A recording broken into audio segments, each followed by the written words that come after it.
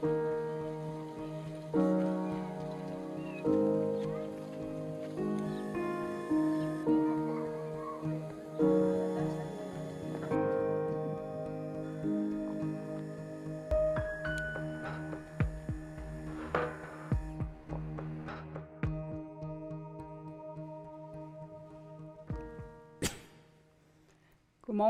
Vi vil gerne byde velkommen her på vegne af RTC Danmark.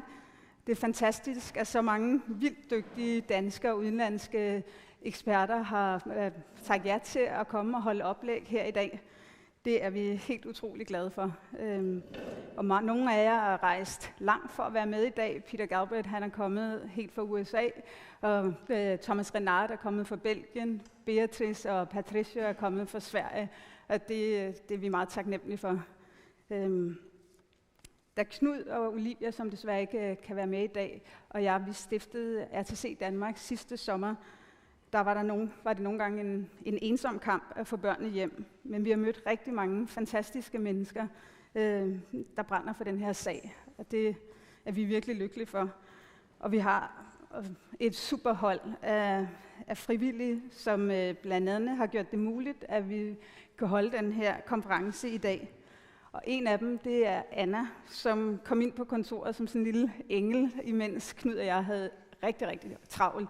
Og 20 år gammel, der tog hun over og sprang ud som den vildeste projektleder og har kommunikeret med folk fra hele verden, arrangeret fly, hoteller, passet min søn, hvor vi en aften skulle ud og møde en af de pårørende, og har bare haft sindssygt godt styr på det, samtidig med, at hun har været i gang med at strikke en RTC-sweater, så det er virkelig imponerende. Og hun har haft et super makkerskab med Maja og Maria, som også kom ind på kontoret og har været der rigtig meget, som har været en kæmpe hjælp for, at det her kunne lykkes, og også super godt selskab. Så det er vi meget, meget taknemmelige for. Og så lige om lidt her, der vil vi vise jer en film om nogle af de danske børn i de kurdisk kontrollerede fangelejre i Syrien, som Annika og Axel fra RTC har knoklet med at få færdigt til i dag. Den er fra vi har jo været i Syrien flere gange og har mødt de her børn, og de er også en af grundene til, at vi har stiftet RTC, og at vi er her i dag. Det har gjort stort indtryk på os, kan jeg vel godt sige, på os begge to, at møde de her børn, som lever under fuldstændig umenneskelige forhold i livsfarlige fangelejre i Syrien, og uden at man har ville hjælpe dem hjem til Danmark. Og så med det vil jeg give ordet til dig. Tak skal du have. Den 18. maj i år, det var en afgørende dag for os. Den 18. maj meldte regeringen ud, at man havde skiftet kurs efter mange års fastholden om, at man ikke ville tage kvinder og børn hjem, efter en fastholden om, at børnene måtte tage ansvaret for deres mødres handlinger. Så den 18. maj meldte man ud, at man ville hjemtage 14 børn og 3 kvinder. Det var et glædeligt budskab, det var et overraskende budskab, det var et bevægende budskab, som en af mormødrene sagde, da vi ringede til hende: kan det passe? Der var en lille smule tvivl, usikkerhed i hendes stemme, men det var 4 års ophobet angst, tvivl, ulykkelighed, som kom ud i den sætning. Kan det virkelig passe? Det var meget, meget bevægende. Nu henstår der nogle opgaver. RTC har stadigvæk en masse opgaver. De her børn, de her kvinder, danske børn, danske kvinder, de skal hjem og have et ordentligt liv i Danmark. Vi skal have nogle ordentlige, retfærdige retssager. Vi skal have et liv, hvor de her små børn, som tidligere har været fulgt i skole og i institutioner af deres familier i Danmark, det skal de have mulighed for igen. Så der er en masse arbejde, vi skal føre videre. Vi skal også have fundet ud af, hvad for nogle flyvemaskiner, der skal hente børnene og kvinderne. Vi skal have fundet ud af, hvem der skal betale, og det er alt sammen en rigtig svær opgave, hvor man politiserer en hel masse, og hvor man jo fra nogle af borgerlige partiers side siger, at det skal de betale, det er deres problem, og hvor vi selvfølgelig siger, at små børn skal selvfølgelig ikke betale for at blive hjulpet, fordi de har været i en syrisk fangelejr. Men Den 18. maj var ikke kun en glædens dag. Den 18. maj var også der, hvor det gik op for os, at 4 kvinder og 5 børn ikke kom hjem. Vi har besøgt de her kvinder og de her børn. Vi har siddet med de her små børn på 2, 3, 4 år med granatsplinter i armene og har masseret deres arme. Vi har set dem underernæret. Og de må blive i Syrien. De kommer ikke med hjem. Og de kommer ikke med hjem, fordi deres ulykke er, at deres mødre har fået frataget deres statsborgerskab. Det er en lynlovgivning, som er blevet vedtaget, efter min opfattelse med et politisk formål. Og det er en lynlovgivning, hvor man har frataget mødrene deres danske statsborgerskab, fordi de har taget til Syrien. Man har frataget det administrativt. Det har ikke været for domstolene. Og derfor kommer de her børn ikke hjem. De kan risikere at ende i Iran, de kan risikere at ende i Marokko eller i Somalia. Det er deres skæbne. Så derfor har RTC selvfølgelig stadigvæk en arbejdsopgave. Og vi er rigtig glade for, at I støtter os. Vi er rigtig glade for, at vi i dag kan få en masse specialister og dygtige mennesker til at belyse de her problemer, som jo både er juridiske, humanitære, menneskelige, etiske problemer, som der skal findes nogle fornuftige løsninger på. En ting er helt sikkert. Hvis de her danske børn, hvis de her danske kvinder havde siddet alle andre steder på jordkloden, end lige præcis i de syriske fangelejre i det nordøstlige Syrien, så havde de været hjemme. Så havde der været masser af fly, der havde hentet dem hjem for lang tid siden. Og så havde der ikke været en masse særlovgivning, som havde forhindret dem i at kunne komme hjem til deres hjemland. Vi er rigtig glade for, at I er her i dag. Vi kan se, at der er nogle borde, der er tomme. Det er, fordi vi har haft en planlægningsmæssig opgave, der hedder, at vi maks kunne være 100, og så er der nogen, der kommer senere, og nogen, der går før og sådan noget. Det vigtige er, at vi har en masse at byde på, som vi alle sammen kan lære. Tak for. Jeg håber, vi får en rigtig god dag.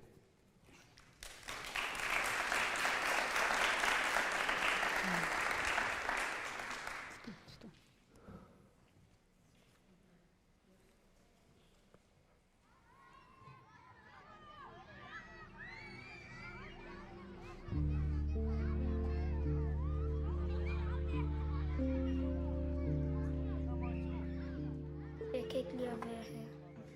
Nej. Hvorfor er det, du ikke kan lide at være her? Fordi de lader os ikke gå ud. Ja. De lader os ikke gå ud af hegnet. De lader os kun være herinde og færdig. Omkring 25 børn, der har deres nærmeste familie i Danmark, er fanget med deres mødre i de kurdisk kontrollerede fangelejre al-Roj og al-Hol.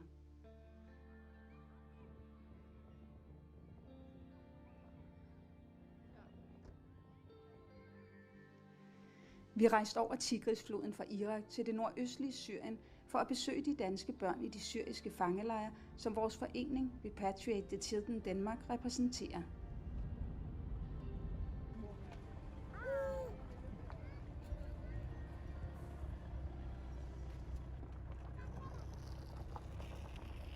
Der bor omkring 3.000 kvinder og børn i al-Roj-fangelejren fra 60 forskellige lande. De fleste af dem er helt små børn.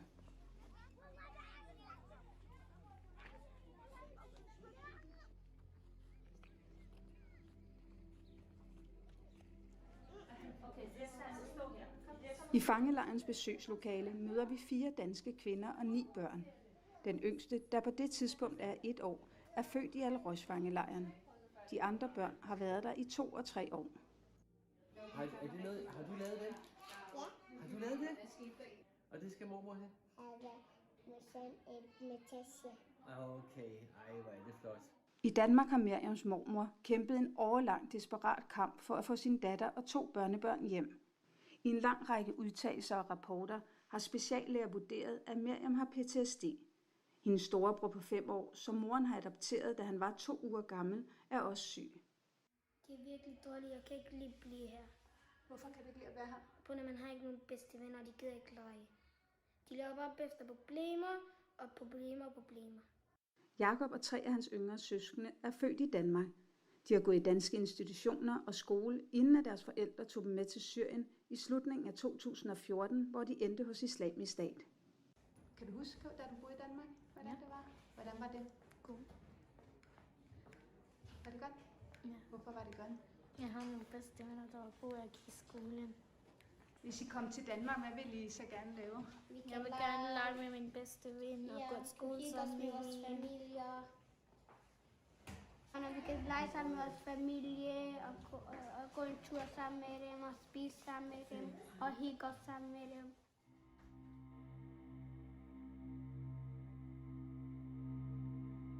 Efter at Islamisk Stats sidste bastion, al-Roj, blev nedkæmpet i foråret 2019, blev tusindvis af mænd, kvinder og børn taget til fange, der havde været sammen med IS. Kvinderne og børnene blev placeret i al-Hol-fangelejren.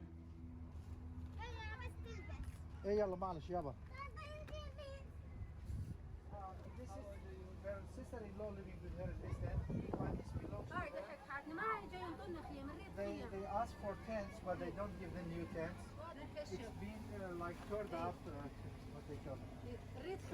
We need tents. We need better conditions. How many people?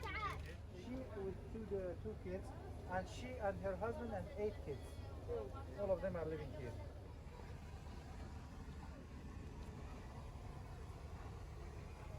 Hvad tænker du om det her telt? Det er ubeskriveligt, og det er ubeskriveligt, at den her del af verden er glemt.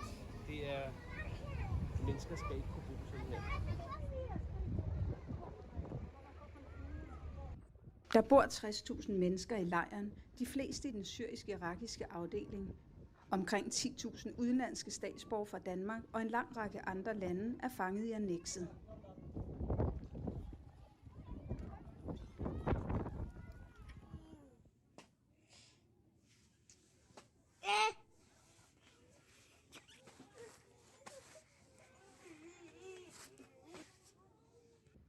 Mohammed på 2 år og Safia på 4 år har været i lejren sammen med deres mor i over 2 år. Vi forsøger at finde dem, imens vi er der, men det lykkes ikke.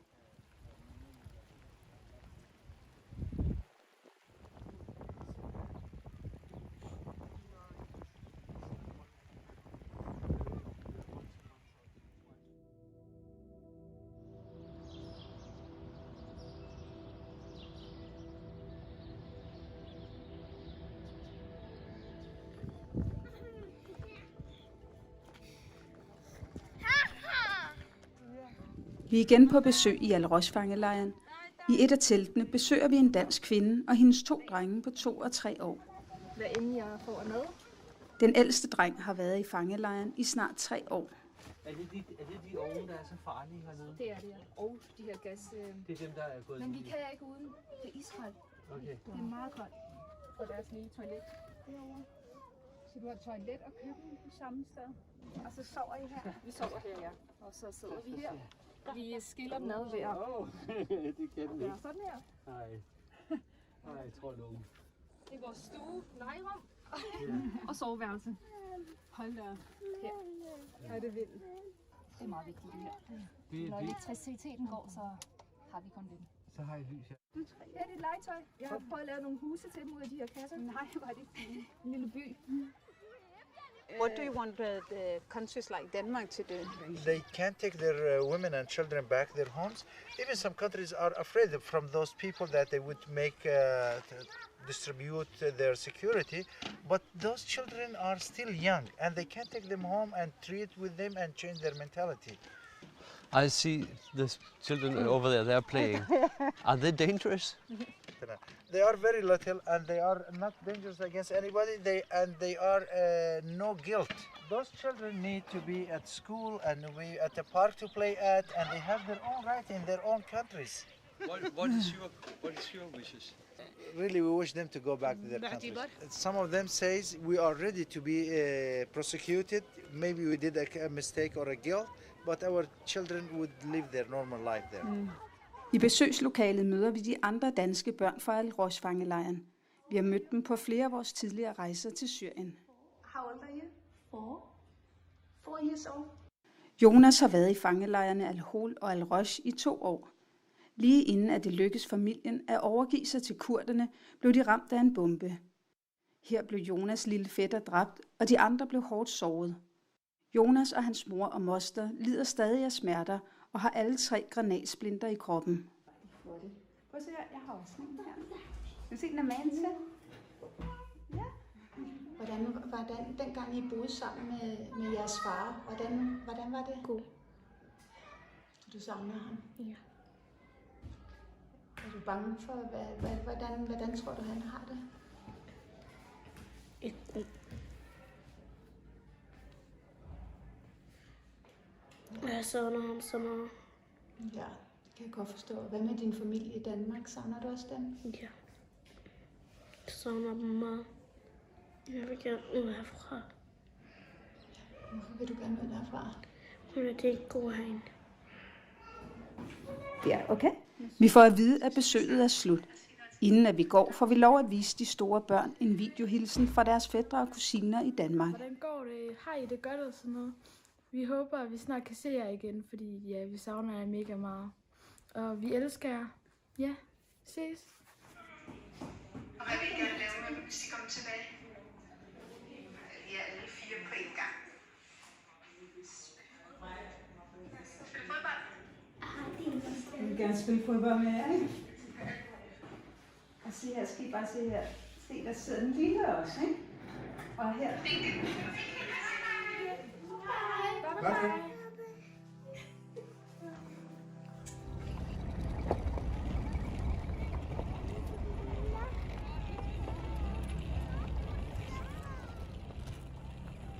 I maj i år meddelte den danske regering, at man nu vil hente 14 danske børn og deres i alt 3 mødre hjem. Man har tidligere hjulpet en hårdt såret 13-årig dreng og en forældreløs baby til Danmark. Da babyen var i fangelejren al-Hol, var han i livsfare 2 gange. I dag er han en glad dreng på 2 år. Jonas, de 2 små drenge i teltet i al-Roj fangelejren, og Mohammed på 2 år og Safia på 4 år i al-Hol fangelejren, må kun komme hjem, hvis deres mødre siger ja til at lade dem rejse til Danmark uden dem. Deres 3 mødre har fået frataget deres danske statsborgerskab administrativt, imens de har siddet fanget i lejrene, og den danske regering vil derfor ikke lade dem rejse med.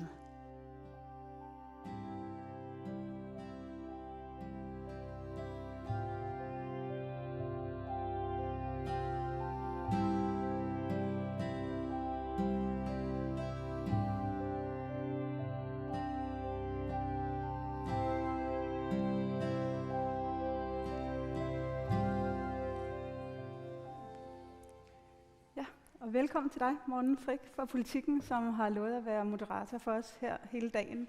Det er vi virkelig glade for. Så tak for det. Overtager du. Tak.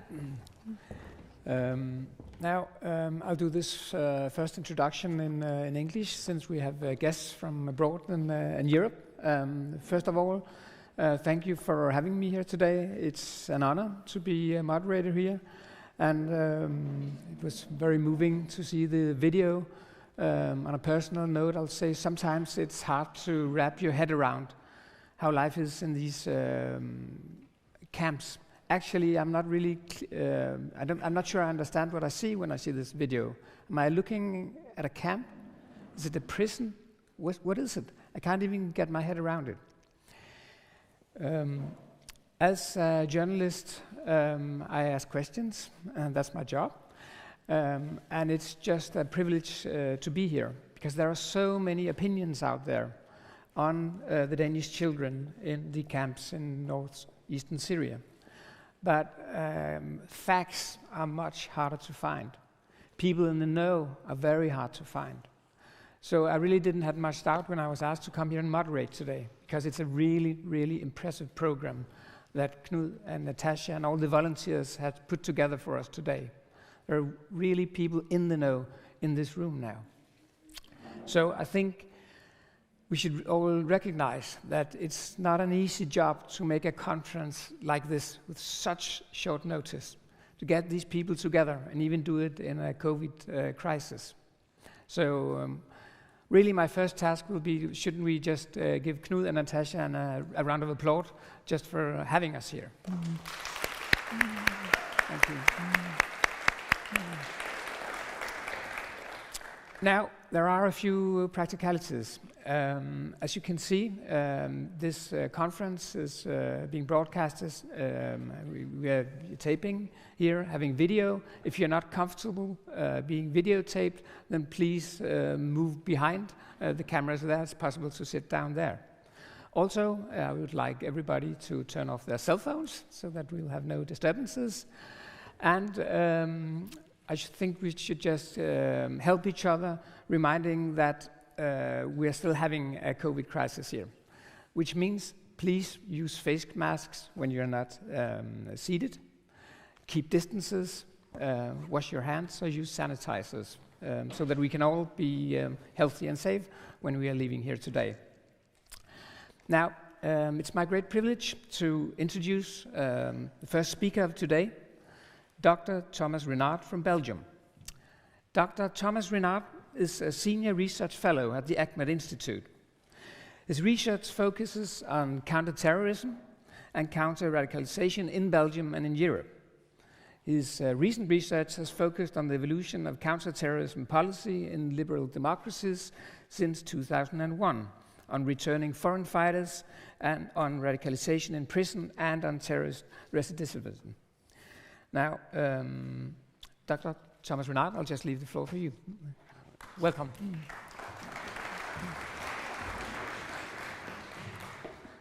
Thank you very much. Good morning, everyone. It's a real pleasure to be here with you today. And first of all, I'm very grateful to Repatriate the Children Denmark for inviting me to be here with you today. In my presentation, I was asked to present some facts, perhaps some figures, but also to present some of the main challenges and dilemmas that this issue is presenting to European governments. And first of all, perhaps let me start with some facts. It is not the first time that European governments are confronted with this issue of foreign fighters, jihadis, and families, and with the issue of repatriation. But never, really never in history were we confronted with a crisis of this magnitude. So it's not entirely new, but it's clearly unprecedented in this magnitude. Because we're talking about over 600 European children that are still detained to this day in northeast Syria by the Kurdish administration. Essentially, the majority of them are in those camps since 2019 after the fall of Baghuz. But some of them have been there in those camps since 2017 already. Here is another key fact, I think. Children are victims. Children are the victims of the choices of their parents. They're victims of war. They're victims of inhuman conditions in those camps. And they're victims of the inaction, of the unwillingness or inability of their governments to extract them, to get them out of those camps. These children should never have been there in the first place, and they should certainly not remain there to this day. And yet, there they are, as we have seen in the movie.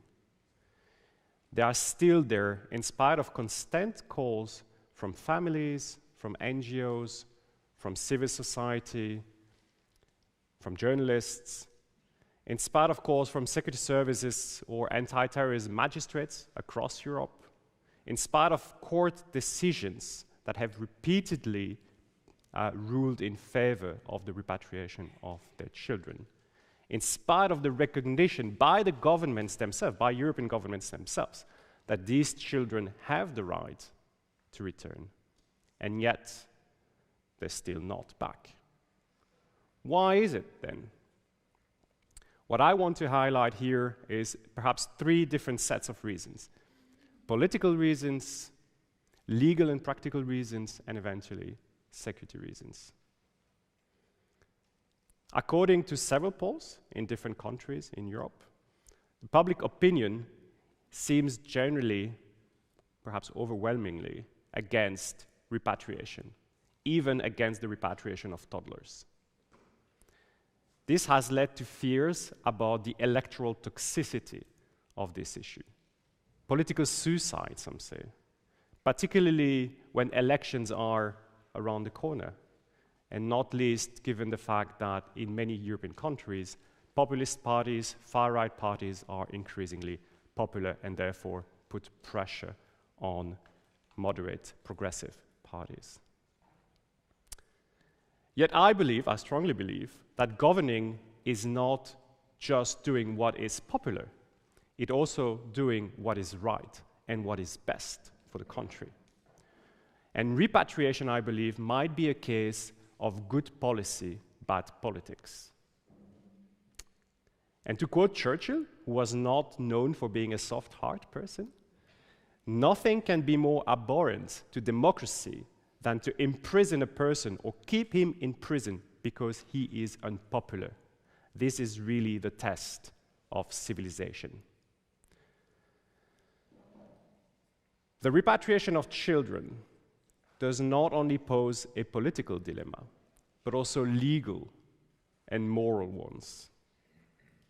And in this regard, a fundamental issue has been the fate of children, and the fact that the fate of children has become largely intertwined with that of their mothers, as states basically remain largely unwilling to repatriate men and women, as we know.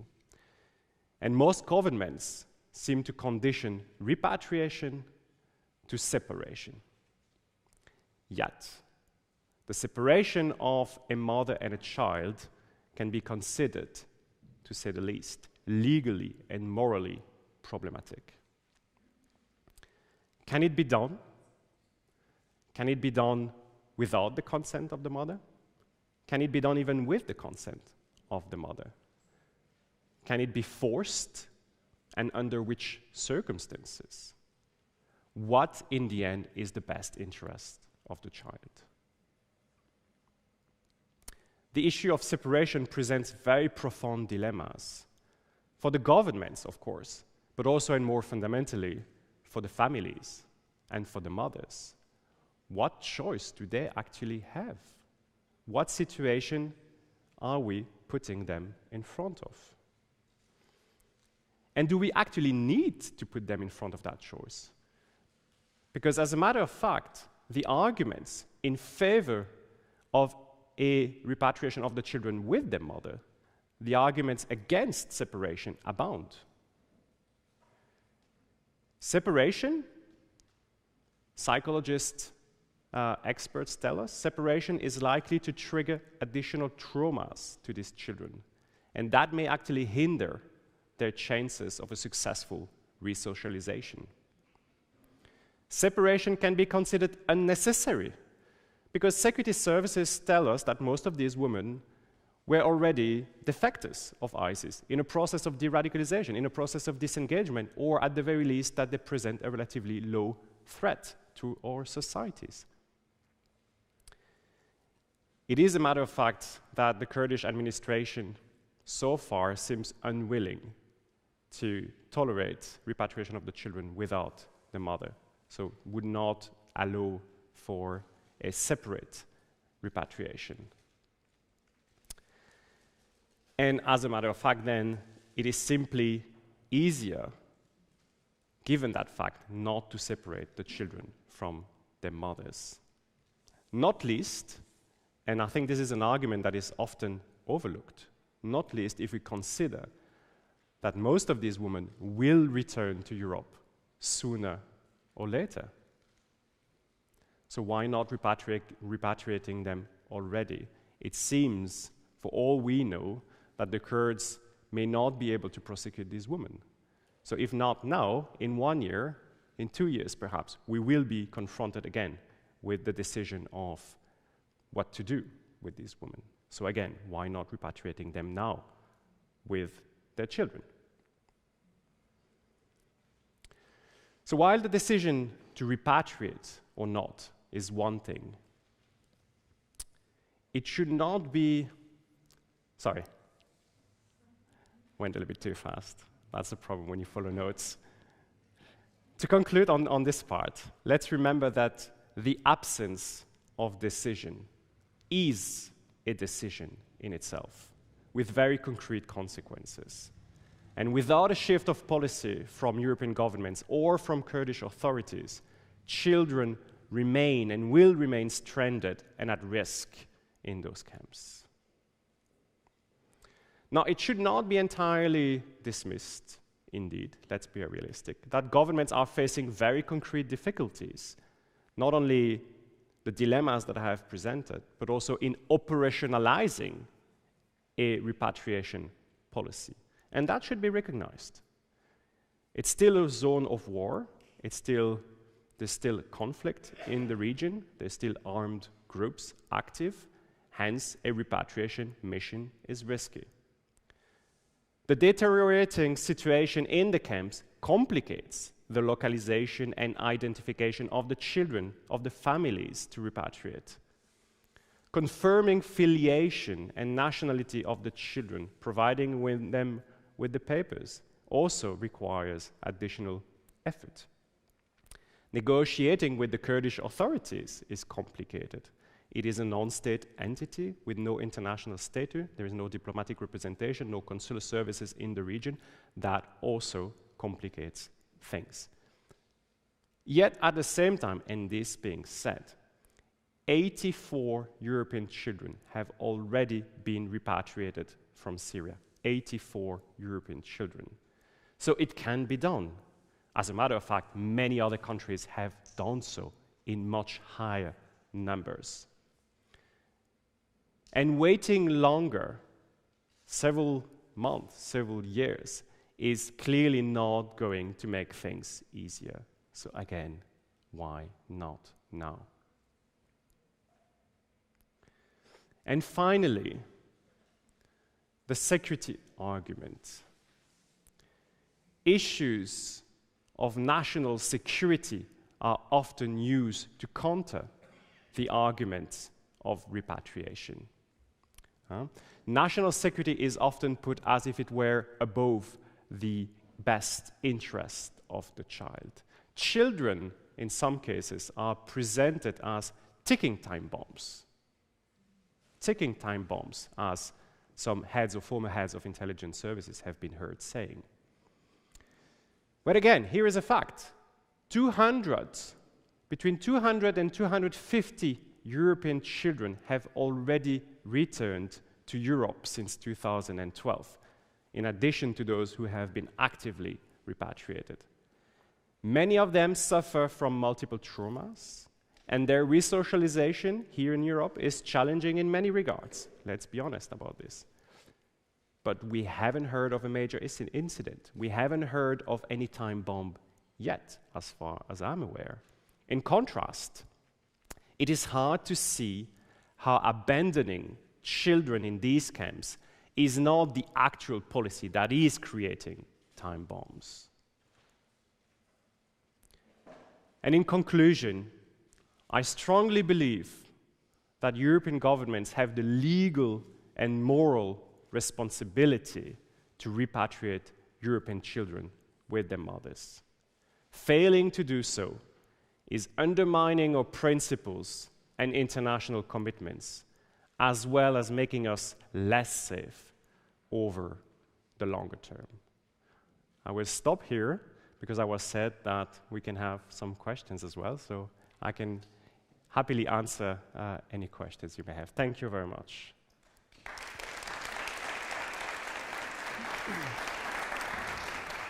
Okay, thank you.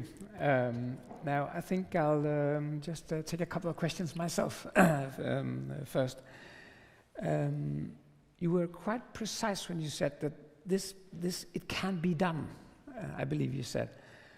But also you mentioned that there is this huge opinion against it in many countries.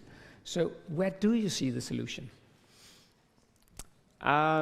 Well, as I said, I think this can be a case of good policy, bad politics. So governing sometimes is about taking some decisions that might be unpopular. I don't think raising taxes is ever popular, yet governments keep doing it, right?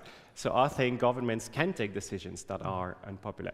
Now, let me perhaps emphasize one point. I think it might be more complicated in some countries than others, depending on the electoral context. Belgium recently, like Denmark, changed its position with regard to the repatriation of children. So Belgium has announced, the Prime Minister in March, that it will repatriate the children and a number of mothers from Syria. And one of the reasons for that, I believe, I'm quite convinced, is because we had a new government and because the next election is quite far on the horizon. So the government probably came to the conclusion that it needed to be done. And if they were to do it, they would rather do it early in the policy cycle, so that basically they would not have to bear the consequences, the political consequences of their choice closer to the election. So I would strongly believe that, first of all, it needs to be done, and if you have the possibility to do that early in your policy cycle, it's probably a good political calculus. In France, to take the other example, in France with presidential election around the corner next year, this will inevitably, I think, prove more challenging. So what caused this shift in public opinion in Belgium? I'm curious about that. Well, there hasn't been a shift in the public opinion. There hasn't been a poll done in Belgium. There were polls done in France, in the Netherlands notably. So we don't know. We can only assume in Belgium that the public opinion probably, like in France, like in Netherlands, is relatively opposed to the repatriation of children and certainly to the repatriation of adults. But as I said, we have a new coalition government since October last year. Some parties in that government have always been in favor of the repatriation. Some countries were part of the previous government that refused that repatriation. But I think they came to the conclusion that this is an issue that, whether they want it or not, will come back to them. If they don't take the decision now, today, most likely they will be confronted to difficult choices in 6 months from now, in a year, in 2 years from now. So it's better to proactively take a decision and to do it early again in the policy cycle rather than waiting longer. But again, this is just at the political calculus level, of course. In Denmark, we have seen a shift in public opinion, at least when it comes to the children, especially after reports came out that it actually posed a bigger security threat for the state of Denmark to leave the children in camps and possibly being cups, as it was said, for ISIS there. And that sort of changed public opinion, and the Danish government were moved to do something. Is this typical, that it is securitization that sort of moves the politicians to do something?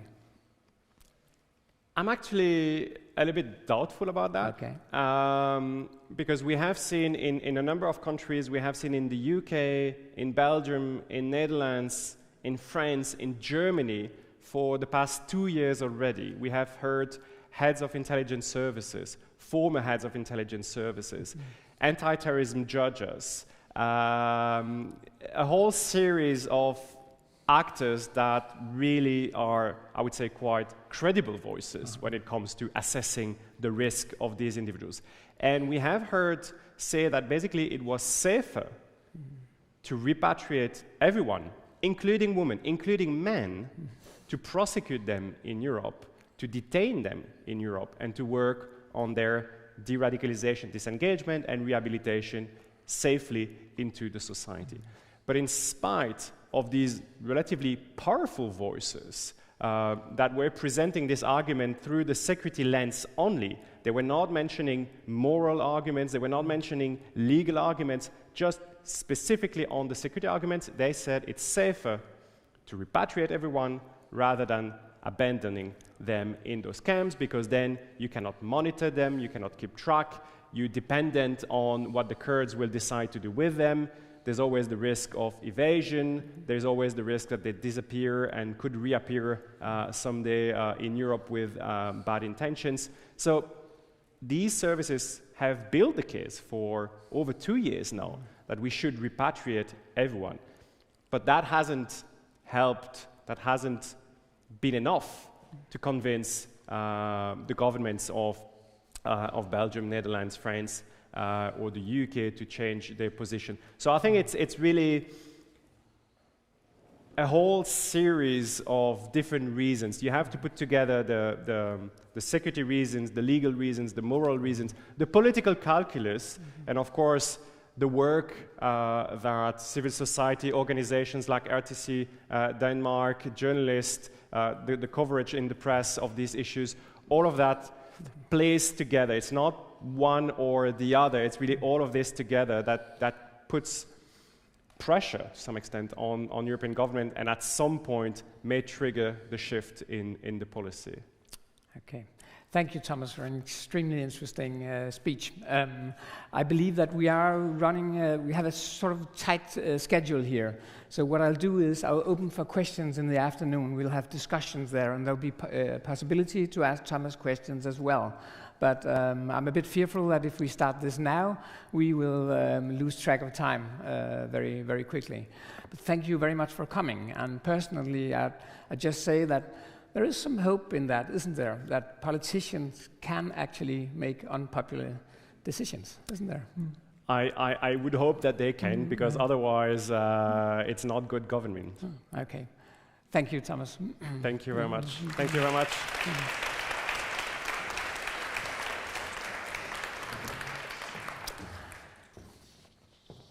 Our next speaker is Peter Galbraith from the United States of America.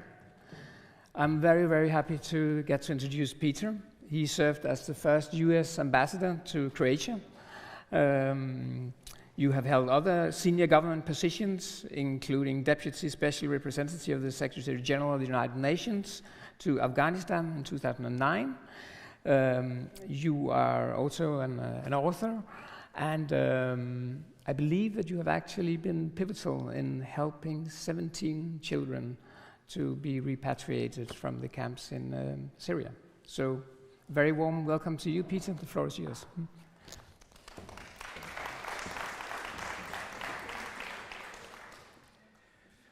Well,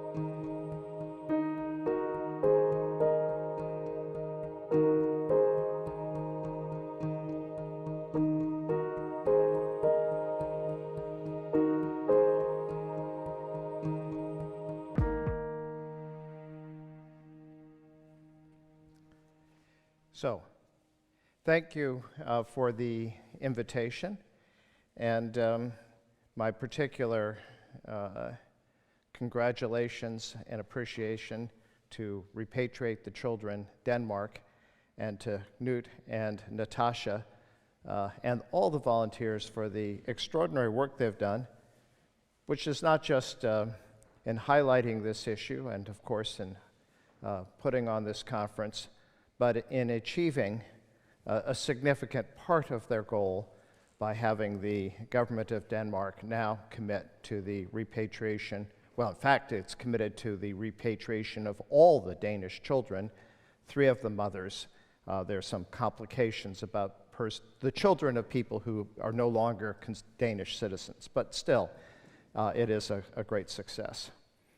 The subject of this conference is the plight of some 5,000 foreign, meaning not Iraqi or Syrian, children being held in 2 Kurdish-run detention camps in northeast Syria.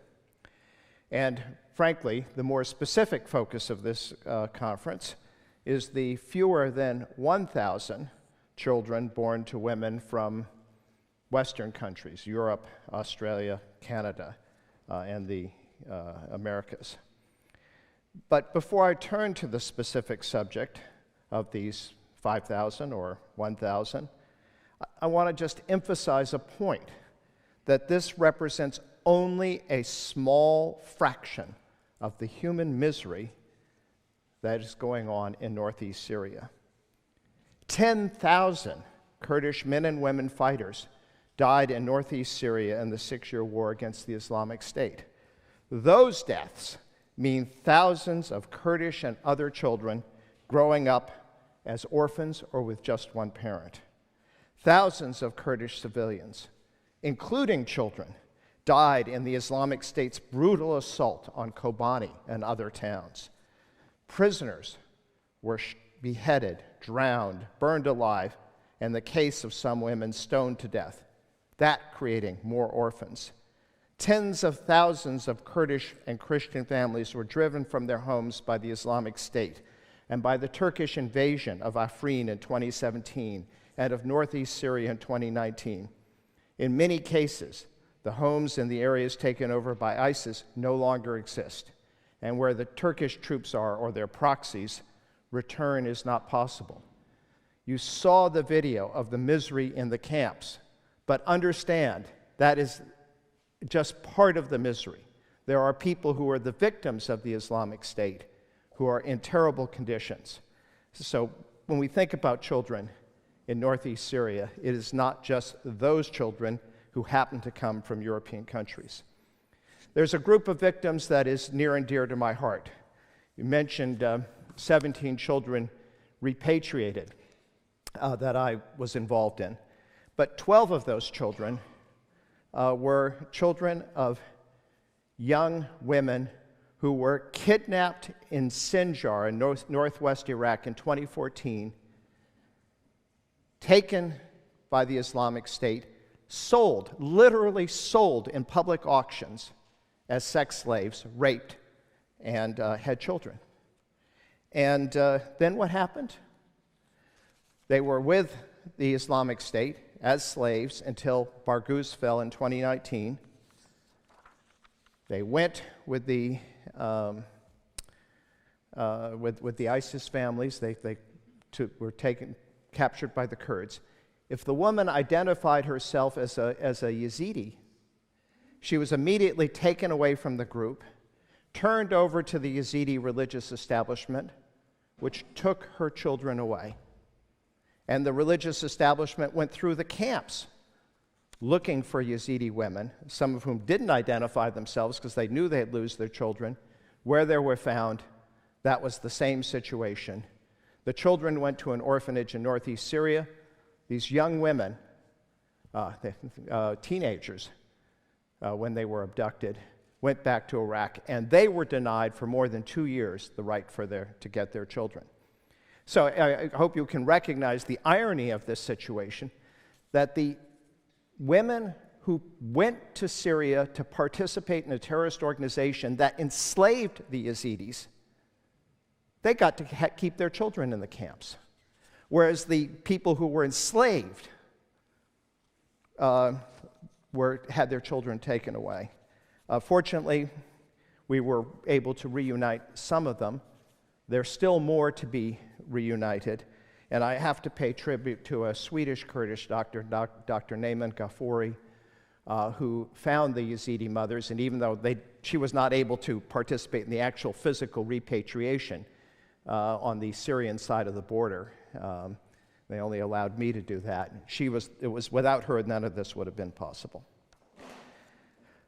So I tell of this just to say that what we're talking about here is a small drop in the bucket of the human misery. But of course, the fact that ISIS had created so many victims is no reason not to help the children of the women who joined ISIS, because they too are completely innocent and they deserve a better life than what was depicted in that video. So what is the status of the European and Western children who are now in northeast Syria? And I might add, I've been going to northeast Syria since 2014. I think I've made 18 trips. And the Syrian Kurds had asked me and Bernard Kouchner, the founder of Doctors Without Borders and former French foreign minister, to start to look at this problem even before Barghouth fell. At the moment, the children are held in 2 prisons. And we need to use the right terminology here. Roj and al-Hol are prisons, not camps. And I appreciate the fact that in your film you described it correctly that way. The word camps somehow suggests that the children and their mothers are refugees, which they are not. The foreign mothers, the European mothers, Western mothers, are almost without exception women who committed the crime of traveling to Syria for the express purpose of joining ISIS, a known terrorist organization which recruited people with videos of beheading journalists, burning pilots, throwing homosexuals off tall buildings, stoning women, and other heinous crimes. Some of these women committed a crime of endangering their children by bringing them into a war zone. a crime that raises a question of how could they be fit mothers. Others participated in the ISIS morality police, in the acts of persecution. Some recruited suicide bombers. Some made bombs. Some executed prisoners. Some assisted in the enslavement and rape of the Yazidi girls and women, and some fought for the terrorists. But I will say, most of the women, their most serious crime was simply going to join ISIS. And I want to say that this is different from the Syrian and Iraqi women, many of whom did not choose to join ISIS. But the foreign women all made that decision to go there. Some were duped. There's an element of trafficking with some of the younger women, like Shamima Begum, the famous case, 15 years old. But basically, these were people who made the choice. The second point is, all the crimes were committed in Syria. And as a matter of law, the appropriate place to try someone is the jurisdiction where they committed the crime. That's where the evidence is. The Kurdish administration in northeast Syria, however, has said it's not equipped to hold trials, and at various times have asked countries to take back their citizens or to hold international trials. Why international trials? Because they feel that there should be an accounting before the world of the crimes of the Islamic State and for their own people. At this point, 2.5 years later, they're now also considering local trials. Meanwhile, the women and children are held in prisons, fenced and guarded, from which they cannot leave, as you can see in the video, and subject to many of the usual rules which you would have in a prison, such as a ban on having cell phones. In the last 2 years, that you have some 10,000 foreign ISIS men and women and children. They remain in a state of limbo. Governments, for the most part, and there are significant exceptions, but for the most part, have refused to take their citizens back, sometimes making the argument it's too dangerous to send diplomats or military personnel in northeast Syria to extract their citizens. But I think the important point is this situation serves the interest of both the governments and of the Kurds. Western governments are quite happy to have the Kurds imprison citizens that, for good reason, they see as dangerous. Again, every adult that went to Syria went to join a terrorist organization, but for whom evidence to convict may be hard to come by back home. And of course, it's the great convenience that you have the Kurds who pay the cost of guarding and caring for the prisons. It's pretty expensive to incarcerate somebody in Denmark. It costs much less to have a Danish citizen incarcerated in northeast Syria. You know, the men, 20 or 30, or Natasha was saying where one of the prison cells she visited, there were 100 people in the cell. The ones I saw were somewhat smaller, but that's much less difficult than having your own cell, or I think what the mass murderer in Norway has, a three-room suite with his own TV and that sort of thing, Anders Breivik. The arrangement, though, has advantages for the Kurds. Why? The Kurds are desperate for any form of international recognition, and the fact that they hold so many ISIS fighters and family members keeps the United States and Western countries engaged. Further, the Kurds are very concerned about their international reputation. They want to be thought of as champions of human rights. Anybody who's been there know that the source of great pride is women's rights, strict gender equality in all government positions, military positions, so that they would like to deflect. They can deflect any criticism of them for holding people without trial by saying, no, we're asking governments to take back their people. And again, it's convenient for the government. So what has to understand is that this situation has served the purposes of both sides. But it is not sustainable. More than half the ISIS family members in northeast Syria are children. They have committed no crimes, but they're held in prison with their mothers. These camps, and I think you could see from the video, are miserable places. Freezing cold in winter, stifling hot at this time of year, minimal health care, no real schooling, and worse, particularly in al-Hol camp, they are dominated by the most radical ISIS women who are raising their own children, and sometimes the children of women who have become disillusioned with ISIS, of which there's a significant number. They're raising their own children to be the next generation of jihadis, suicide bombers, rapists, and murderers. And none of this is in the best interest of the child, and of course, not for anyone else. Barring, and here I take some exception to what Thomas has said, the truth is that barring a major change in the situation in northeast Syria, the ISIS men and women could well remain in their respective prisons forever. There's no guarantee that they're going to get out and get back to Europe. They may, well, in fact, I think it's quite likely they will die there. But this needs not be true for the children and should not be true. Almost all governments are willing to take back their children. The Syrian Kurds, however, have been unwilling to forcibly separate children from their mothers for fear of being criticized by international organizations and humanitarian organizations. I want to stress that they have been willing to allow mothers to send their children out.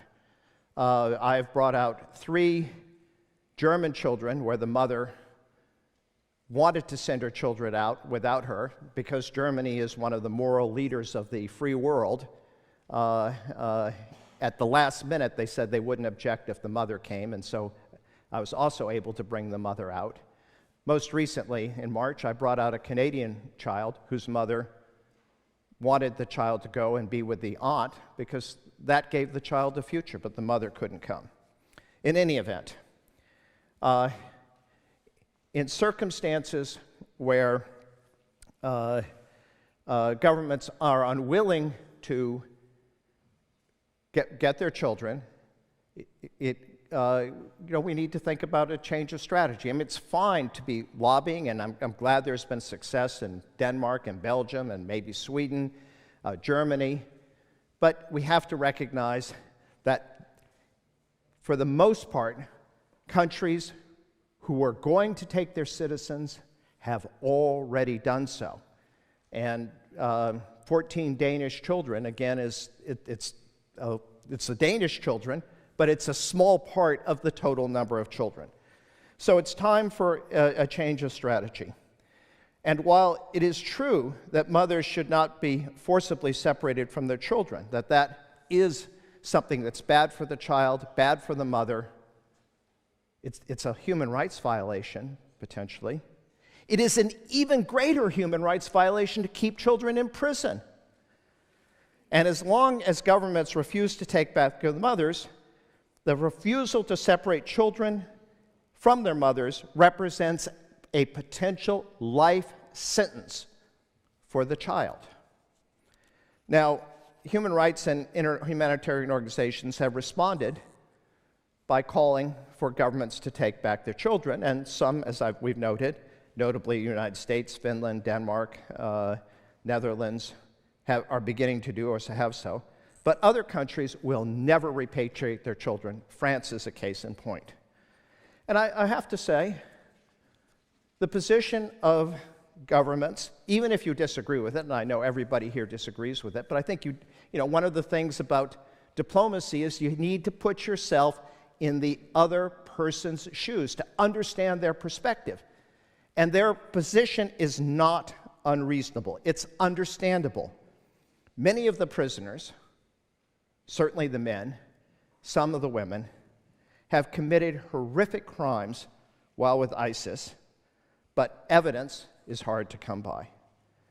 ISIS returnees, people who went to Syria and came back, have been involved in horrific crimes in Europe, including attacks in Belgium and France that killed hundreds. Not unreasonably, the French government has chosen to prioritize the safety of innocent citizens over those who joined a terrorist organization. Perhaps it's not unreasonable to say people who attend a concert ought not to be prone to an attack because we've decided to bring back terrorists from Syria. Terrorists who, again, may never come back under these circumstances. So it's understandable. I'm not saying it's correct. I'm just putting myself in the other side's shoes. But the point is, in some countries, France is a case in point, they are never going to change their position. And we haven't talked, incidentally, about the countries where most of these children are from. In North Africa, South Asia, they aren't taking their people back at all. So to have a strategy that simply says government should take back their people when they won't is no strategy at all. So what do we do? Again, the problem is minimal health care, sanitary conditions that are beyond disgusting, prisons run by the prisoners who are radical, and incidentally, when children reach puberty, countries that are willing to take back children become unwilling to take them.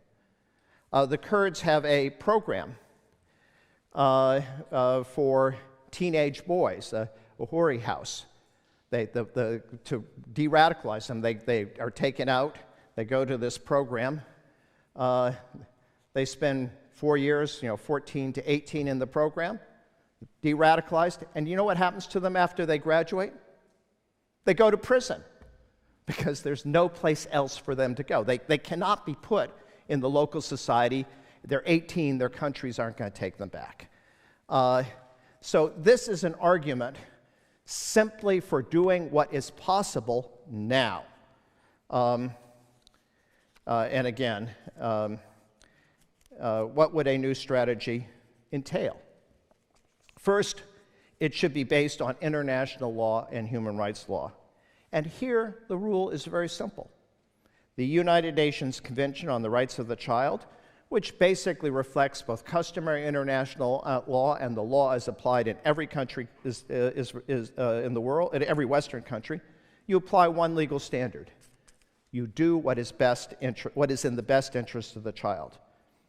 Normally, it's in the best interest of the child to remain with her parents, or in this case, her mother. But there are exceptions in every country.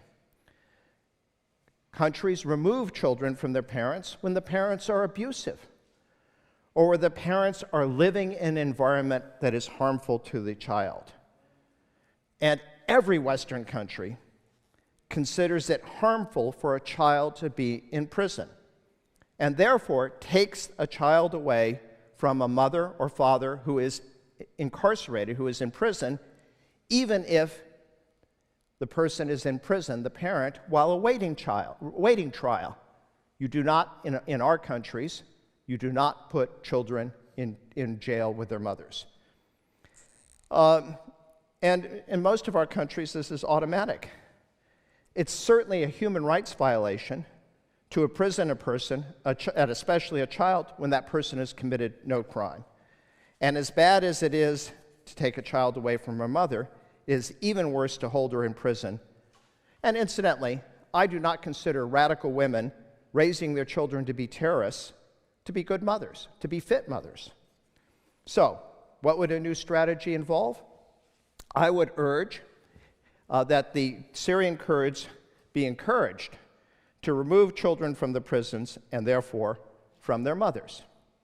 I would urge the creation of a system of foster care and children's villages. Children's villages modeled on what happened with displaced children after World War II, the Kinderdorfs, which were set up for unaccompanied children after the Second World War, where Syrian Kurdish families in the foster care system would look for the smaller children, or where the kinder villages would look after the older ones. The children could go to school, have access to health care, and most of all, not be confined to a prison run by hardened criminals. It goes without saying that Western countries should pay, and pay generously, for a system of foster care and kinder villages. And because systems of foster care and kinder villages do not exist in northeast Syria, NGOs with requisite expertise need to help set up the system. The cost isn't great. I estimated that a system of foster care, paying subsidies to families that take a child, could actually cost about $2 million a year. And whatever the cost is, it would be far cheaper than having the children grow up to be the next generation of ISIS. Once the children are separated from their parents, it should be much easier to repatriate the children. In my experience, every government is willing to take back their children. Not willing to take back their parents. They're not willing themselves to separate children from parents. But where the child is separated, they're willing to take them back. This could be accomplished quickly. Time, though, is of the essence. As the children grow up radicalized in these prison camps, countries will become reluctant to take them back. France has the largest number of European nationals in Kurdish-run prisons and prison camps. It's very clear that France will never take back its nationals back. And President Macron has told the Kurds that he will only take children below a certain age. I don't remember exactly, but it might have been even 9. If too much time passes, there will be no children younger than 9 to take back. Human rights organizations and international organizations have a key role to play in this process. As I've said, the Kurds are very sensitive to international opinion. They don't want to be accused of violating human rights.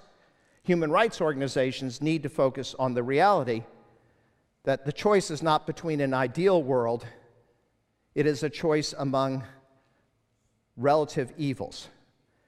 And the reality is that holding children in prison, possibly indefinitely, is an even greater human rights violation than taking them away from their mothers, again, all of whom, when we talk about the foreign women, committed at least one crime. It can feel morally correct to say that countries should take back their children, take back their citizens, even though as a matter of law, people are usually tried where they committed the crime and not back in their own country. But again, we can be morally correct, we can shout that. The reality is that most countries are not going to do that. And the consequence of a morally pure stand, the practical consequence, is to condemn many children to a lifetime of prison, deprivation, and possibly early death. So, and this is the voice of a diplomat who's served in quite a number of war zones: Bosnia, Croatia, Afghanistan, Iraqi Kurdistan. I say East Timor, quite simply, don't let the best be the enemy of the good. Let's do whatever is necessary to repatriate the children. Thank you.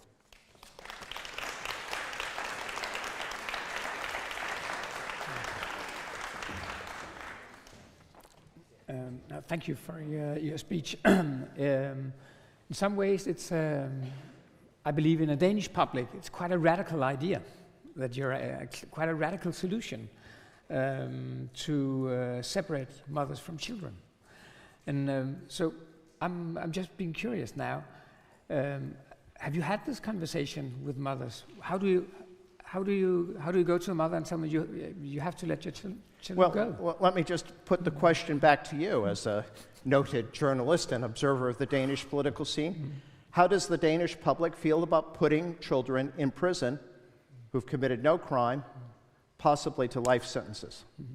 Not good. That's for sure. So perhaps you would agree with me that the problem is that the Danish public doesn't understand the actual choice here.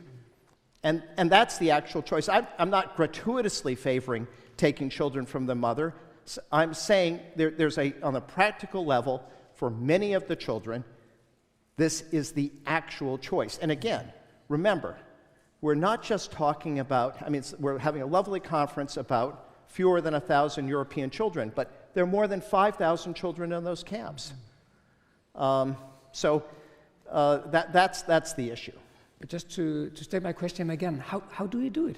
Have you had this conversation with mothers? What do you say? Well, but look, if you go to court with when you're in court and you have a mother who's abusive or endangering her child, do you say, okay, we're going to take the child away from you? Is that okay? No. Usually the mothers will say no. But nonetheless, the state will come in and do it because it's in the best interest of the child. And that's more or less the situation here.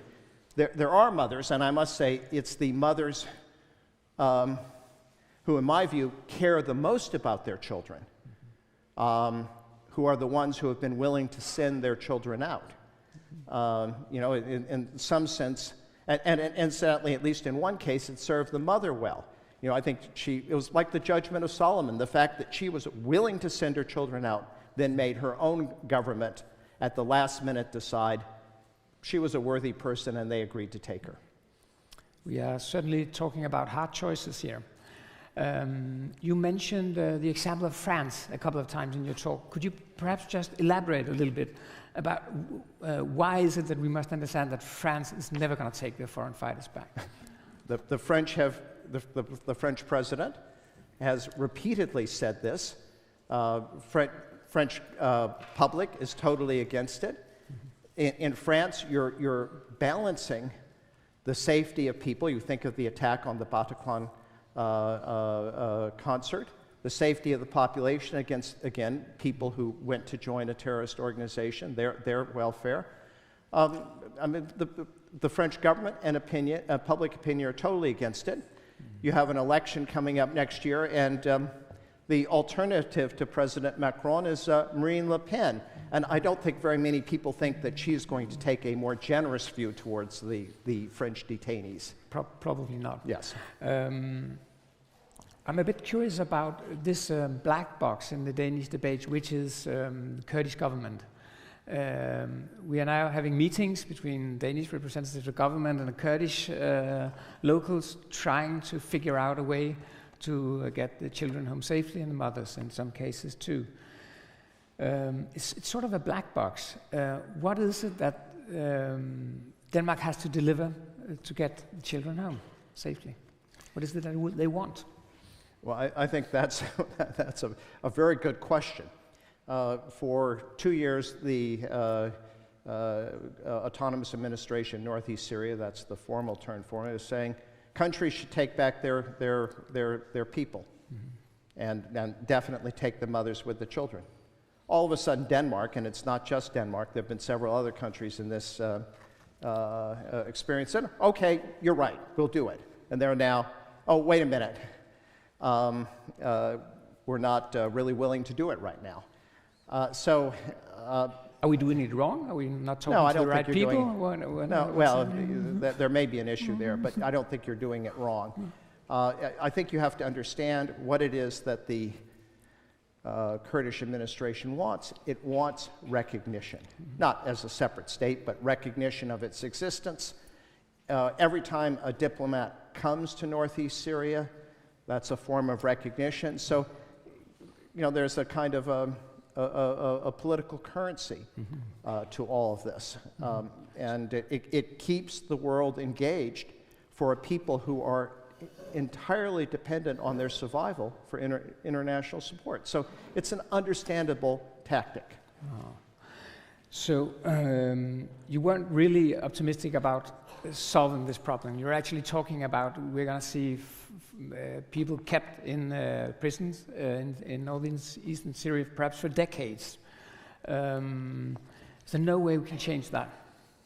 Well, I've described a way to change it for some people, but if you reject the idea of saving those you can, I mean, imagine you're on a sinking ship and there are 1,000 passengers. You only have a lifeboat that can hold 100. Do you say, aha, well, we can't take everybody, therefore we take nobody? No.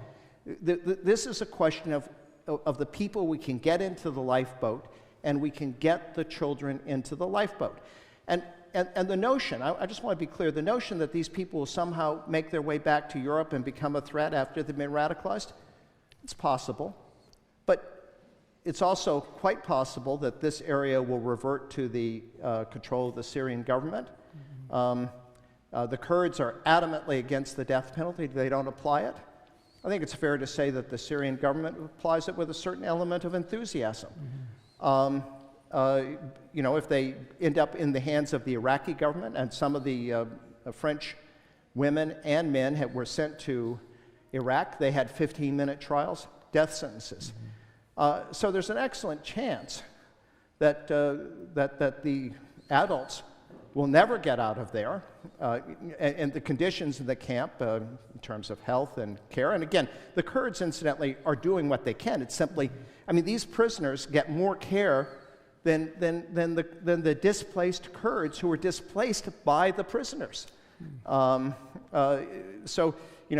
is that? There are a lot of things, I think. These are people who have a moral compass. There's a kind of Kurdish cultural mentality to view foreigners as guests. Of course, there's international attention, like this conference, on the plight of the prisoners, and no conference is ever looking at the plight of the tens of thousands of Kurdish families that were driven out of Afrin and northeast Syria by Turkey, or driven out of places by the Islamic State. So, yeah, it's a cultural thing, but they are putting significant resources into these camps. It was just the Eid.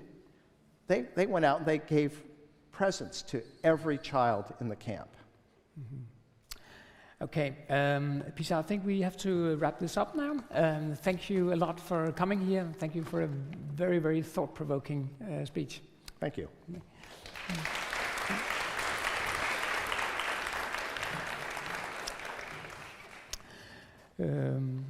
I have to apologize for my foreign guests. I'll just speak a little bit of Danish now.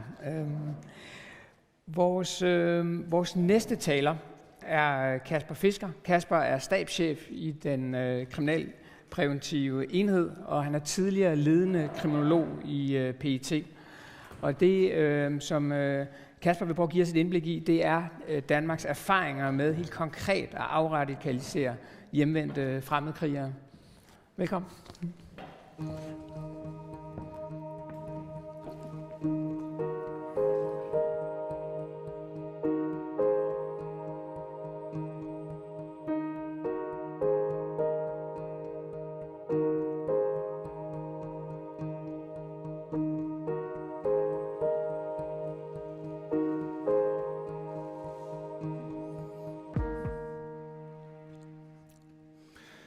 Tak for det, og tak for det her arrangement.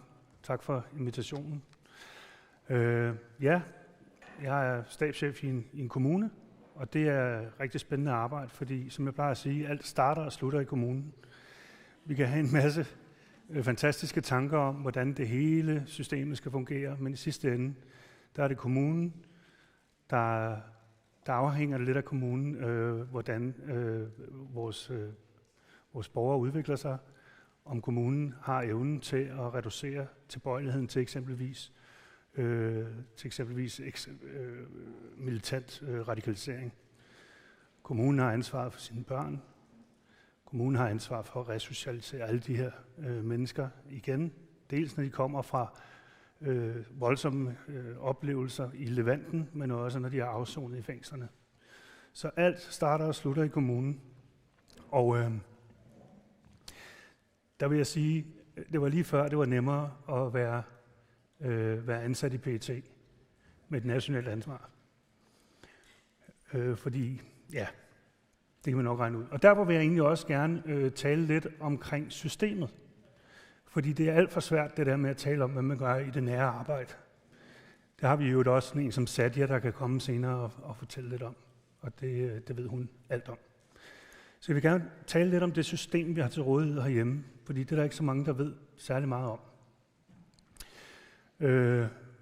Mit ansvar i PET, det var at opbygge en national infrastruktur, som kunne håndtere et nyt asymmetrisk trusselsbillede, som opstod i løbet af 00'erne i kølvandet på Mohammed-tegningerne. På det tidspunkt, der var vores nationale sikkerhedsindsats, det var meget sporet ind på, at det var en udenrigspolitisk sikkerhedsagenda. Med enkelte aflagringer fra den kolde krig.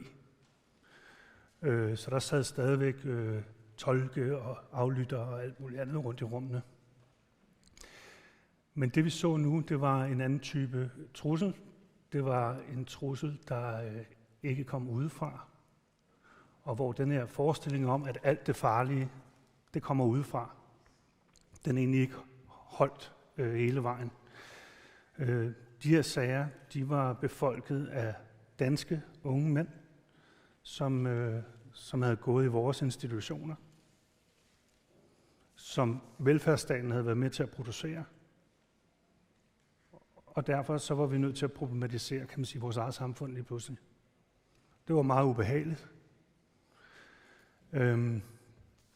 Fordi kunne vi, som et af verdens mest fremlige velfærdsstater, selv være med til at producere det her problem. Og det kunne vi. Så navnlig 3 store terrorsager i nullerne, de satte prikken over i det, og så fik jeg en opringning en dag, og så kom jeg derind og skulle opbygge den her infrastruktur. Det jeg valgte at gøre, det var, at jeg valgte at starte med at kigge rigtig, rigtig mange sager igennem. Kan jeg vide, hvad de her mennesker havde til fælles? Fordi det forskning, jeg havde på det tidspunkt, det var ikke særlig anvendeligt. Man havde forsket i palæstinensiske selvmordsbomber og alt muligt andet, men ikke i, hvordan det er at vokse op i en dansk velfærdsstat og blive så radikaliseret, at man føler behov for at springe en bombe i sin egen baghave. Og derfor var jeg nødt til at kigge ned i al empirien selv. Og det, jeg som kriminolog selvfølgelig er interesseret i, det er ikke så meget langt skæg og høj turban. Det er mere, hvad kan der være, hvad kan de her mennesker have til fælles? Hvad er baggrundsfaktorerne? Hvad er de sociale baggrundsfaktorer i de her sager? Og der fandt jeg heldigvis et mønster. Og jeg fandt ud af, at langt størstedelen af det her, det kom fra præcis samme sted, som hele kriminalitetsproblemet kommer fra. Det havde en kæmpe stor social slagside. Og derfor så valgte jeg at fokusere på vores kriminalpræventive system, da jeg skulle lave den her infrastruktur. Kriminalitetsproblemer er komplekse problemer, og derfor er der altid mange aktører indenover. Og derfor har det kriminalpræventive system også en udvidet adgang til at dele information på tværs af myndigheder. Det er noget, man blandt andet misunder os rigtig meget i vores de øvrige nordiske lande, som vi faktisk sammenligner os mest med, som har hele velfærdsapparatet, men ikke har den samme adgang til at dele information på tværs af myndigheder, end når det drejer sig om forebyggelse. Det er ikke efterforskning, det er forebyggelse. Så den her udvidede adgang gør jo, at man kan samle, eksempelvis en kommune, kan samle hele forvaltningsstrukturen. Hele forvaltningsstrukturen, det kan være måske 7, 8, 9, 10 forvaltninger omkring et kriminalitetsproblem. Og særligt kan man dele information på tværs af de der meget sårbare områder, skoleområdet, socialområdet, psykiatriområdet, kriminalforsorgen, politiområdet, som er de sektorer, der typisk er mest relevante i den sammenhæng. Hvad man også vidste i det kriminalpræventive system, det var, at man vidste jo godt sådan noget som risikofaktorer. Man vidste godt, hvornår man skulle være bekymret for børn og unge. Man vidste godt, hvornår de begyndte at afvige fra deres normale adfærd osv. Så man havde de her dekoder til rent faktisk at gå ud og opdage sagerne tidligere. Det var jo nogle sager, som man ikke rigtig kunne håndtere inden for det sådan klassiske politiarbejde, fordi de ofte lå, altså det var ofte, ja, de lå ofte i et bekymringsstadie.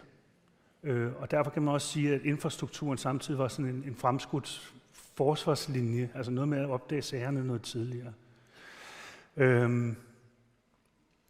På det kriminalpræventive kommunale system, hvor alt jo starter og slutter, der lavede vi så det, vi kaldte for en infohusstruktur. Det vil sige, at vi oprettede et ressourcecenter i hver politikreds, som havde til opgave at kunne give politifaglig sparring til kommunen. Så når kommunens frontpersoner melder ind til SSP-konsulenten, eller hvem det nu kan være i det kriminalpræventive system, så har SSP-konsulenten altså et go-to-sted i form af et ressourcecenter i politikredsen, hvor der sidder nogle politifaglige kollegaer og kan være med til at drøfte den her sag. Politiet er selvfølgelig koblet op direkte på PET gennem det almindelige politisamarbejde, og det betyder, at vi nu har en ubrudt koordinationslinje mellem de mørkeste små rum inde i PET og ud til den lyseste, mest uskyldige håndboldhal i Sønder Omme. Det kan jo godt lyde lidt nordkoreansk.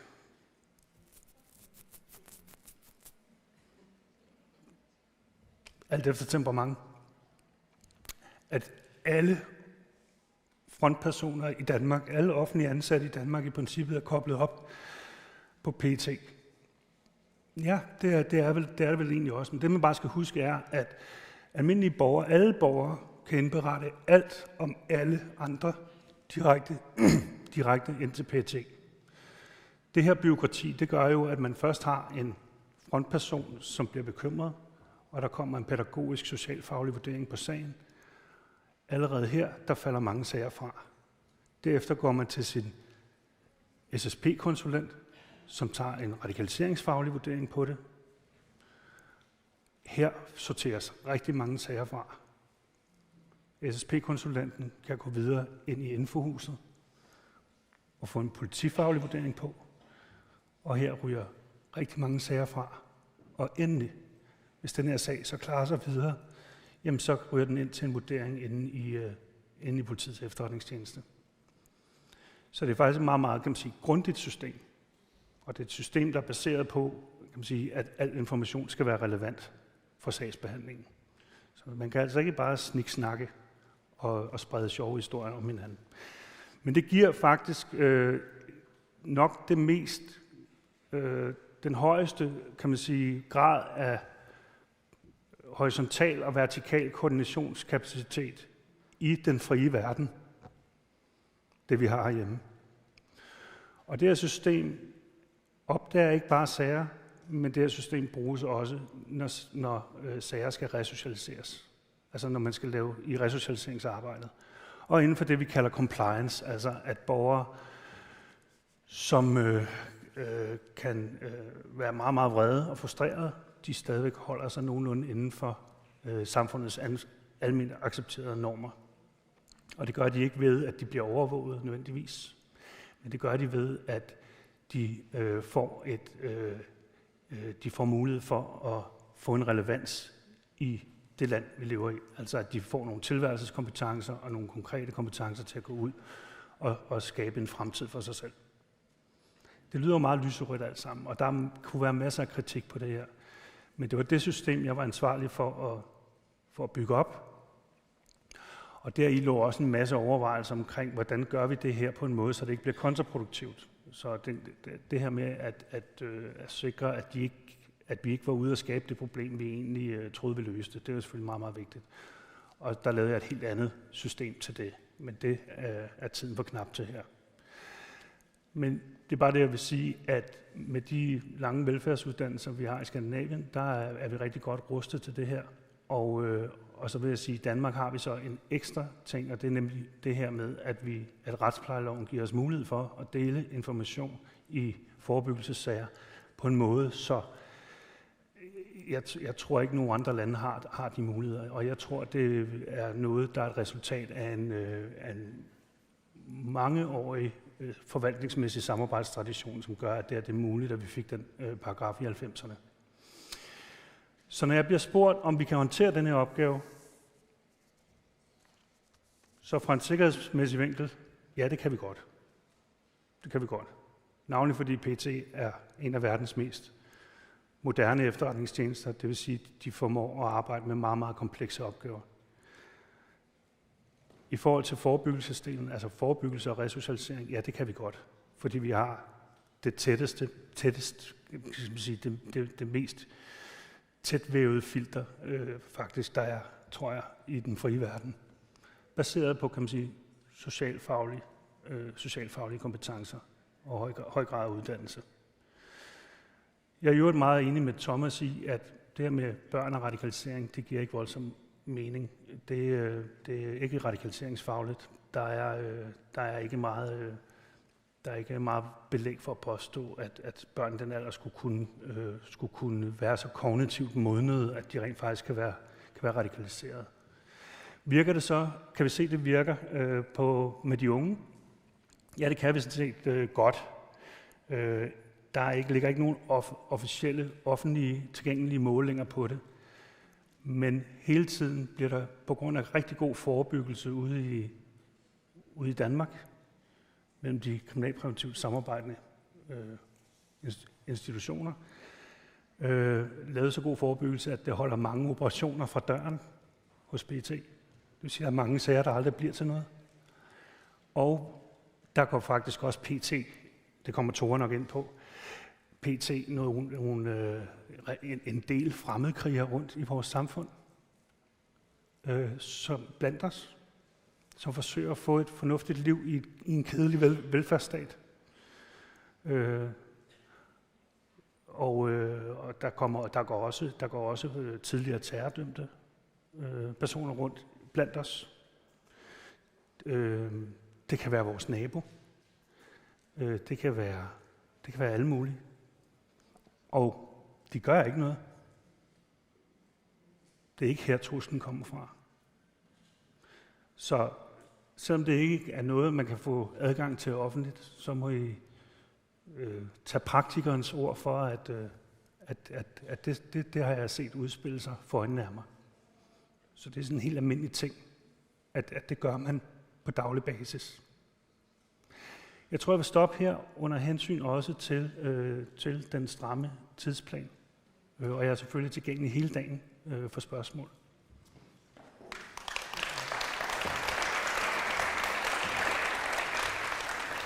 Tak Kasper. Jeg kunne godt tænke mig at spørge, når vi nu taler om hjemvendte syrienskrigere, mødrene eller børnene, hvis du skal pege på den ene ting, der er allervigtigst for, at en resocialisering lykkes, hvad vil du så gribe fat i? Så vil jeg nok sige, at den måde, vi har valgt at gøre det på i Danmark, jeg plejer at sige, at radikaliseringsproblemet har en inderside og en yderside. Indersiden, det er, hvordan vi føler, hvordan vi tænker. Og ydersiden er, hvordan vi forvalter de tanker og de frustrationer. I Danmark har vi valgt ikke at gå så meget efter indersiden, fordi det bliver en mærkelig diskussion omkring holdning. Vi har valgt at gå efter ydersiden, at du kan, altså grundloven beskytter jo sådan set indersiden. Altså vi har den frie tanke, og vi må egentlig godt være galopperende ekstremister på indersiden. Men det handler om, hvordan vi forvalter det. Fordi så ryger vi ind i terrorloven. Og det er det, vi går efter. Og det vil sige, det er meget de her sociale faktorer, vi er inde og arbejde med. Det er meget det her med... Hvad vil det sige? Jamen det vil sige, at her er et menneske, som har nogle behov. Ofte så er det her jo en kompensation på grund af siger kriminologen, en kompensation for nogle ting, der er gået galt tidligere. For nogle ting, der er gået skævt. Så her er et menneske, uanset om det så er inde i fængslet, vi er, eller om det er i jobcentret, vi er. Her er et menneske, som har nogle behov og måske nogle psykiske udfordringer. Så det er dem, vi arbejder med. Det kan være adgang til arbejdsmarkedet. Det kan være, at man går og slås med traumeproblemer eller andre ting. Man kan være både, kan man sige, være krigsflygtning, men man kan også være barn af en krigsflygtning. Og det kan jo også være et traume. Så gå ind og ser mennesket, ser på de behov, der skal opfyldes for, at mennesket kan komme til at fungere i et almindeligt liv. Jeg tror, du brugte ordet relevans. Det synes jeg egentlig var interessant. At det der med at give mennesket en relevans, som måske var en anden end den, der havde været der før. Hvordan arbejder man med det? Jamen relevans, det er jo noget med form for, man har jo både brug for, kan man sige, den nære tilknytning til eksempelvis nærmeste omsorgsgiver, men også til andre mennesker, ikke? Men man har også brug for en samfundstilknytning. Man har brug for at føle, at man er behøvet i et samfund, at man er en ressource, at man rent faktisk har en funktion. Og det får man jo først sådan rigtigt, når man så har noget, man kan gøre, nogle kompetencer. Så tilværelseskompetencer, det er med at opretholde eget liv, men også kompetencer, man kan give til arbejdsmarkedet og sådan noget ting. Det er jo det, der gør, at man blandt andet kan føle, at man har en tilknytning til samfundet, at samfundet har brug for en, at der er brug for mig.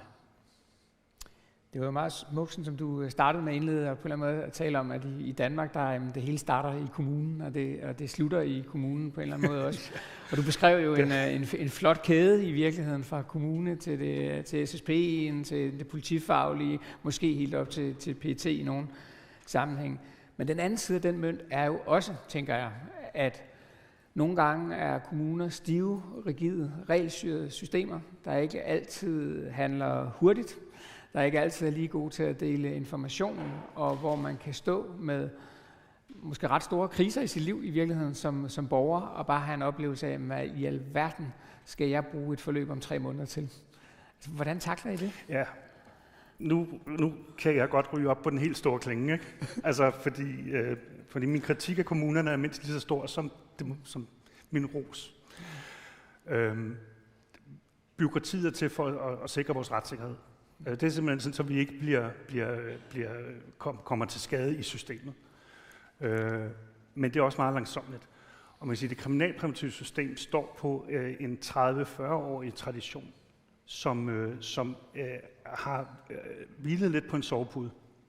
Og derfor er der nu nogle bevægelser i gang i forhold til at komme til næste niveau i det kriminalpræventive system, hvor det er nogle andre styringstanker, der ligger, og et arbejde ikke bare med, kan man sige, unge mennesker, men alle samfundets borgere, og altså en masse opgør, der er ved at blive taget lige i øjeblikket, og derfor vil man også se lige i øjeblikket, nu kommunerne begynder at ændre stille og roligt på deres, kan man sige, både organisationer og deres styringstanker omkring, hvordan man laver det kriminalpræventive arbejde. Ude hos os, der er det jo en stabsenhed, der er det ikke sådan en SSP-funktion nede i en skoleafdeling. Der er det jo noget, der ligger op under direktionen, og som har adgang til hele forvaltningsstrukturen. Så det er jo en helt anden måde at tænke forebyggelse på. Så er det, du fortæller mig, når vi får fremmedkrigere hjem, når vi får kvinder hjem, når vi får børn hjem, så er I der faktisk og kan rykke hurtigt og kan hjælpe med relevant tilbud? Ja, det kan vi, og det kan man i alle danske kommuner, altså fordi de her sager, de bliver prioriteret. Så lige i forhold til det her problem, nu er jeg mere inde i det almindelige kriminalpræventive, ja, der er vi i gang med at udvikle. Men det er klart, det almindelige kriminalpræventive system, det er jo det hviler på, for om vores radikaliseringsforebyggelse også virker. Fordi det er jo der, det står. Det var det valg, vi traf dengang, ikke? Så det er jo, så jo mere effektivt de er, jo mere effektivt er det her, kan man sige, resocialiseringsopgaven jo også. Tak for det, Kasper. Vi har en kort pause nu. Vi genoptager programmet 10:40.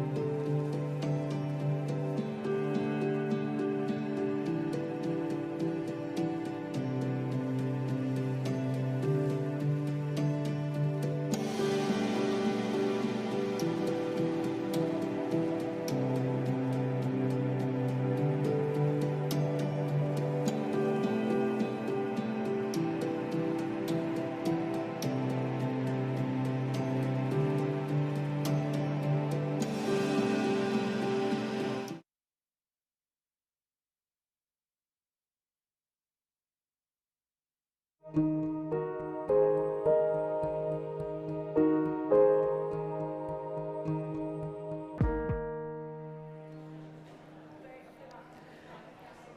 Daboussi is working with communities addressing disadvantage with asylum seekers, refugees and migrants. He is the CEO of Western Sydney MRC and has held numerous positions in community legal services, youth services and ethnic organizations. He's been working with Save the Children for over 2 years, trying to bring home his daughter and grandchildren who's been abandoned amongst the 20 Australian adults and 47 children in the Syrian-based camps, al-Roj and al-Hol. Interacting with law enforcement and government agencies in Australia, he was told that keeping quiet would be in their best interest. That has achieved nothing. Later this year, he tells his story in his first book, A Father's Plea.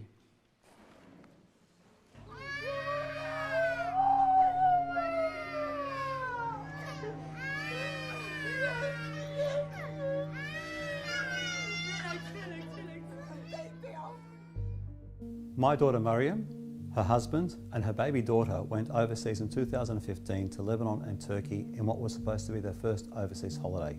They have not been home since.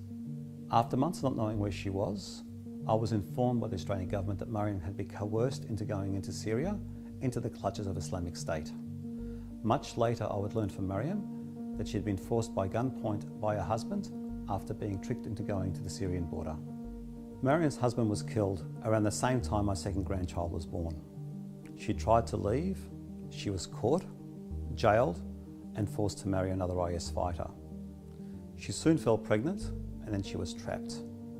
When he was killed, she was forced to marry another IS fighter. Since the fall of IS in 2017, Mariam and my 3 beautiful tiny grandchildren have been classed as foreign fighters, left to languish in refugee camps with around 60 other Australians on the Syrian border.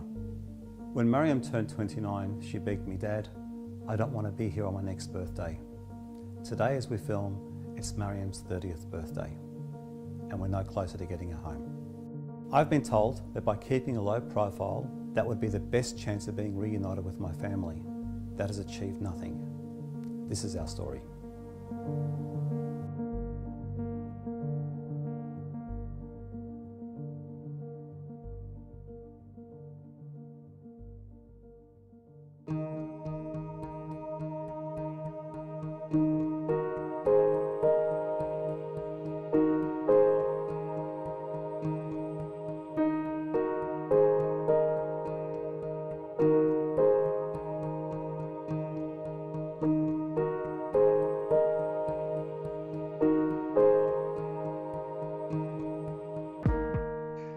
Good morning, everyone. I believe I have the right time zone. I'm speaking to you from Sydney, Australia. Thank you very much for the invitation to speak today. I'm very sorry that I can't be there in person due to restrictions in this COVID environment that we are in. It's very difficult to leave Australia as it's difficult to enter Australia. Can I thank the organisers, Repatriation, the Children Denmark, for giving me the opportunity to speak. Can I also thank and acknowledge all the fellow speakers on the panel today. It's a very impressive list of speakers, and I'm very humbled to be able to speak to you and to speak alongside them today. Before I continue, I'd like to provide a traditional greeting to the original inhabitants of the land of which I'm speaking on today, the Cabral people of the Darug Nation, the Indigenous or Aboriginal people of the land on who we sit with today.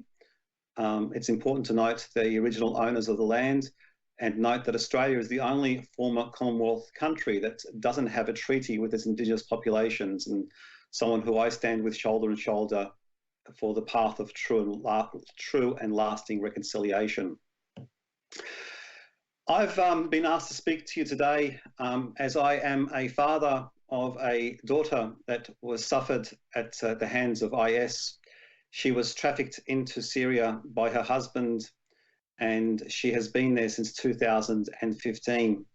She's been in a Kurdish camp since February 2019 in an attempt to try and get back to Australia. On her second escape attempt, she was stopped by the Kurds before the fall of Belarus and she was placed in al-Hol refugee camp. My story starts in 2015 when I had a knock at the door by the Australian government, in which the Australian government told me that my daughter was coerced into going into Syria. It wasn't till August 2019, some 4 years later, that I found out the awful truth that in fact she had been forced at gunpoint by her husband into going to Syria after being going tricked to the border. But if I go back 4 years earlier, when I had that knock at the door, it started me on a journey on which trying to piece what had happened, what had taken place, the information, the heartbreak. The journey has been an absolute nightmare. I have in those 4 years tried to piece together what happened. I have had scrambled messages, incomplete messages. I have asked information as to where she was. I was told that stop asking, Dad. I won't be able to speak to you if you keep asking me these questions. I did not know that her phone was being monitored so closely. I did not know that all the messages that I was receiving actually weren't from her precisely. But it's been a journey all the same. For those that don't know my story, my daughter was taken to Syria. Her husband forced her to go when she was pregnant. Before the birth of her second child, he was killed. After she gave birth to her second child, she tried to leave. She was caught. She was jailed. She was given the option of staying in jail and loss of her children or marrying a second IS fighter. Obviously, she chose to keep her children with her and she married again. We have a third grandchild as a result of that marriage, whom we love dearly. But then he died and she again was forced into a third marriage. So she was trafficked from person to person in horrendous circumstances. During that time, I had spent a 17-month period not knowing whether she was alive or dead. And 17 months not knowing whether your child is alive or dead is a terrible thing to go through. Before she'd made contact with me, I'd started grief counselling, believing that my child had died. And I was dealing with that possibility when I had this miracle of a phone call, of a message come through saying, urgent, urgent, Dad, I need to speak to you, I'm here. You would have seen some of the video a bit earlier of my journey. It gives it a summary. It's a 90-second video, but it contains a lot of information. What I'm trying to do now is to fill in a little bit more of that so you're aware as to what my journey is and what my story is. It's not easy being a father of a child caught up in those circumstances, of having almost a secret that you've had to carry around because the government's told you not to share it, not to speak to anyone about it.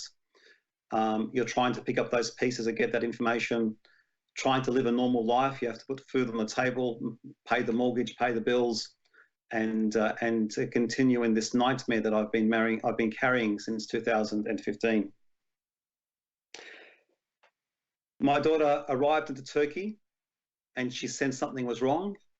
She tried to make contact with her mother to buy tickets to come out. She tried to arrange it. Her husband realised that and spun a story and kept her in Turkey longer, and then tricked her down to the border on the pretext that they were managing to get somebody out of IS territory.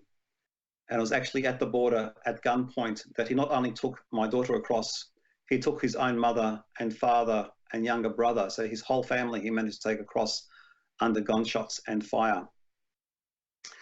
In this time, I've talked to the Australian government at length. I've tried to work out how we can try and bring her back. Unfortunately, the Australian government was only interested in that point in time with information and intelligence. They didn't actually share any opportunity or mechanism which I could bring her back. They insisted on me providing them with as much information as possible, but no option or opportunity. The only thing they ever told me was that if she can find her way to a Kurdish camp, that this would be a way for her to come back to Australia. Well, it's been 2.5 years that she's been in a camp, and 2.5 years that we've been asking the Australian government to bring her home, her and the other women and children in the camp, and it's to date no action has been taken. When my daughter found herself in the camp in February 2019, she then was shifted again in April 2019 to be with the other Australians that were in the camp. And it was actually at that point that my daughter realised that together they could do more than being apart. And my daughter encouraged the other women in the camp to make contact with their families in Australia, and they in turn contacted me. And we organised a family group, and we have an organised advocated family support group of which I'm the face of. And we've been working with the Australian government to try and get them to take action together. And as a part of that advocacy, we have managed to then speak publicly also in the media. And whilst we still don't have traction on bringing them back to Australia, the topic is part of the mainstream discourse. There is actually an open dialogue. It's brought up in the Senate estimates meeting parliamentary process. It's talked about in the media. I have a public face to this particular exercise. So whilst we don't have them home, it's not a taboo subject. It's not a subject that's difficult to talk about, but we are organised and we are speaking about this. In our journey, and I'm going to share some information with you in a little bit about the public work that we've been doing, but in this journey, we have had three very clear objectives. Number one, we need to get them home. And this still hasn't happened, but we need to get these women and children home. Number two, we need to make sure that they are protected, they're managed, they're supported whilst they're there. Before they come home, we need to somehow make sure they survive the time that they are there, because they are facing risks every day, and they're facing risks from the other extremists in the camp that you're aware about. They're facing risks from health and disease issues. They're facing risks from a whole multitude of issues, and we need to make sure that they are somehow protected before they return, and that they are managing to return.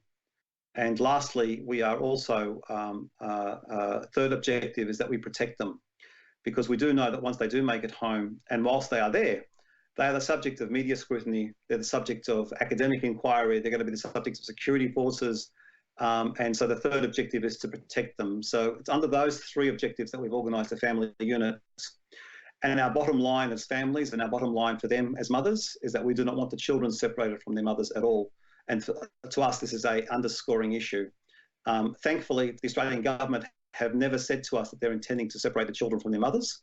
They've recognised their international obligations of the rights of the child, and that these children are entitled to remain with their mothers. And they have told us that when they do decide to move, that they will repatriate the children alongside their mothers as well. So there's no intention on behalf of the Australian government to separate the children from their mothers. And to that point, we're very thankful, and we think our advocacy has gone a way to make that happen. For those that aren't aware, the Australian government's official position is that these women and children will be coming home. The question is when it is safe to do so.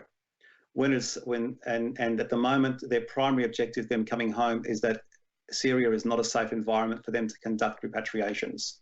And it's under this environment that we're operating, and we would suggest to the Australian government that this is a false issue, that they can be brought home and they should be brought home. It is safe to do so. To that end, there has been various bits of media that's come about. So this is a quote from the ABC Four Corners program that aired in September 2019. And in September 2019, the ABC, which is the national broadcaster, this is the prime current affairs program nationwide. Mariam said on this program, "I'm finished, I am done, I'm broken. I've been through so much, I can't anymore. I'm a nervous wreck. I need my dad." To any parent that's in the audience, to hear their daughter or their child say such a thing is emotionally heart-wrenching. And to have her there in front of me and to hold her in my arms and not being able to bring her home feels criminal in my eyes. It's a very difficult exercise to be. What I'd also like to share is this graphic here, explaining that my daughter was the subject of a sophisticated trafficking operation. She was trafficked into Syria. Whilst she went at gunpoint, the stories of so many people were the same. We are talking about 67 women and children, 20 mothers and 47 children. The majority of children under the age of 6 were born there.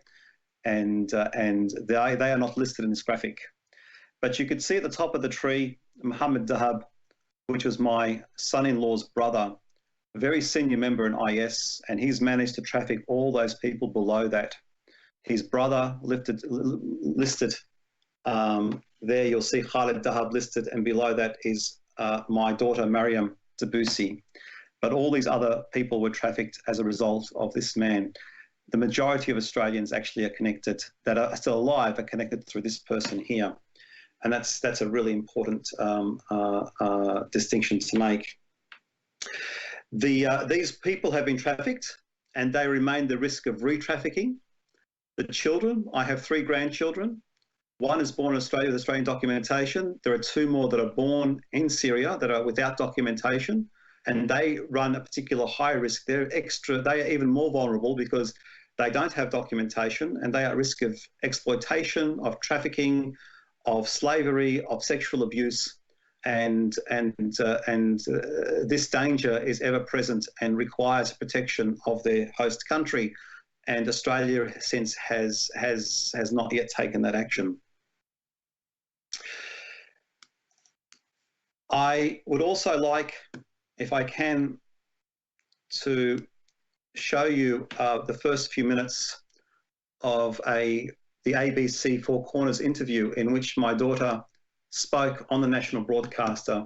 She was very brave, and she undertook this action, and I would like to share with you approximately a minute and a half of this presentation, if I can. My name is Mariam Debussy. I have 3 children. Their names are Aisha, Khalid, and Fatima.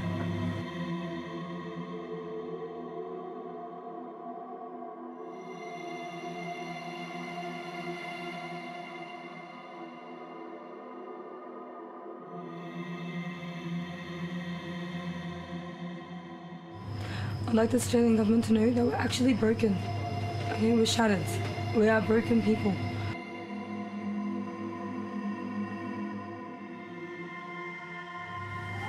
So, how did you end up here? Long story short, basically I was tricked into coming to Syria by my husband. How did that happen?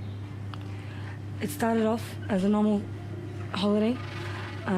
My husband had never left the country at the time, so it was the first time he had agreed to take me overseas. So we had a really nice holiday planned.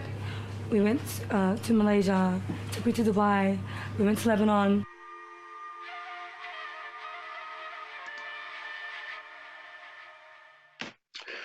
So the links for that presentation can be made available, and you can see that online at a later stage. If for those that were interested in seeing the presentation with the Four Corners program. And Mariam was very, very courageous. She lifted the niqab off her face in al-Hol camp, and she spoke to the Australian public directly without the face covering. Result of that interview, of course, she faced death threats. The Australian women had to hide her. She had to go from tent to tent at nights. The women had to put 24-hour guard on the camp, and still there was no reaction from the Australian government. It was a very horrendous exercise. In Father's Day 2020, last year, they were moved from al-Hol to al-Roj camp. And for everyone who knows, al-Hol camp has less security, more phones, but it's much more dangerous. The offset was, whilst al-Roj was more securitized, we do not have the same access and communication what we had when we had at al-Hol. So that's one of the trade-offs. I'd also like to jump, if I can, to the issue about trying to bring the Australian women and children home. There have been numerous offers by the Kurds themselves, by the United States, to bring the Australian women and children home. And I'm going to go to the interview with Nathan Sales in 2019, in which he made a direct approach to the Australian government through the ABC, again, the national broadcaster, in respects to the women and children that are in the camp. And I hope that this shows properly on your screen. And what's your message to Australia? Because at the moment there are more than 60 women and children, relatives of ISIS fighters who are in the al-Hol camp in northern Syria. So far, some have been brought back to Australia, but not many. What would be your message to authorities in Australia? Well, our message is the same to all countries. This problem is a serious one, and we all have a responsibility to take our citizens back. In the past, the United States has helped facilitate returns to countries of origin. That's true both of fighters as well as women and children. Kazakhstan in particular has been a world leader in taking back hundreds of its citizens, prosecuting the criminals and reintegrating the others. So our offer to other countries that are interested in taking their citizens back is we are prepared to help. And we hope you'll accept that offer. And have you actually made that offer directly to Australia? Well, I'm not going to get into the private diplomatic conversations for reasons I'm sure you can appreciate, but we have made offers to all of our coalition partners that we're prepared to help if needed. And how does the US do that? Because I know the Australian government has repeatedly said it's far too dangerous to send Australian foreign service or government employees into northern Syria to be extracting the women and children from the al-Hol camp. So how would the US government go about that? Well, the details can be worked out. What we have done in the past is use U.S. military assets to exfiltrate the fighters and families from parts of Syria out of Syria where it's easier to transfer custody.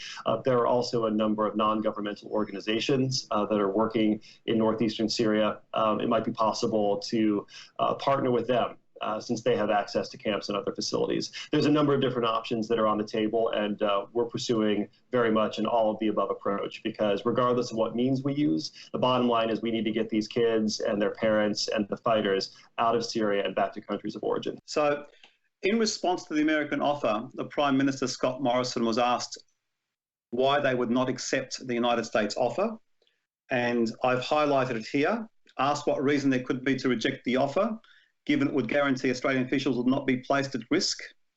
Mr. Morrison, our Prime Minister, said, "I don't engage in hypotheticals on national security issues." So I just want to make it clear to the audience that really the Australian government has been chasing itself and using misdirection in this issue. There is no reason why the Australian government cannot repatriate the Australian women and children, save for political will, and that's the only thing that stops them from doing so. And it is that political will that has forced us to go public with our situation, and it is what forced us into making a more public appearance about the situation in respects of public advocacy. I want to also share with you, this predates the United States offer, but share with you the Australian ludicrousy of the position that we have, which is what forced me to go into a public and do the Four Corners program to begin with. So in July 2019, the Home Affairs Minister, Peter Dutton, said that a temporary exclusion order would be issued against Australian citizens if the Home Affairs believed there is a chance that it could stop a terrorist attack from happening. In that legislation, Mr. Dutton said that 40 fighters had returned and there are still 80 people remaining in those countries. Now, I had already organised the family groups and I was already aware of the numbers at this stage. In order to get 80 remaining in those countries, I knew that the Home Affairs Minister actually said those 80 would have to include the children. To get 80, my own grandchildren would have to be included, the 1-year-old. They'd have to be included as a foreign fighter. In the following day, in an interview on the ABC, the radio, the national broadcaster, Minister Dutton, Minister for Home Affairs, refused to answer questions about how many children were in the numbers he'd used.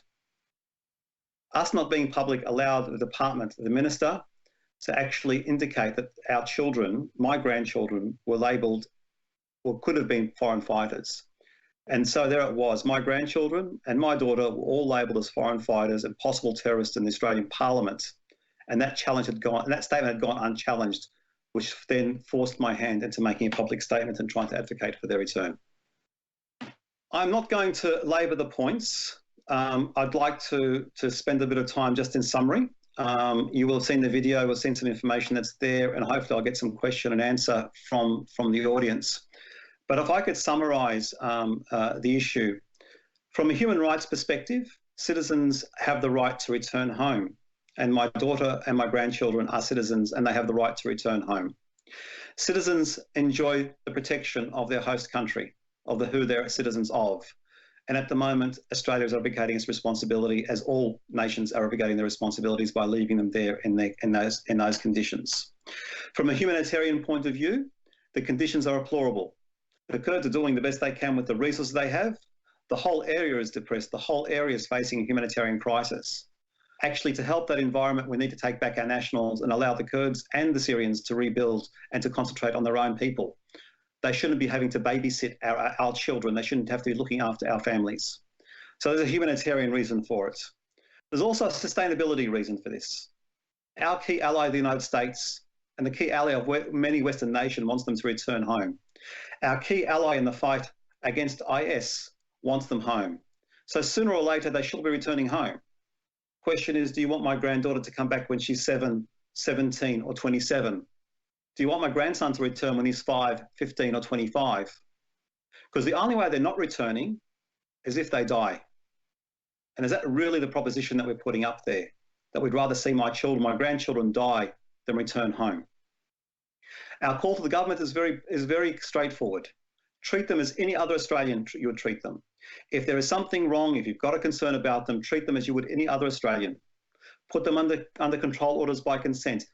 Charge them if need to. Put them in front of the courts. Do what you need to do. Treat these women the way they should be treated, but they need to come home to a safe environment. And the Kurds and the Syrians need to get on with rebuilding their lives what they can. So when we say bring them back and treat them as any other Australian, as the Westerners, our Western countries are very rich countries. Our systems are very sophisticated. If we can't handle the return of 20 women and 40 children, or 19 adults, or 19 children or 30 children, what chance does the other countries have?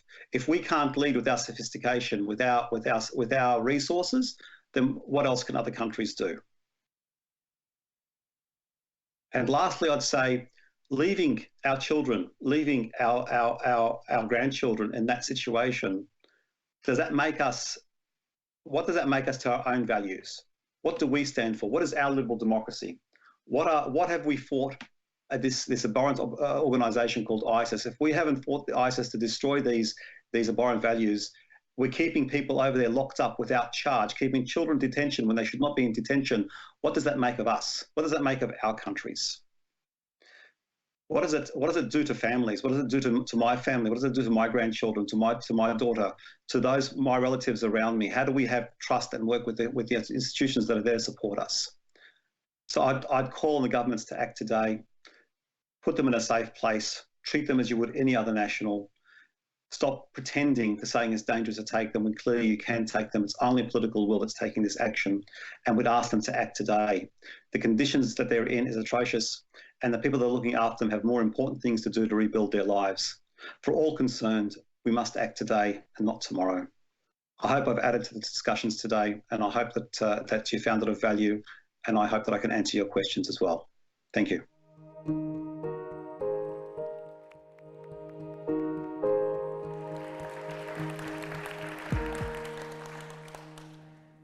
Kamal Dabusi, thank you for joining us from Australia.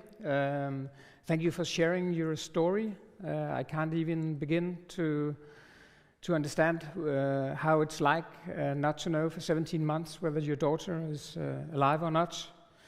It's extremely important that you speak out. We are a bit strapped on time here, so I'll try to make this brief. What is now your main strategy to get your daughter and your grandchildren home? That was point one when you made a strategy. What's your best option now? Okay. I have had an excellent IT connection right up until the time you asked me the question. So I think your question was, what's my strategy? Yeah, correct.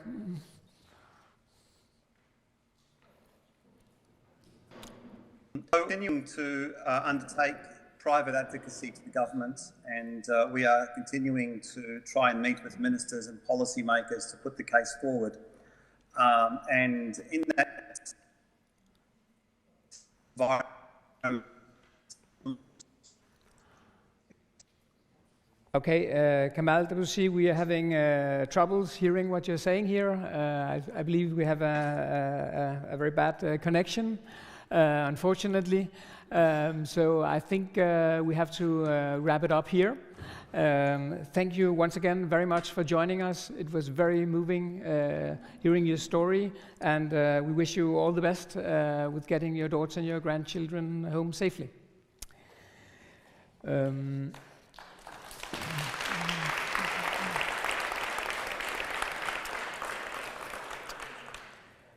Sadia Khan er psykolog. Hun har deltaget i en række forskningsprojekter og arbejdet med rehabilitering af flygtninge og ofre for tortur. Og siden 2014 har hun faktisk arbejdet på et psykologisk behandlingsprogram, der retter sig mod fremmedkrigere. Derfor er det en stor fornøjelse for mig at byde velkommen til Sadia, som er med her. Værsgo.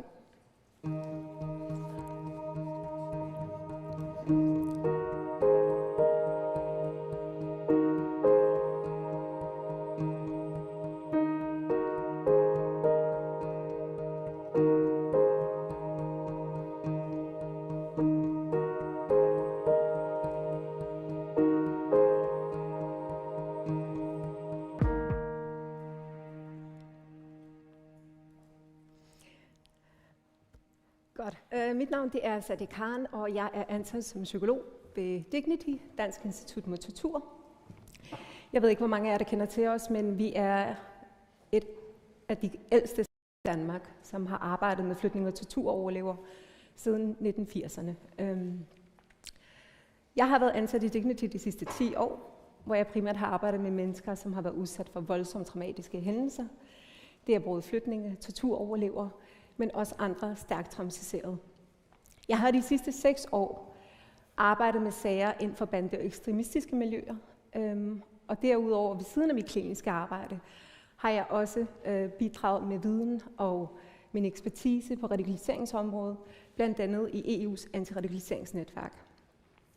Formålet med oplæg er lidt i dag, at jeg skal fortælle jer lidt om, hvad kan man gøre, når det er, at de her kvinder og børn vender hjem. Men for at få kontekst og baggrund for deres aktuelle problemstillinger, så er det ekstremt vigtigt, at man forstår, hvad er det, de har været igennem. Indtil videre har vi hørt at mange forskellige spændende ting i forhold til, at de her kvinder har deltaget i krigshandlinger og på mange måder har påført andre mennesker smerte. Men det er også vigtigt at forstå, at en stor del af de kvinder, der er rejst fra Europa, har været relativt ung. De har måske selv været i en begyndt identitetsfase. De har måske søgt svar på livets store spørgsmål. Så det er vigtigt at huske sig selv på, at der har været en lang radikaliseringsproces, inden de er rejst til Syrien og Irak og har valgt at tilslutte sig ISIS. Altså man kan sige, at foreign fighter-fænomen eller fremmedkriger-fænomen, det er jo ikke noget nyt. Altså mange konfliktzoner har gennem tiden tiltrukket udlandske kriger, og det gælder både Bosnien, Tjetjenien, Afghanistan og Pakistan. Men der, hvor IS adskiller sig fra de andre organisationer, er, at den har været meget succesfuld i at rekruttere så stort et antal af mennesker med forskellige baggrund, status, etnicitet og alder. Så hvorfor er det lige, at IS er lykkes med det, når de andre måske ikke er lykkes på den samme måde? Det er vigtigt at huske på, at IS er jo en relativt ung organisation, som består af unge og karismatiske ledere. Og det de tilbyder dem, der kommer ned til dem, det er, at de kan være med til at opbygge en islamisk stat. Udover det, det er godt, at jeg lige fik den, fordi jeg tænkte, hvordan jeg skulle navigere det her. Udover det, så er der selvfølgelig også det aspekt, at de taler til menneskets basale behov. I den her situation har der været oftest, hvis I kommer herned, jamen så tilbyder jeg jer et job, arbejde, men også en familie. Og man kan sige, at de mennesker, som er rejst, de er motiveret af flere forskellige årsager. For kvindernes vedkommende, så kan det være, at de er motiveret af ideologien, Men også det der med, at nogle af de kvinder, og især dem, som også er konvertitter, de har jo måske haft en oplevelse af, at de har levet i et samfund, hvor det er, at de ikke har fået lov til at kunne praktisere deres tro. Samtidig kan det også være, som jeg også nævnte tidligere, at de har været i en periode, hvor det er, at de har været særligt psykisk skrøbelige. De har været i kontakt med nogen, hvor det er, at de ligesom er blevet motiveret til at vælge den vej ud af det problemfyldte og depressive liv, som jeg vil kalde det. Nogle af de sager, jeg har haft, der har motivationen været at en grundlæggende ønske om at gøre en forskel, for at kunne få mulighed for at lave nødhjælpsarbejde. Og man kan så sige, jamen, når man ser de her videoer, der er jo ikke noget nødhjælp over det. Men det er kun ligesom en fraction af det, vi ser, og der bliver vist. Der er en hel masse processer i det, som vi ikke hører noget om. Så hvad har kvindernes roller været i Daesh? Ifølge CCA, så spiller kvinderne en aktiv og selvstændig rolle i rekruttering af andre kvinder, mænd og endda deres egne børn. Hvor mændene går ud og kæmper, så bliver kvinderne derhjemme, hvor det er, at de bliver pålagt ansvaret for at undervise deres børn i kalifatets kerneværdier. Derudover så har nogle kvinder, jeg har ikke hørt om nogle europæiske kvinder, men jeg har i hvert fald hørt om en del indfødte, som har været med i det her moralpoliti. Og hvor de både har modtaget våbentræning, men også har været med til at påføre andre mennesker smerte. Børn i Daesh, som allerede nogle af de andre oplægshold har været inde på, de er jo enten kommet derned sammen med deres forældre, eller er de faktisk født i Syrien og Irak. Man kan sige, at hvor farlige kan de her børn være? Jeg vil ikke mene, fordi de er så små, men der er i hvert fald en rapport fra RAND, som jeg også er en del af, som en EU's antiradikaliseringsnetværk, som viser, at børnene til en vis grad har været eksponeret for IS' ekstremistiske ideologi. Og kan have spillet en rolle på en eller anden plan i forhold til at være både, som jeg nævner her, spion, prædikant, værv, soldat og bødler. Men det er i hvert fald ikke det, jeg tænker er tilfældet for de her børn, fordi de er så små. Fordi selve rekrutteringsprocessen, den starter fra, jeg skal lige se her, fra de er 9, nu går det helt galt. Nu skal jeg lige tilbage. Nu er jeg kommet helt ud af det. Anyways. Det starter fra, at de er 9-15 år, så man kan sige, at mange af de her børn er alt for små til, at de har haft nogen form for aktiv rolle i organisationen. Men derimod, så kan det ikke udelukkes, at nogle af de børn har måske været udsat for voldsom indoktrinering og vold i forbindelse med opholdet i Syrien og Irak. Her er det også vigtigt, at man, når det er, at de kommer hjem, at man har en grundlæggende forståelse for, hvad er det for nogle oplevelser, de har med sig. Og det gælder også kvinderne. For at kunne hjælpe de her børn bedst muligt, så handler det også om, at... 2 sekunder, nu skal jeg lige finde slide ud. Bedst muligt at kunne forstå deres baggrund. Som vores tidligere oplægsholder var ind på, så har kvinderne jo levet under langvarig fangenskab. Det er måske ikke første gang, de er flygtet. Jeg har også siddet med sager, hvor der har været mange forskellige flugtforsøg. Det er sket gennem menneskesmuglere, hvor familien har engageret flugten ud af Syrien. De er blevet pågrebet, og så er de blevet sat tilbage i fangenskab. Nogle af kvinderne, som vores oplægsholder også var inde på tidligere, har været gift flere gange, uden om deres vilje. Så man kan sige, at udover at de har levet i langvarigt fangenskab, så har der også været nogle andre tab. Det kan være tab af nogle af de venner, som de har rejst sammen med. Det kan også være tab af deres mænd. Det kan også være tab af nære familiemedlemmer. Børnenes krigstrauma er jo, at de i hvert fald har oplevet nogle voldsomme ting, både under IS, men også i fangelejrene. Og der har de i hvert fald med 100% haft nogle fysiske og psykiske skader, som er meget vigtigt at behandle, når det er, at de kommer hjem til Danmark. Så når det er, at vi taler om PTSD blandt voksne og børn, så er det vigtigt i hvert fald at huske sig selv på, at PTSD er jo en psykisk lidelse, som kan optræde, hvis det er, at man har været vidne til, eller selv været udsat for traumatiske hændelser. Symptomerne de kommer typisk direkte efter traumet, eller kan optrædes nogle måneder senere.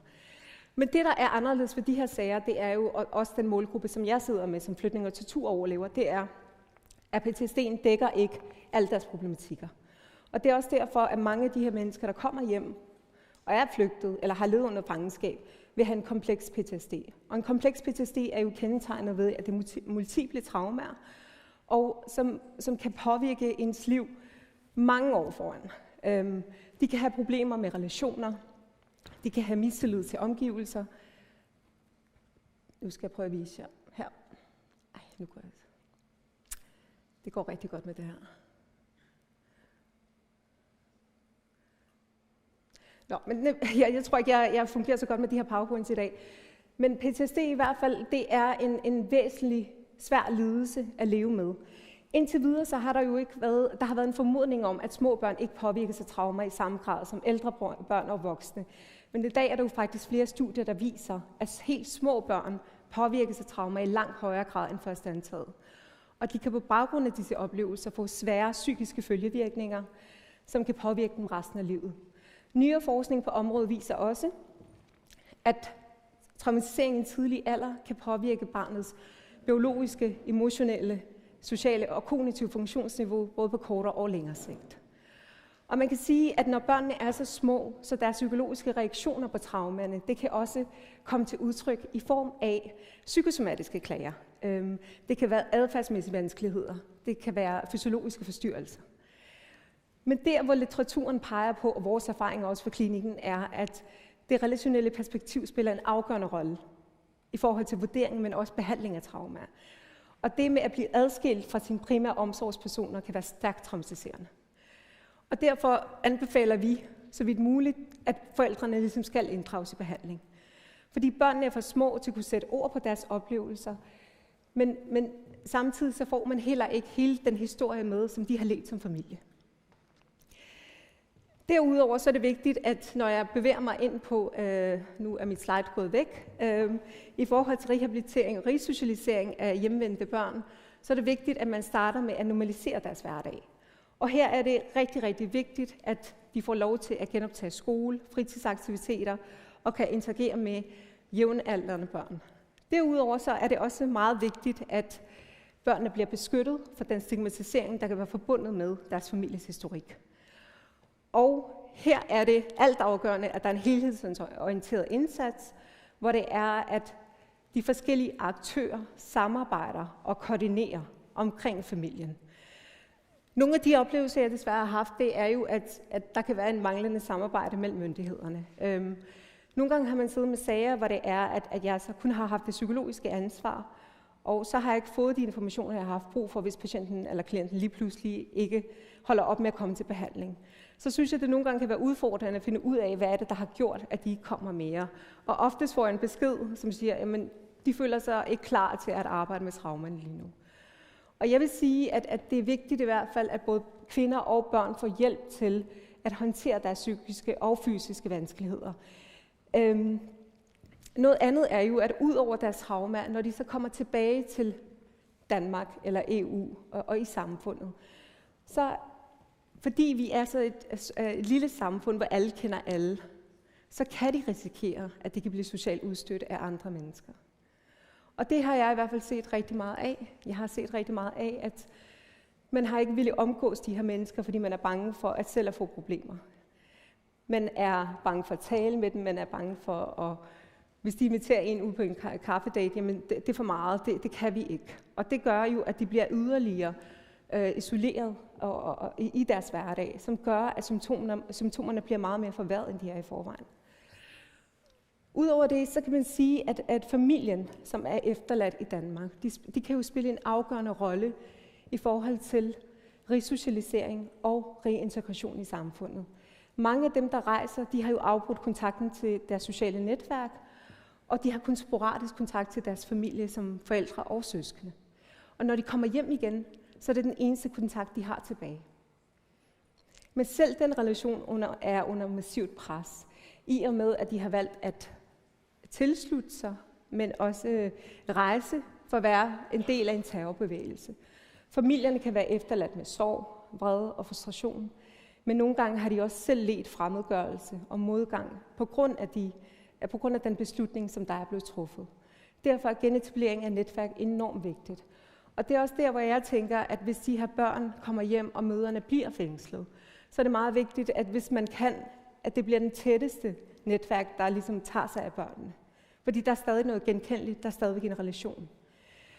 Som en af de andre oplægsholdere var inde på, at det er vigtigt at huske sig selv på, at børnene stadigvæk er i en overgangsfase.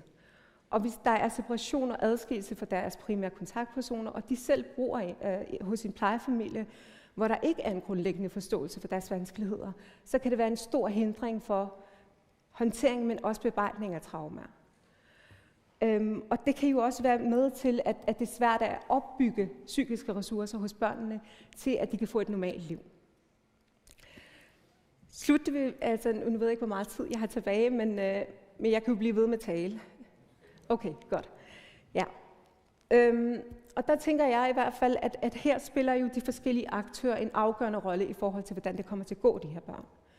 Og der mener jeg i hvert fald, at som plejefamilier, opholdssted, skoler, selv fængselspersonale vil jeg mene, alle skal på en eller anden måde have hjælp og støtte til at kunne håndtere de udfordringer, der er forbundet med disse sager. Jeg har også oplevet, at hvornår er det, man er radikaliseret, og hvornår er det okay at praktisere sit tro. Da jeg i 2009 skrev mit speciale i forhold til den sociale og morale eksklusion af unge muslimske mænd i Danmark, der var hele formålet med det her speciale var at belyse, hvordan religion rent faktisk hjælper mennesker til at finde fodfæste i livet igen. Hvordan religion rent faktisk kan bidrage til, at man kan komme ud af kriminalitet, eller komme ud af en svær psykisk tilstand. Og jeg husker i hvert fald, at på daværende tidspunkt, der var der en del, der sagde, at religion på mange måder havde hjulpet dem med at få en personlig livsførsel igen. At der var et mening med livet. Og der tænker jeg også, at det, der desværre kan ske med de her sager, det er jo, at børnenes, men også kvindernes reaktioner, eller deres måde at agere på, kan misfortolkes og tolkes ind i den del, der hedder, at de er stadigvæk radikaliseret, og de er farlige for samfundet. Og der tænker jeg i hvert fald, at skolen og skolens personale skal have en eller anden form for viden og forståelse af, hvad er det, vi har med at gøre? Hvad er det for nogle? Hvad vil det sige at være radikaliseret? Eller have en ekstremistisk ideologi? Hvordan hjælper vi de her børn bedst muligt, når det er, de har fysiske og psykiske vanskeligheder? Men ikke mindst, hvordan er det, vi samarbejder omkring dem med andre mennesker, der er involveret i deres liv? Og der tænker jeg, at familien, der er ligesom efterladt tilbage, de har lige så meget brug for hjælp og støtte, som dem, som mødrene, som kommer hjem. Og på den måde kan man i hvert fald arbejde hen imod at lave et samarbejde, der er helhedsorienteret og hjælpsomt for både kvinder og børn. Jeg tror, jeg vil stoppe her.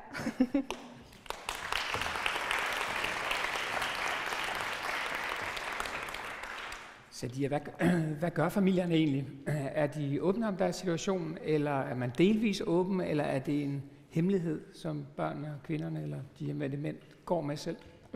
Altså du tænker i forhold til forældrene, til børnene? Ja, jeg tænker egentlig også i forhold til deres omverden, der hvor de nu bor i deres miljø, i deres institution, i deres... Ja.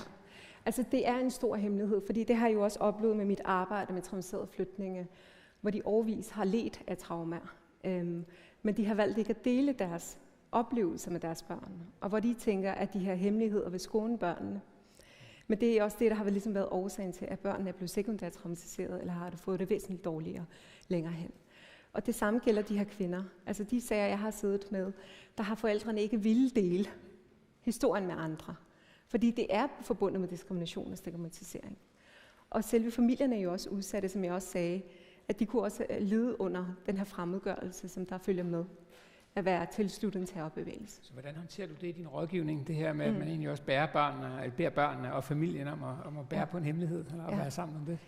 Jamen, der handler det jo faktisk meget om, at der, hvor forældrene bliver mest motiveret til ligesom at arbejde med det, det er jo, når de finder ud af, hvor meget det rent faktisk påvirker børnene. Og det er jo også derfor, vi satser på en helhedsorienteret familieindsats, hvor hele familien er med. Fordi oftest, når det er, jeg har holdt nogle pårørende samtaler, der har min klient jo selv været overrasket over, hvor meget de har vidst, og hvor meget de ikke har talt om. Og oftest handler det jo om at beskytte hinanden. Og det gælder det jo også for de her kvinder. En specifik sag, som jeg husker, hvor det var, at moren var i dyb sorg. Der var konflikt med søskende, når den her pågældende person var kommet hjem igen. Og man kan sige, at de har været væk så lang tid, at den person, som de var engang, det er de jo ikke længere. Og når de vender hjem og har svært ved at håndtere deres PTSD eller psykiske lidelser, så forvolder det jo også de andre i familiens skade. Og det er ligesom vigtigt at have med. Tak, Sadia. Det er et vigtigt arbejde, I laver. Tak skal du have. Clive Stafford Smith is an Anglo-American human rights lawyer. Sorry, Sadia.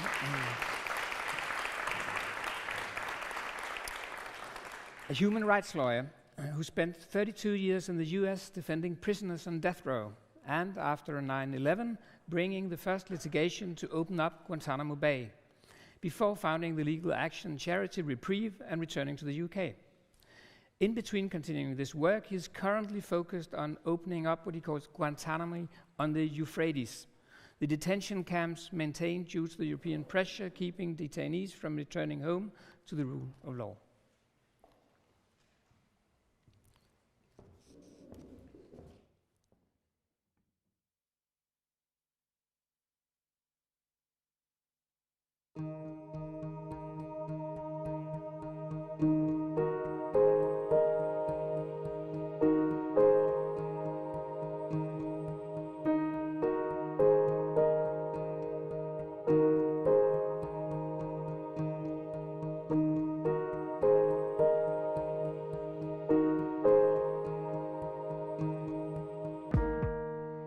Hello, Denmark. I'm very sorry not to be there. This is Clive Stafford Smith. I'm in deepest Dorset, or I might be in America. I'm not quite sure by the time you get to see this. But I wish I could be there, and I'm sorry I'm not. But it's great you're having this conference on what I refer to as Guantanamo on the Euphrates. And part of the problem I have is that, that I'm still dealing with the other Guantanamo over in Cuba. And I thought today I wasn't going to just talk about everything. I thought I'd just focus on one aspect of this, which is whether we can replicate some of the due process that we were able to bring in Guantanamo way back when, in 2002, February, that we brought the first case in Guantanamo, and gradually solve the problem in Syria. And there are two things, and I'll talk about them as we go through. But first, this is only one aspect. The greatest sin that any of us can commit is to do nothing. But beyond that, pretty much anything goes. And what I'm going to talk about is just one facet of what I hope is a very broad way of trying to solve some of the problems. And the other issue on this is it's going to take a long time. I've been working on Guantanamo now for 19 years. And while we've had some great success, and we've personally, the group of people I work with have got 80 people out, and overall we've got 740 of the 780 people out. Nevertheless, there are still 40 people in Guantanamo 2 decades later. So it's a big problem. I should just mention before we go on that I'm afraid when I do PowerPoint displays, they always have pictures of my son, who's now 12, but I still use the ones when he's quite young, because he keeps telling me not to do it. And it's embarrassing, but at least no one can recognize him now. So let's go forward. I'm going to talk just about whether we can create a system to have local trials for the detainees in northeast Syria. And, that's only one facet. Obviously, we'd all like to just have them come home. But we can't snap our fingers and necessarily demand that. And they call it the, whatever it is, administration of northeast Syria. I've always thought we should call it the self-administration area of northeast Syria, because that's sane Syria, as opposed to the mad Assad, who's the one who deals with the rest of Syria. But anyway, I'll call it by their name, aims through this. And Einstein said this, that there are two things that are infinite, the universe and human stupidity, and he's not sure about the universe, but he's certain that humans are incredibly stupid. And one thing that's happened over the last 20 years since 9/11, and I speak as half American and half British, and actually I apologize for both of them at this point, is that the things that we've done, the policies we've applied, have made the world a vastly more dangerous place, not a better place, because we've abandoned our basic principles of presuming people innocent, of giving them trials, of all that sort of thing. And it's that sort of hypocrisy that breeds hatred around the world. There was indeed a intelligence officer in Guantanamo when I was first going there who said, for every prisoner we have there, we've provoked 10 people around the world to want to do us harm. I think he was underestimating it then, and he's certainly underestimating it now. I think that if you consider the list of all the members of al-Qaeda on September the 10th, 2001, which was found when bin Laden was assassinated, there were like 100 people on a one-page list. And because we've behaved so badly over the last 20 years, we have made people think that everything we say about democracy and decency and whatever is just nonsense. Legal term is bullshit. And as a consequence, people have been disenchanted with the West and have gone for some of these mad other supposed solutions for our world. And that's in large part, in a very significant part, due to the way that we've responded to the issues in front of us. And one thing we need to do, all of us, is to recognize that actually the Kurds are not the bad guys here. The Kurds in northeast Syria don't want to be forced to run Guantanamo on the Euphrates. And indeed, I've been there a few times, and I've always been impressed with the level of participation in democracy. You know, which other countries have a system where you have to have one male and one female co-chair of each part of the government? I mean, that's better than Britain, and it's certainly better than America. And they don't want to do this, which is an important factor. But at the same time, it's difficult because they're in a dreadful situation and they're constantly being undermined by the West and stabbed in the back and so forth. But it's important not to hate them.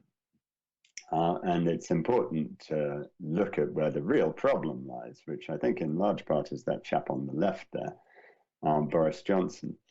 You know, we have all these politicians on the West saying, oh, this is a massive problem and the West can't deal with anything.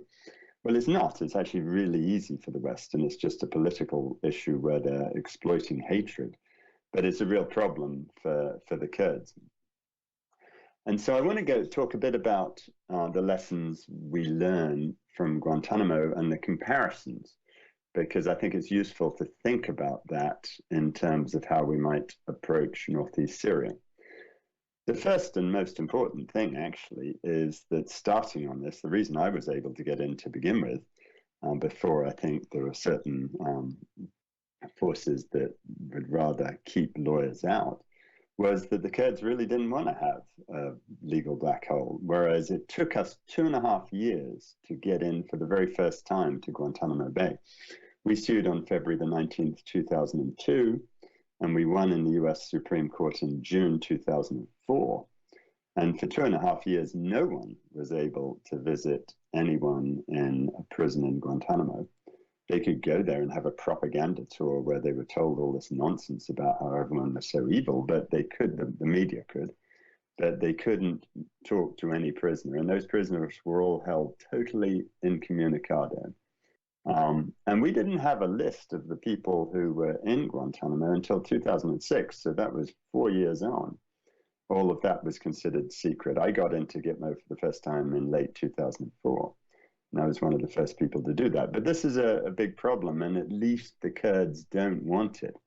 But, you know, the sad truth is that the hostility to the prisoners is very similar. You know, you may think now that the West is actually generally opposed to Guantanamo Bay, and even the President of the United States is. But that wasn't true in the early days. And when we brought the litigation on behalf of the prisoners, I remember I went on television, which was really unwise, and I was accused of being a traitor to the United States 13 times in a 5-minute interview. And, you know, the death threats I got that night were quite lurid. And even in Europe at the beginning, the European countries were firmly on the American side after 9/11. It wasn't for a couple of years that we started to get traction, even in European countries. So it's a big battle.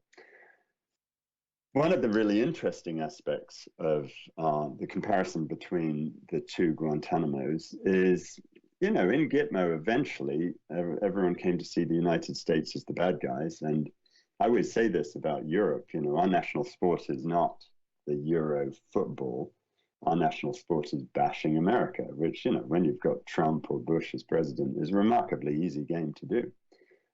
And we really enjoyed doing that over Guantanamo. But what's a bit shocking today is that the shoe is on the other foot now. And the real problem here are the British and the other Europeans and the Canadians who have gone along with them.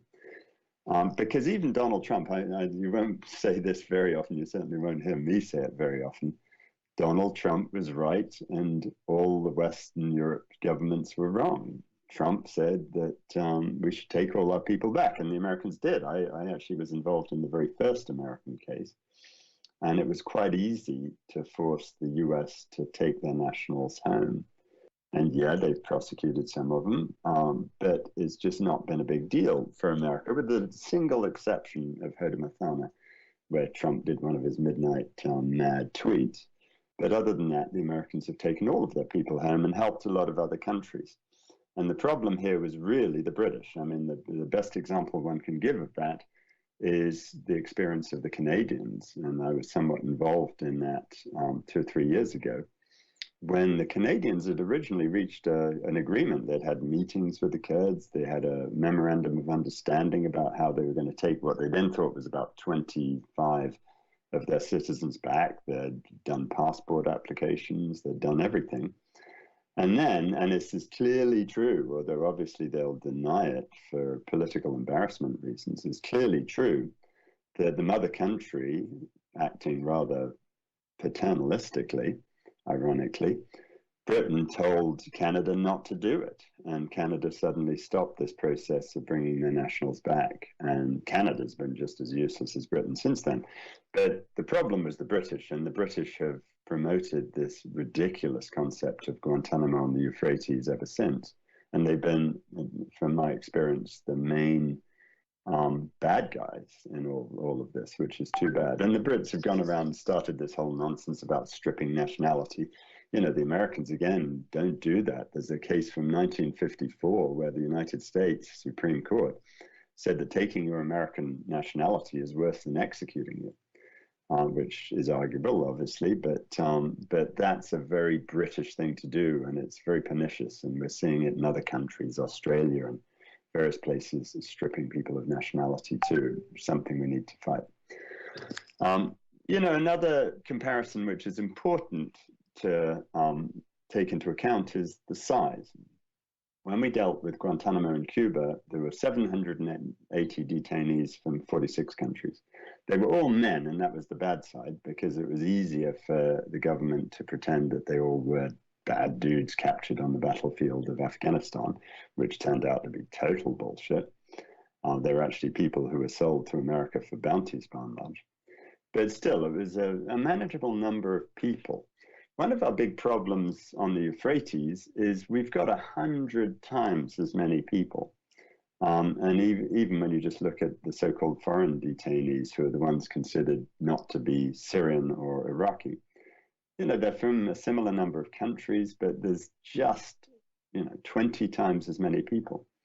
And that makes this a massive, massive problem compared to Guantanamo. The good side, of course, is that there are a huge number of kids and a lot of women. And it's much easier to advocate for children than it is for bearded men who can be demonized, or even for some of the women. And that certainly provoked what's been my strategy in the limited work I've been able to do on this, which has been to focus first on the orphans, then on the kids, then on the women and kids. And we mustn't forget the men, of course, but they're the difficult political issue. And we have got some men out. I mean, the Americans have taken their men back. But this is a big, big problem, and we need to recognize that. The next real problem, which is why it's so important you're having this conference in Denmark, is in terms of resources. You know, to begin with, in Guantanamo in the US, it was just me and 2 other lawyers. So it was very small. But as the case percolated up to the US Supreme Court, a lot of other people came out of the woodwork and started getting interested and seeing it for what it was, which was anathema to the whole concept of the rule of law and the essence of America. And in the end, we had a cadre of 500 plus pro bono lawyers, many of them from big law firms with huge amounts of money. Because, of course, all of this has to be done for nothing. We were forced to sign in Guantanamo agreements. Before we could go down to Guantanamo, we had to sign something saying we'd never seek funding from the United States government and we'd always pay for everything ourselves. But we did also have the history of habeas corpus, which is something, it's actually written in the US Constitution. You don't have to go to the Bill of Rights to see the right to habeas corpus. And that's how legally we got into Guantanamo. And it was also a big benefit that Cuba was a long way from anything. I mean, it was very hard for anyone to say these guys were a threat to anybody when they were in Cuba, which was, you know, over 12,000 kilometers from the so-called battlefield. And, you know, it was a downside that the US had so much money. I mean, they currently spend $11.8 million per detainee per year. I think they've spent a total of $6 billion to hold these essentially almost nobodies, most of the people in Guantanamo. So then you compare it to Guantanamo on the Euphrates, and, you know, it's an enormous problem and we have none of the resources. So, so far, I think it's true to say that in terms of the lawyers who have actually got in to try to represent people, there's only been a couple of us. And the local lawyers, I've talked to some of them, but you know, they don't have any resources either. They have this sort of mad 2014 terrorism law that is never going to go anywhere. It's incredibly badly written and would cause them all sorts of legal problems. They're not 12,000 kilometers away. You know, the SDF is forced to keep on fighting on every front if they're not being attacked by mad Assad or by other ISIS lunatics. They're being attacked by Turkey, and it's really difficult for them. And they have very little funds. They have a hard enough time feeding their own people, let alone prisoners, you know, thousands of prisoners that they have. So it's a very different and very difficult situation in that sense, and it's why it's so important for all of you to be involved. And, you know, you have a real problem there too. Yes, eventually we won in Guantanamo in the US Supreme Court, but the Bush administration carried on fighting us. So we won in Rasool versus Bush, which was the case we brought on behalf of 3 British people who were being held there. But then the US government tried to push back and we had to go up to the US Supreme Court 2 more times to maintain even the basic rights that we had. But at least we had the US Supreme Court and we had a constitution. And the problem in Northeast Syria is that legal rights are meaningless unless there's a way to enforce them. And I've had people in Syria ask if we can't sue, you know, the prisoners ask if we can't sue the UN or sue this person or sue that person. But actually it's impossible to do in many cases. And so it's very hard to find a legal forum where we can enforce the rights of people, which is why we may need to help create one.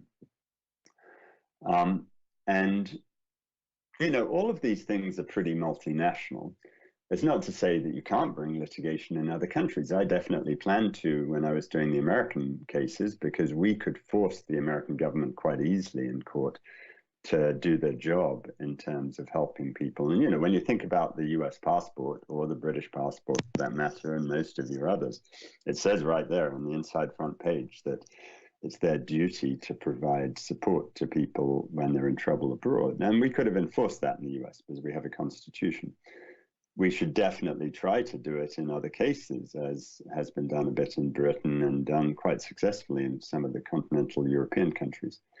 And it's worth thinking that, yeah, we won in the US Supreme Court in 2004 on Guantanamo, but we'd only won once by 2006. And we'd won more cases in Britain that we'd brought suing the British or suing other people in Britain. So this multinational approach is really important, and the fact that there are so many people there in Denmark from different countries is really important, because again, it's good to coordinate, but the bottom line is you do whatever you want. And I don't think you have much chance of doing any harm. I'll tell you one story about Guantanamo. You know, people would bitch and complain about what each other did, and, you know, you shouldn't do that or you should do that. But actually, there was nothing that harmed what we did, however crazy. And there was one lawyer who I'd gone to Yemen with, I won't name him, but he had this ridiculous idea of trying to illustrate how degrading Guantanamo was. And so to illustrate the way that the US government was degrading the prisoners, he stripped to his Y-front underpants, and this was a sort of 60-year-old white guy from Washington, and he just horrified the conservative Muslims in the audience. Quite understandably so. The Y-fronts are not great pants, are they?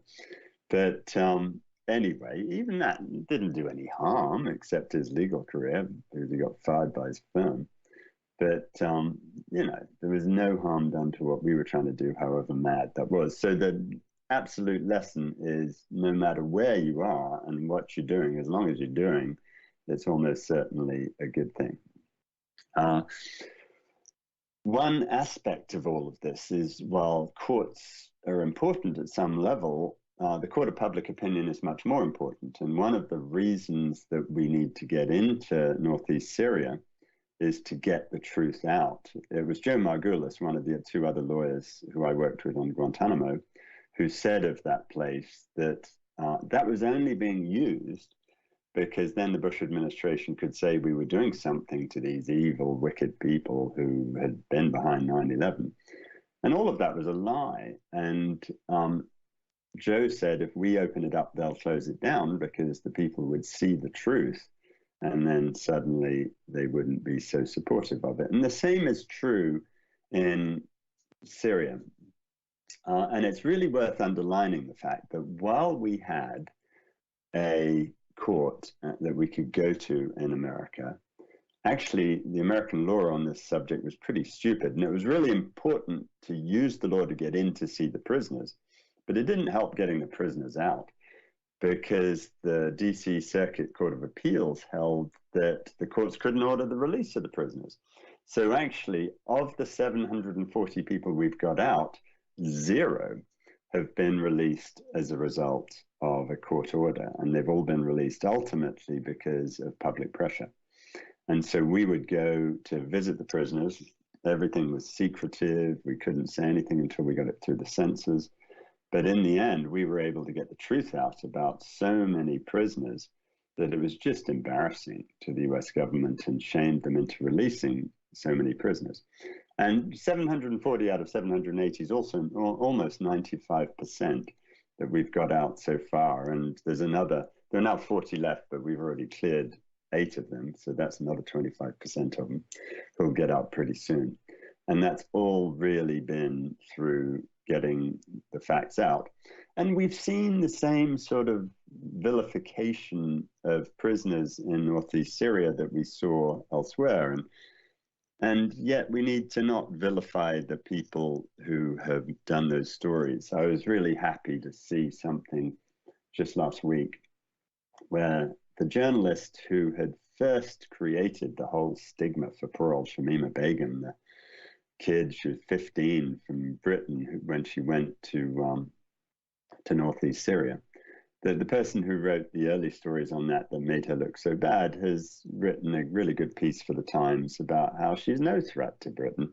And I've talked to him personally about it, and I'm very pleased that he's felt guilty about it and went back to try to repair some of the damage. But we need to keep that up.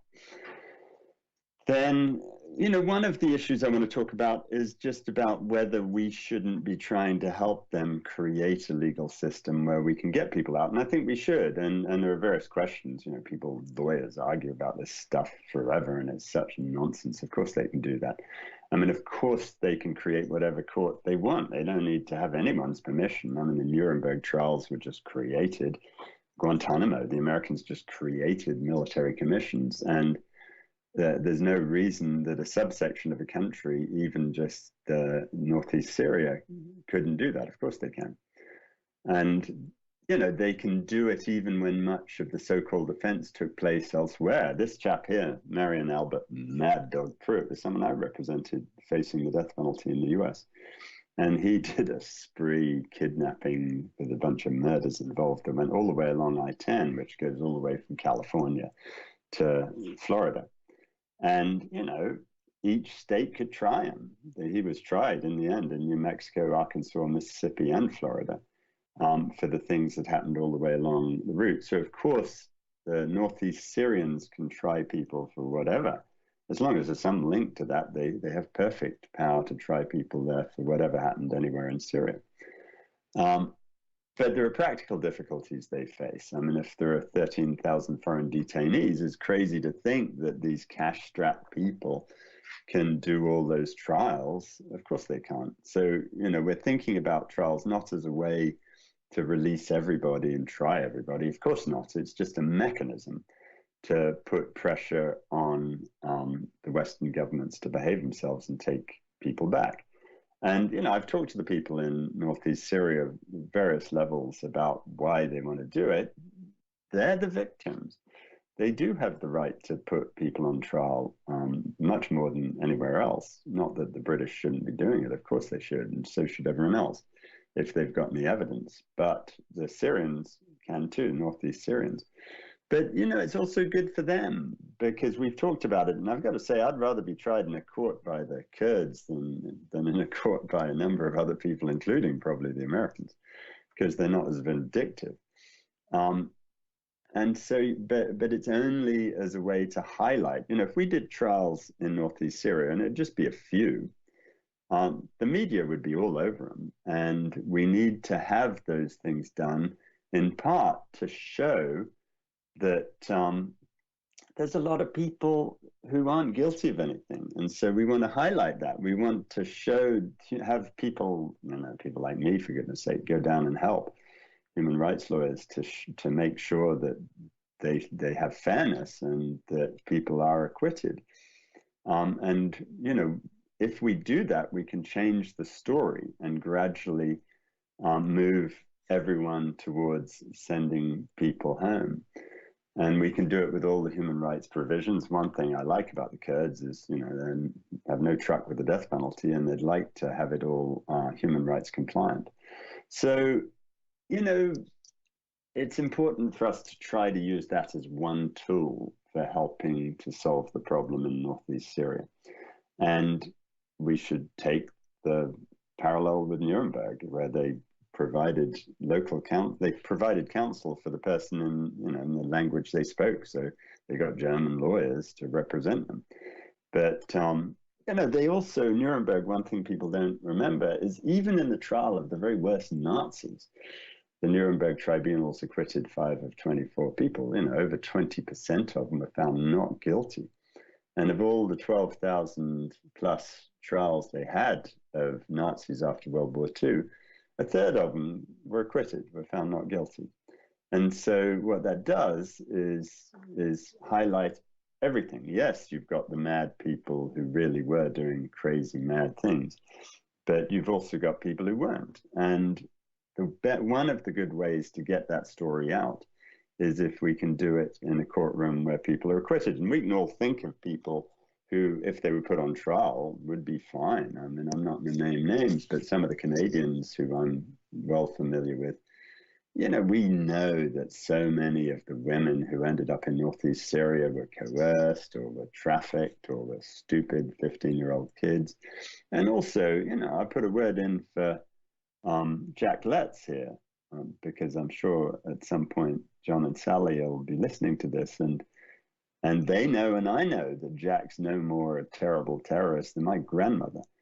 And I would like nothing more than to represent Jack in a trial down there, because, yeah, he'd probably be convicted of coming illegally into the country and being a bit of a twit, but he's not going to be convicted of being a terrorist. And we'd do that very publicly. And I've met Jack down there. He's a nice kid. and he would speak well for himself. And so, you know, those are just things we need to think about when we're thinking about whether we want to try to help them do it. But again, you know, with those cases or with anything, it's in the interests of the Kurds as well as us to start off with the most sympathetic cases at some level. And, you know, that's why I went down the very first people we actually had to get out, as opposed to the Americans, who were very easy, with these two Trinidadian kids, because they were just effectively orphans. And, you know, it was really good to get the publicity for them.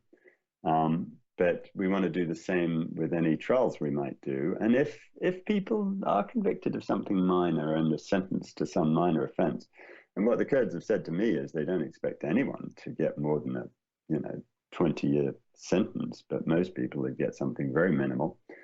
And if they've done their time and facing time served, or if they're kids and they're obviously acquitted, then the pressure is stepped up on the Western countries to take them home. And that's really the point of doing it from my perspective. But I hope we can keep on working towards that as one idea. Anyway, none of that really matters in the great scheme of things. I only wanted to talk about these few ideas because of the ultimate rule in what we're all trying to do, which is that we're trying to do something.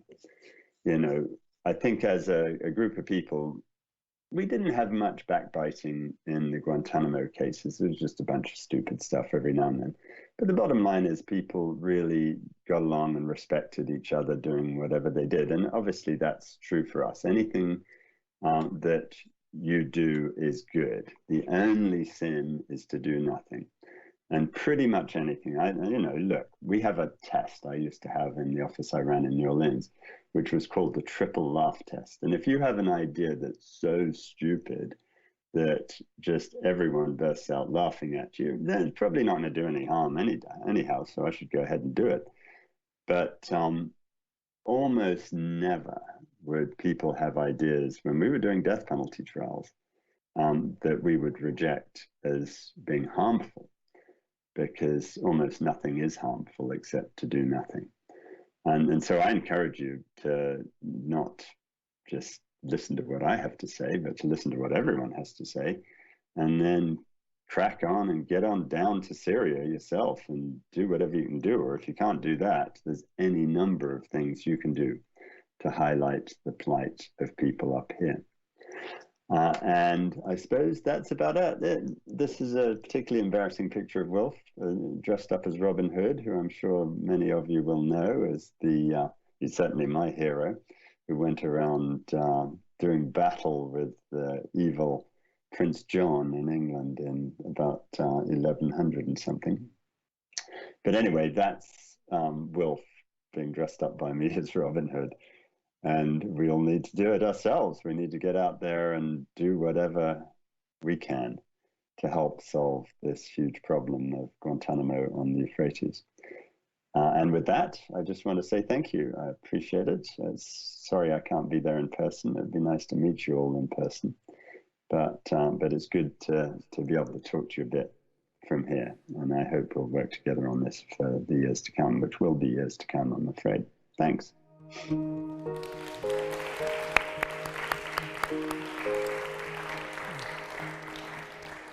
Okay, time for lunch. Please be back at 12:45.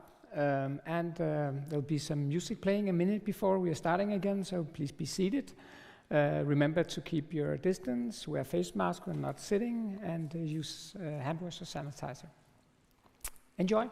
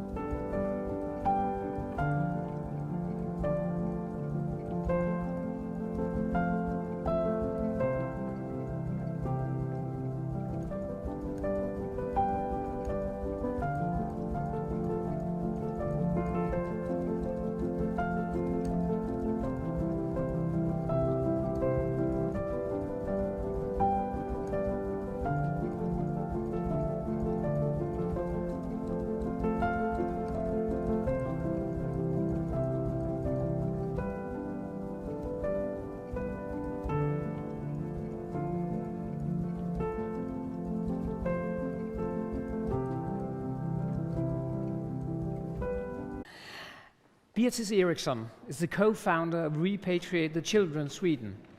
Along with Patricia Galvez and Gorgi Glaser-Müller, she launched RTC to provide advice to governments and families on how to safely facilitate the repatriation of children from northeast Syria.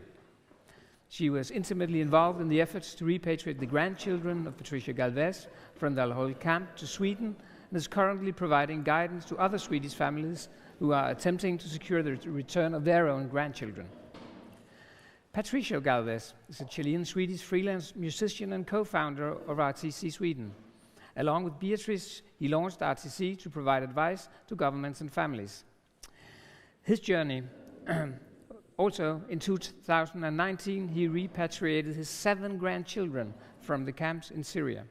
He was the first man in Europe to do so. And his journey was followed by Gorki and made into the documentary Children of the Enemy, which premiered at CBH Docs in 2021. Please give a very warm welcome to Patricia and Beatrice.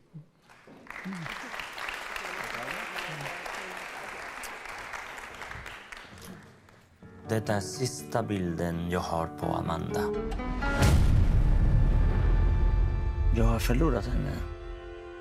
Och barnen är ensamma, någonstans i norra Syrien. There is the huge question of what to do with thousands of children born inside the caliphate. Their own governments refuse to take them back. Jag har kontaktat Röda Korset, Rädda Barnen och massa olika organisationer, men inte fått någon hjälp. Jag måste åka och hämta barnen. Hur kommer det sig att hon så snabbt radikaliserades? Varför tog hon den här vägen? Vad har man gjort för fel? Lo único que queda de Amanda, digamos, de su propia carne y sangre, son mis nietos. Det handlar inte om bara 2 terrorister som åkte iväg, utan nu handlar det om 7 små oskyldiga barn. Så de här grejerna händer för att... Maybe some organization is take the children. Situationen är kaotisk. Mohammed is in the hospital. Alltså det här är sjukt. Jag måste agera. Oskyldiga barnens liv är i fara. Hallå?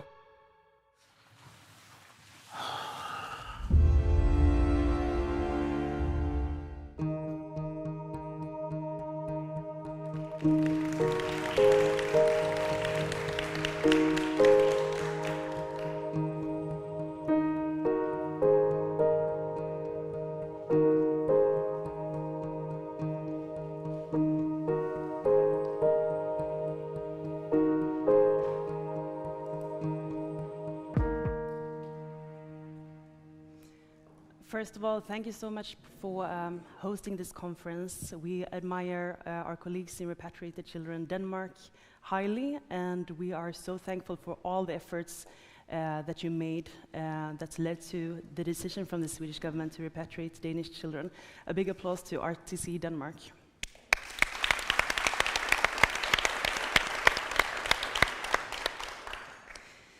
So we were part of the rescue operation of Patricio's 7 orphan grandchildren left in al-Hol camp in northeastern Syria after their parents who joined ISIS had been killed in the end battles.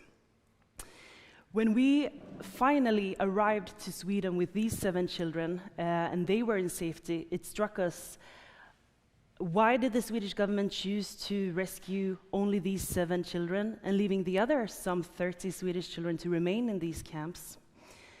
Or in these open-air prisons, I would rather say. As we could not accept this fact, together with Gorki Glaser-Müller, the director of the documentary Children of the Enemy, we formed the organization Repatriate Children Sweden with the aim of doing what we can to make the other children, for them to be brought back home. So the children's rights organization that we have founded, we are working through perspectives of humanitarian principles of global security and due process. But let's first go back to 2019. I will speak English, Swedish, because my English is still bad, but I have my best friend Beatrice who will help me with the translation. She's best.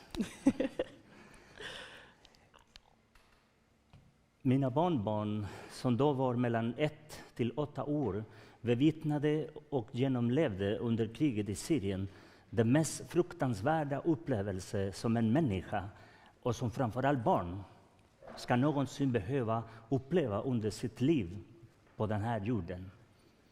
Det fasansfulla upplevelse intensifierades i början av 2019, där de 7 barnen som redan befann sig inne i slagfältet flydde för livet utan sin mor, utan mat, utan rent vatten, sjuka och helt förtvivlade. My grandchildren, by that time between the age of 8 and 1 year old, they witnessed and they suffered the war in Syria. The most terrible experiences that any human being, and especially children, could ever experience. And these terrible events, they were intensified in early March 2019, where these 7 children that now had become orphans, their mother had been killed in the war, they were escaping for their lives without their mothers, without food, without clean water. They were sick and they were devastated. I want to put emphasis on that they were escaping without their mother, because she was the only human being in this living hell that could make them feel safe, respected and loved. Efter månader av lidande, utmattning och extrem svält hamnade de 7 syskon i Baghuz, IS sista fäste. Där i Baghuz bekräftades det att det minsta av barnen för andra gången höll på att dö av hungersnöd och upptorkning, och att de små tjejerna som då var mellan 2 och 4 år gamla var nästan på tur. Den 1 mars 2019 i Baghuz brändes hundratals människor till döds. De flesta av dem var barn. Det grillades av en slungande regn av vit fosfor som föll hela natten från himlen. Precis där, under detta hänsynslösa regn av eld och kallblodiga bomber, fanns mina 7 barnbarn. De var nedgrävda under jorden. Att de 7 överlevde alla dessa fruktansvärda episoder är inget annat än en mirakel. After 2 months of suffering, exhaustion and extreme famine, these 7 siblings were ended up in Baghuz, the last stronghold of ISIS. In Baghuz, it was confirmed that the youngest one, little Mohammed, by that time 1 year, he was very close to dying, and it was the 2nd time in his life already. Next to come was his siblings, the 2 girls, by that time 2 and 4. Beginning of March 2019, my grandchildren had to hide under the soil. They were buried under the soil to hide from the rains of bombs raining over them. Under tiden, trots all kompetens vi besitter, trots alla dessa lagar och konventioner vi har för barn och mänskliga rättigheter, trots all vår erfarenhet och av ohyggliga krigsbrott som begåtts under mänsklighetens historia. Historien som så många gånger har gett oss tankeställningar och varningar. Trots allt detta så verkar ingen av det räcka till för att lösa en sådan fundamentalt ohuman problem och till synes relativt så enkel som att rädda 7 föräldralösa barn. That all these 7 children actually survived is nothing but a miracle. And despite all the competence that we have, despite the laws, frameworks, conventions that we signed on, despite our experiences of war crimes in the history, have we learned nothing? How could a problem that seems so urgent and so obvious, it seems so simple, how can it be so difficult for governments, for authorities? It was 7 orphaned children in a war zone. What was the problem? Ur denna frustration och ur detta oförstånd uppstår den lilla människans kamp. Den lilla människan som med hjärtat i handen och med en liten dust av kurage ger sig iväg i humanismens namn för att ta ut med problemet. Det som för staterna verkar vara enormt komplex och närmast omöjligt att fixa är för den lilla människan och den lilla och naiva människan en enkel ekvation. Idag är jag superglad och optimistisk eftersom den lilla människans naiva mod har resulterat att vi blir flera och flera som ensamma eller genom organisationen som Repatriate the Children gör stora insatser för att utan dröjmål eller stå bakom barnens och människors grundläggande rättigheter. From this frustration and from this lack of sense from governments, the battle and the struggle from one tiny person himself started. And the tiny person with his heart in his hand and a small dose of bravery, he went on a trip to northeast Syria to search for a solution from this problem. And what seemed to be for the governments a very complex problem, for this little human being whom I might have been naive, it was a simple equation. Today I'm happy, today I'm optimistic because one little person's naive bravery has resulted that there's many individuals and organizations such as Repatriate the Children continuing this struggle to stand behind children's and humans' rights. Det är dit till den sanna och absoluta grundläggande mänskliga kärnan som jag önskar att världspolitiken ska enas och samsas kring. Framför allt när det gäller att fatta snabba beslut gällande humanitära och akuta katastrofer där barnens rättigheter kränks och försummas. I en akut och omfattande mänsklig tragedi ska inte byråkrati och en krångligt beslutsfattande maskineri gå före de humanitära insatser.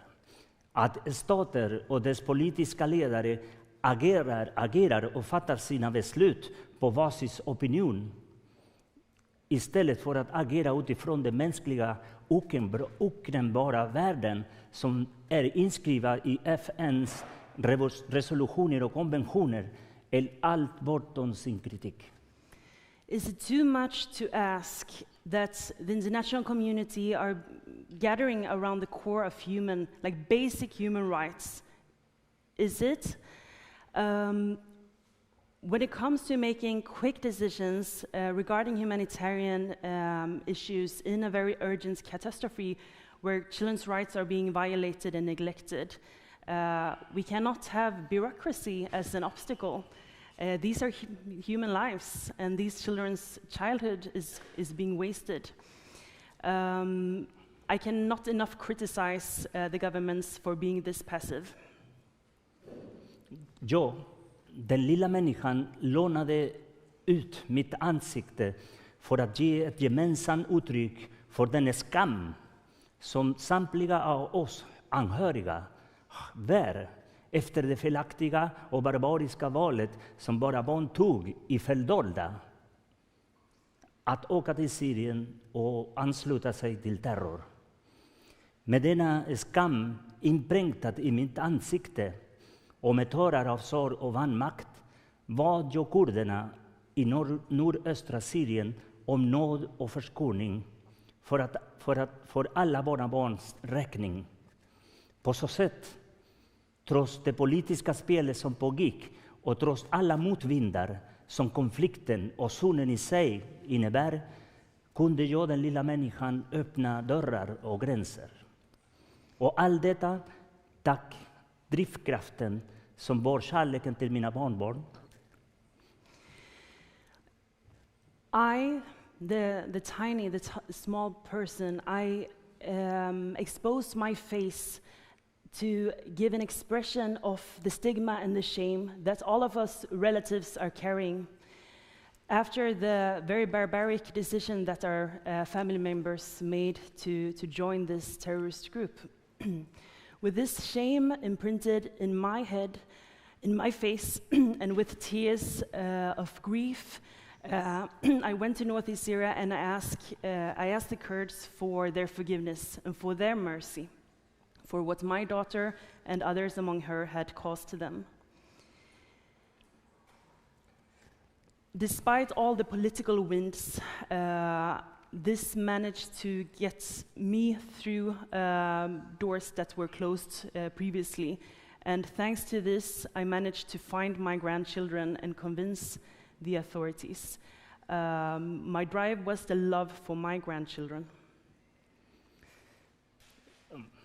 Denna skärande historien ni fick nyss höra handlade om 7 småbarn. Endast om 7 föräldralösa syskon. Men nu vill jag att ni ska multiplicera denna fruktansvärda historia gånger 1000. Eftersom minst så många andra barn delar exakt samma historia som mina barnbarn. Och även om 100 av dem, inklusive mina barnbarn, lyckligtvis till sist fick komma till sina hemländer, så finns det ännu tusentals andra barn som ännu är inspärrade i helvetet och väntar på att deras stater agerar med samma mod och beslutsamhet som den lilla människan och skyndar sig för att hämta hem dem till tryggheten och en venerabel, kärleksfull och fri uppväxt.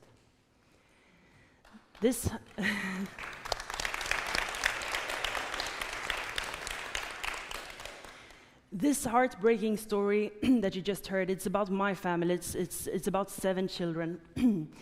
But I want you to multiply my story with times thousands, because that's how many children that are still remaining in this dreadful situation. And so many other relatives are sharing the story that I used to be part of as well. I'm happy that in the end my grandchildren, they were rescued, they are safe, they are back home, and others are too. But still there are thousands of children imprisoned in this hell, waiting for their governments to act to rescue them with the same kind of being as deliberate and urgent as one tiny person to make whatever they can to bring them home under safe protocols and for them to have a childhood filled with love.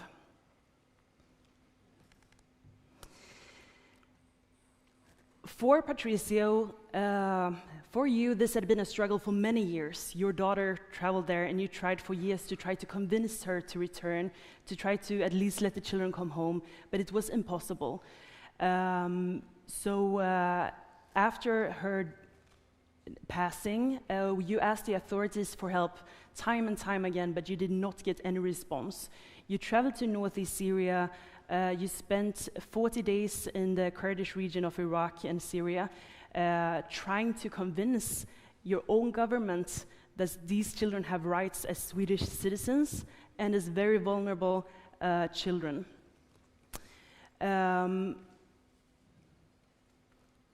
By that time, we could never have imagined that now, more than 2 years later, there would still be children remaining in these camps. We could never have imagined that. what a betrayal, and what a waste of childhoods. We have just had a delegation from RTC in northeastern Syria. We just got back a couple of weeks ago, and meeting with the representatives from the autonomous administration of North and East Syria, the Kurdish self-administration. They described to us that holding all these families is a huge burden for them. Dr. Abdul Karim Omar, the co-chair of the Foreign Relations Commission, he told us that children are innocent.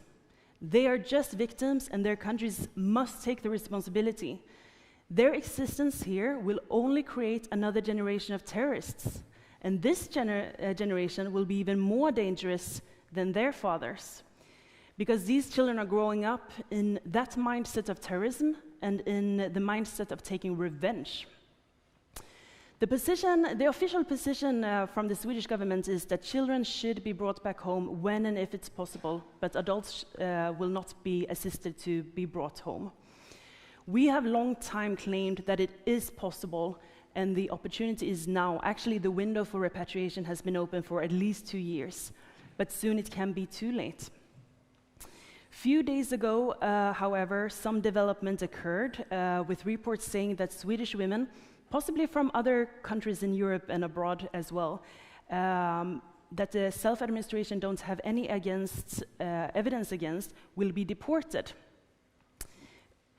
A game with words, I guess. How could a non-state actor in that geographical area deport anyone? But however, what's new in this is that the Swedish government, for the first time, saying that they're willing to receive these Swedish citizens, these mothers, including their children.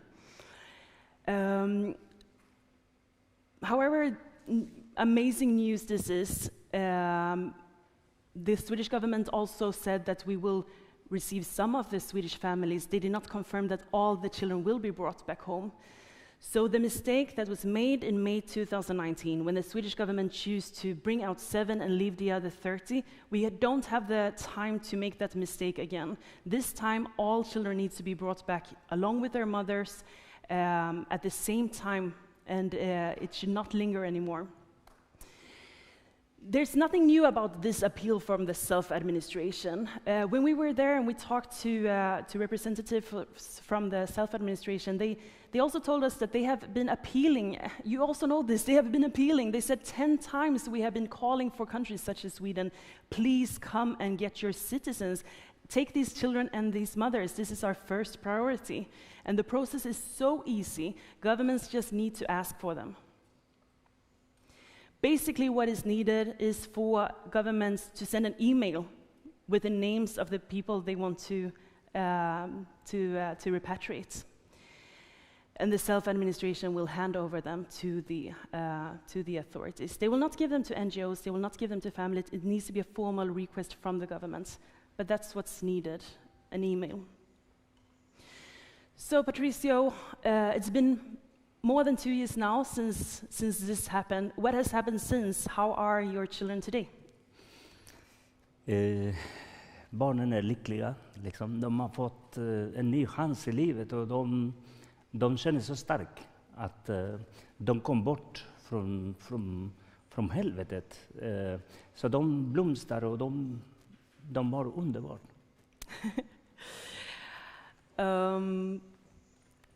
The children have recovered in an incredible way. They have left what was behind them and they got a new chance in life. They started off in safety and they are happy. They are developing and they are just as any other children. They are strong and we're so thankful that their lives were rescued. Thank you so much. Thank you.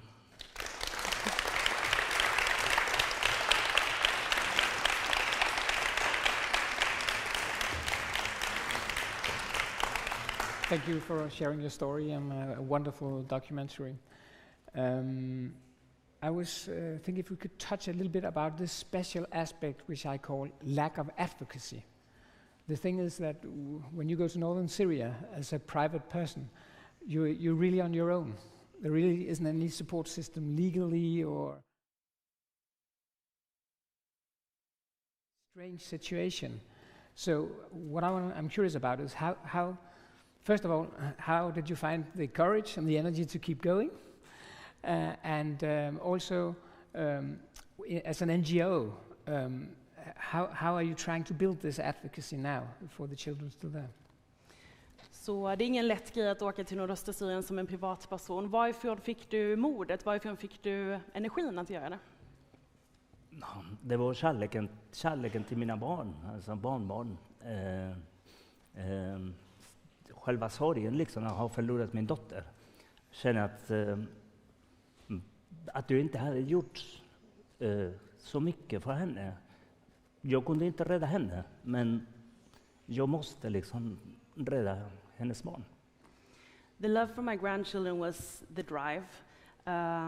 I was sad that I couldn't rescue my daughter, so I promised myself I have to rescue my grandchildren.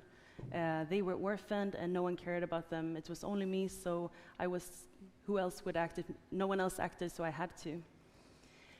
When it comes to repatriate the children, along with our Danish and American colleagues in RTC Denmark and USA, and along with numerous groups that are advocating for the same cause, we have an international network, and there's representation in at least 14 countries in 5 different continents, and we are trying to, in all ways we can, advocate for this cause by lifting that humanitarian principles, global security and due process must be combined to find a solution in this atrocities that has happened. And how do you address the problem about legal counseling? Because I guess you need lawyers, good lawyers.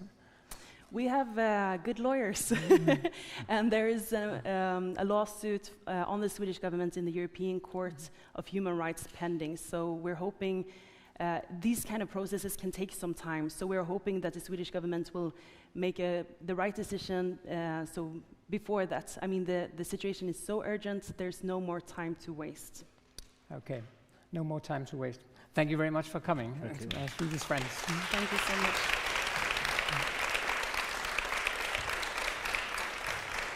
Thank you. Our next speaker is Tore Refslund Hamming. Sorry, I can do this in Danish, I suppose. Forsker i radikalisering og med en Ph.D. i jihadisme, og Tore arbejder for European University Institute. Værsgo.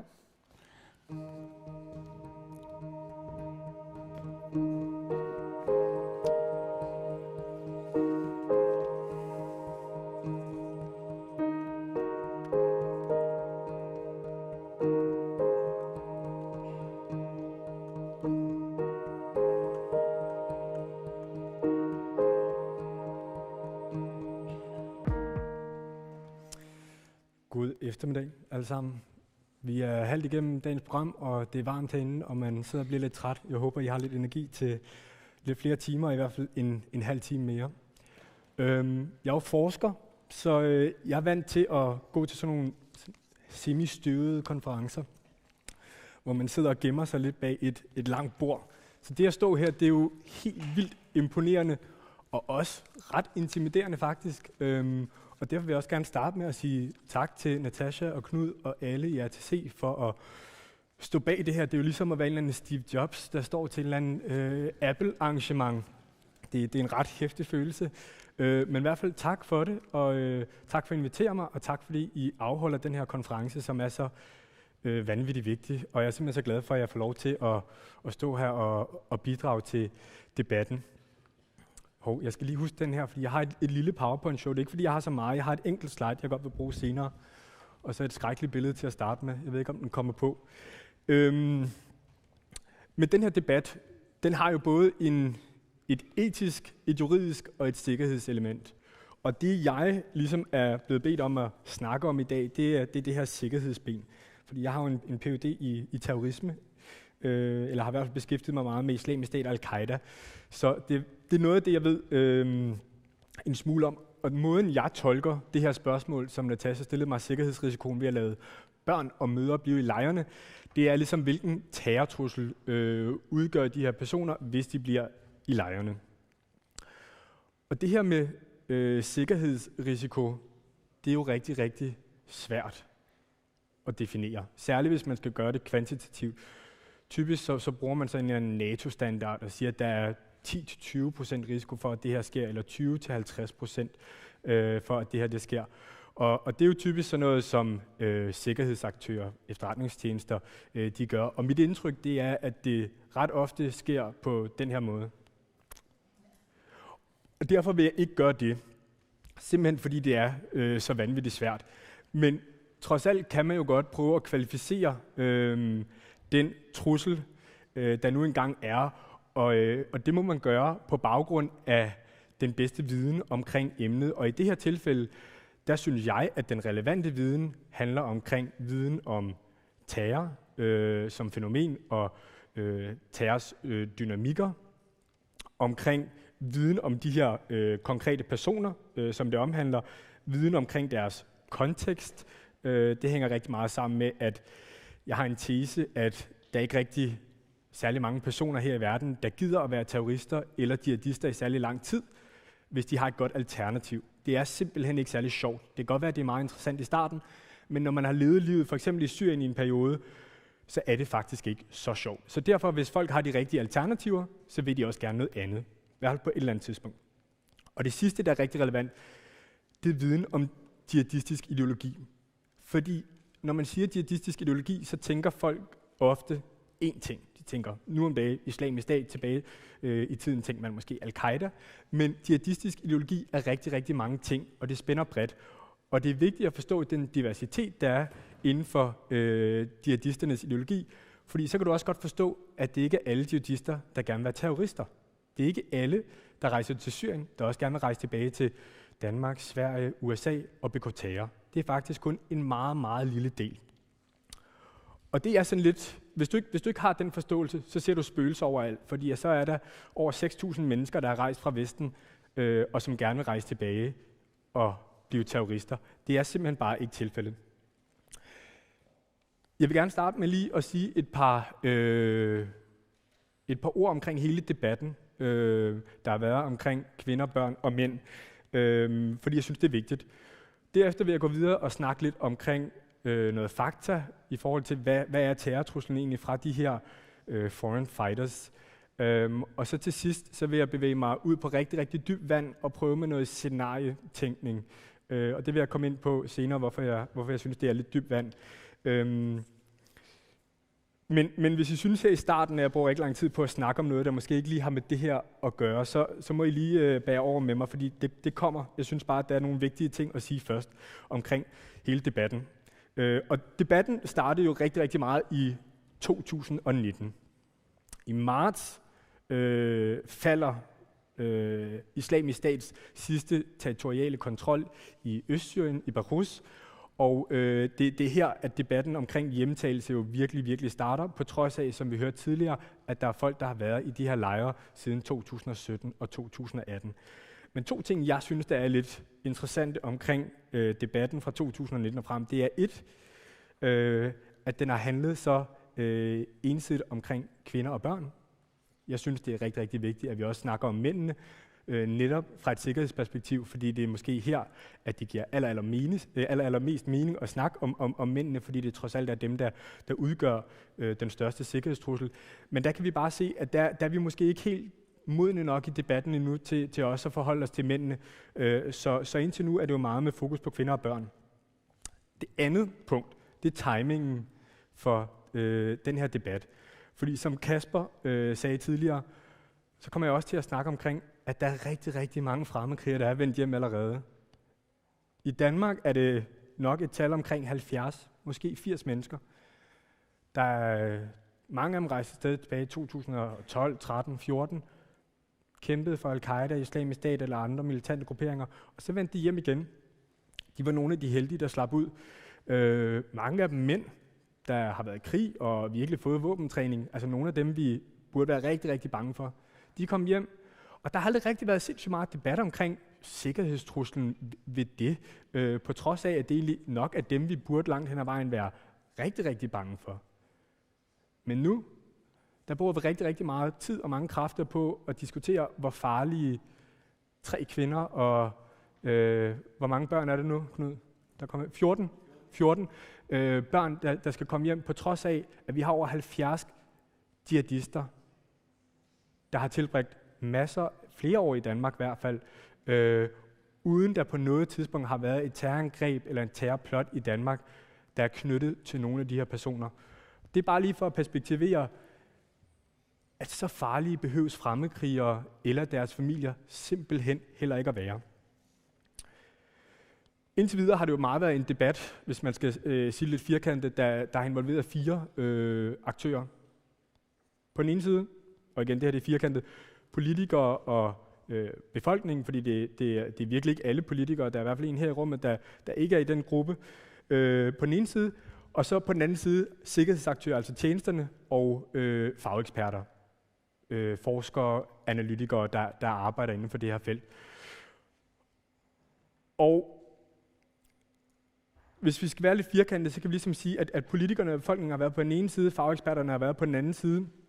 Men i og med, at det er førstnævnte, altså politikerne, der sidder med beslutningskraften inden for det her emne, så er der også indtil nu været politikerne, der har truffet nogle politiske beslutninger omkring det her emne, der går imod alt, hvad fagkundskaben siger. Og det er ret sjældent. Det er faktisk ret sjældent, som Maja her i rummet også mange gange har sagt i medierne, at du har et fagfelt med tjenester og med fagpersoner, der faktisk er ret enige. Der er en risiko ved, at fremmedkrigere kommer hjem, men den risiko er mindre, end hvis de bliver dernede. Og det gælder også deres familier. Så det er faktisk ret enestående, at vi har den her situation.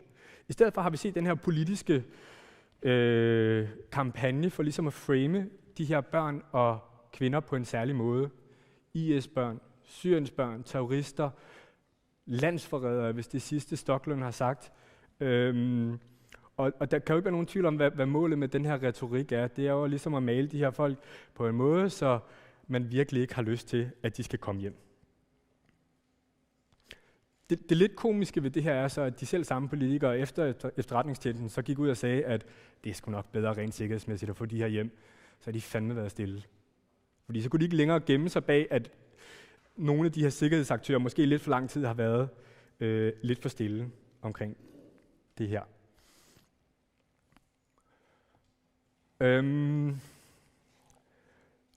Lidt fakta, lidt tal, fordi tal kan jo nogle gange sige en masse omkring, hvor farlige fremmedkrigere egentlig er.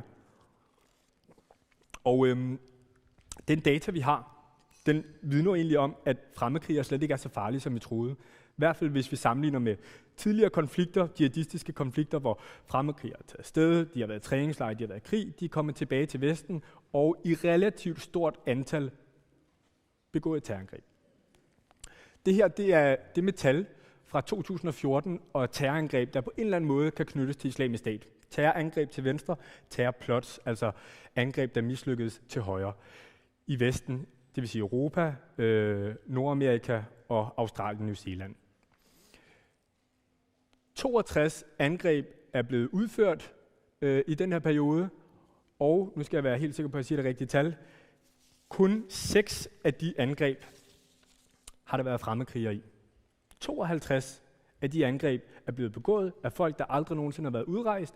Det vil sige, at de er født, eller i hvert fald levet lang tid i et land som Danmark, og ikke været afsted i Syrien, og så begår de et terrorangreb på et tidspunkt. Nogle af dem, der ved vi det simpelthen ikke endnu. Det er omkring lige under 10%. Det er ikke særlig meget. Det er ikke særlig meget. Jeg vil i hvert fald som forsker inden, hvis nogen havde opsat det her scenarie for mig tilbage i 2014, at så mange fremmedkrigere rejste afsted, så ville jeg tro, at det ville være meget mere dominerende. Det er stort set det samme billede, hvis vi kigger på antallet af plots, altså angreb, der mislykkedes. Det er så 11% af dem, hvor der har indgået fremmedkrigere, i hvert fald i forhold til den data, vi kender. Det er meget, meget let. Det sidste angreb i Europa, eller i Vesten, hvor der indgik en fremmedkriger, det var 2017, angrebet i Manchester, det her fuldstændig forfærdelige angreb, hvor en libysk brite, han springer en bombe til en koncert. Vi har kun én gang oplevet af de her 62 angreb, at det er blevet begået af en kvindelig fremmedkriger. Det var i Tyskland. Hun var så også et barn, hun var under 18 år, så vi har faktisk kun et eksempel på en kvinde eller et barn ud af 62 angreb, som er blevet begået af en kvinde eller et barn. Det er et lille tal. Det er for at sige, selvfølgelig er der en risiko. Risikoen er bare meget, meget lille, hvis vi kigger på data. Og som sagt, så er det ikke, fordi der ikke er fremmedkrigere, der er vendt hjem. Altså, der er over 70 i Danmark, som har levet her rigtig, rigtig længe. Mange af dem, de vendte hjem måske i 13 eller 14, og så er de levet her i forskellige år. Og forskningen viser jo, at hvis du har været fremmedkriger, og du gerne vil gå i terrorangreb, så gør du det stort set lige så snart du kommer hjem. Maks 1 år. Nogle gange op til 2 år. Men efter det, så begår du ikke terrorangreb længere. Så er du ligesom kommet videre med dit liv. Nu har vi ikke lange fængselsstraffe i Danmark, men hvis de her kvinder kommer hjem og skal sidde, lad os sige, 3 til 4 år, så tror jeg sgu ikke, de begår terror i hvert fald, når de kommer ud. Derfor handler det jo selvfølgelig også om, når man laver de her trusselsvurderinger eller risikovurderinger, at være bevidst omkring den her diversitet, som jeg startede med at sige, der er i jihadistisk ideologi. Det er simpelthen bare ikke alle jihadister eller familiemedlemmer, der gerne vil begå terror. Det er ikke engang inden for Islamisk Stat. Vi har jo et eller andet billede omkring, at Islamisk Stat, det er de her vanvittige mennesker, som ikke laver andet end at hugge hovedet af folk. Der er også rigtig mange, der er rejst ned for at leve i en Islamisk Stat. De er ikke særlig interesserede i terror. At de så har en lidt mærkelig, eller får en lidt mærkelig opfattelse af, hvad en Islamisk Stat er, det er så, hvad det er. Men det er bare for at sige, selv de mest fundamentalistiske typer, der tilslutter sig Islamisk Stat, de gør det ikke nødvendigvis, fordi de synes, at terror i Vesten er hverken det fedeste i verden eller legitimt. Og nu vil jeg så prøve det her svære med at prøve at snakke lidt scenarier, og jeg synes egentlig ikke, sådan noget scenarietænkning er særlig fedt, fordi det nemt bliver meget flyvsk og hypotetisk, hvad nu hvis og sådan noget.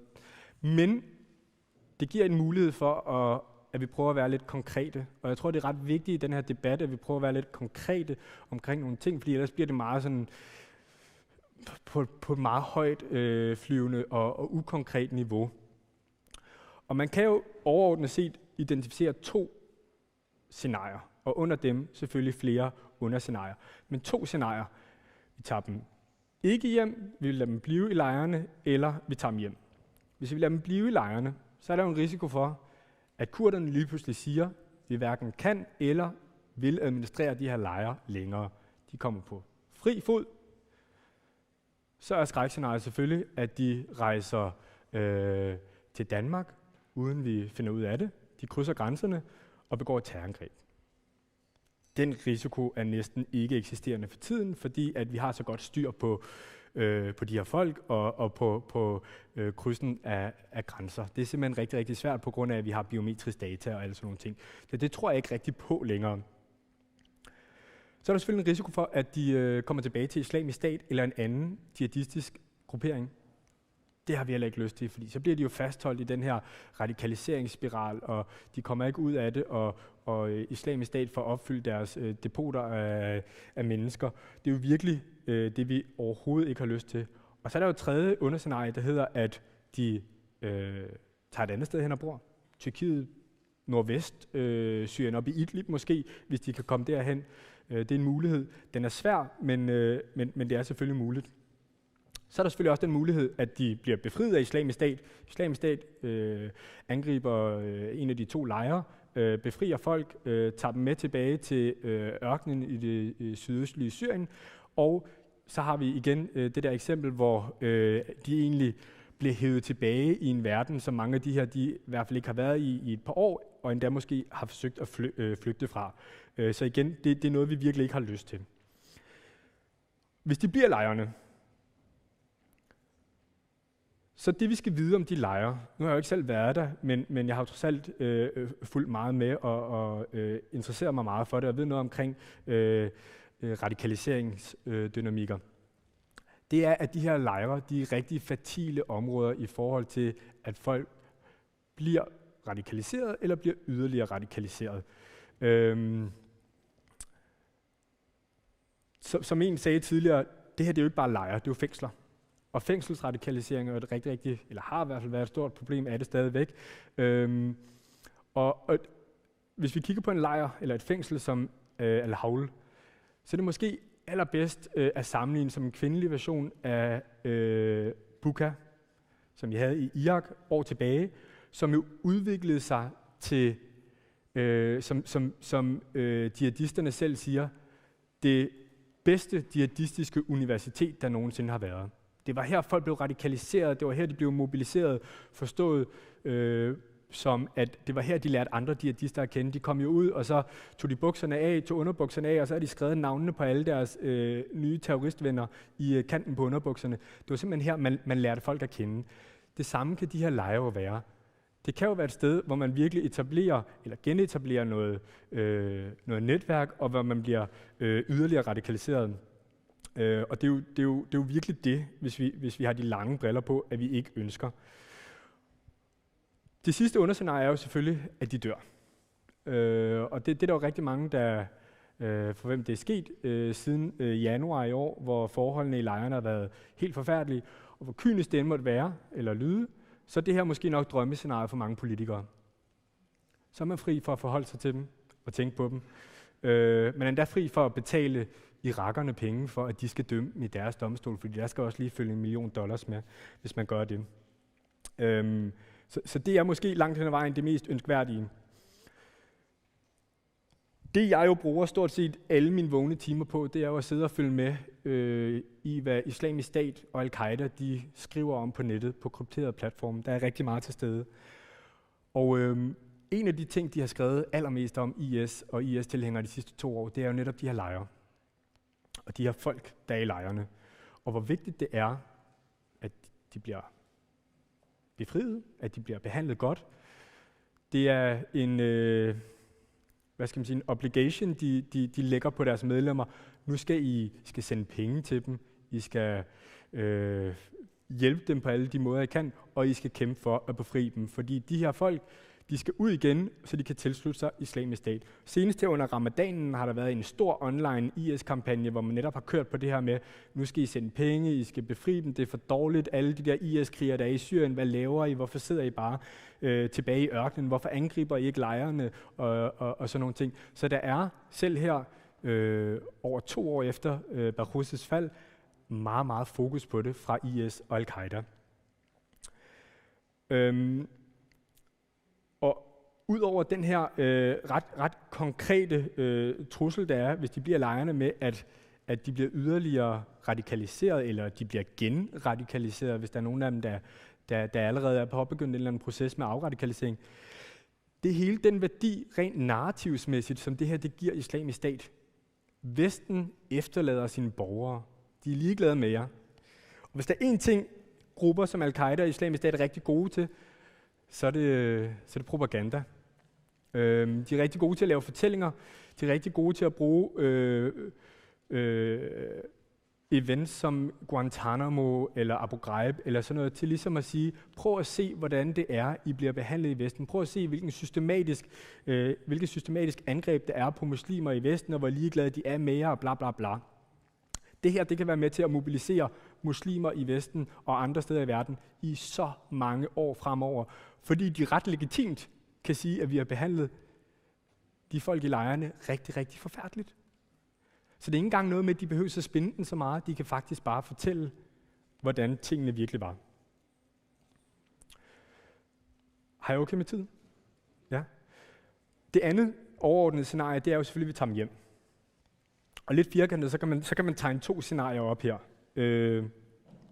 Kvinderne vil nok blive sigtet, tiltalt og dømt for et sted mellem 3, 4 og 5 år, alt afhængig af, hvilke beviser der er.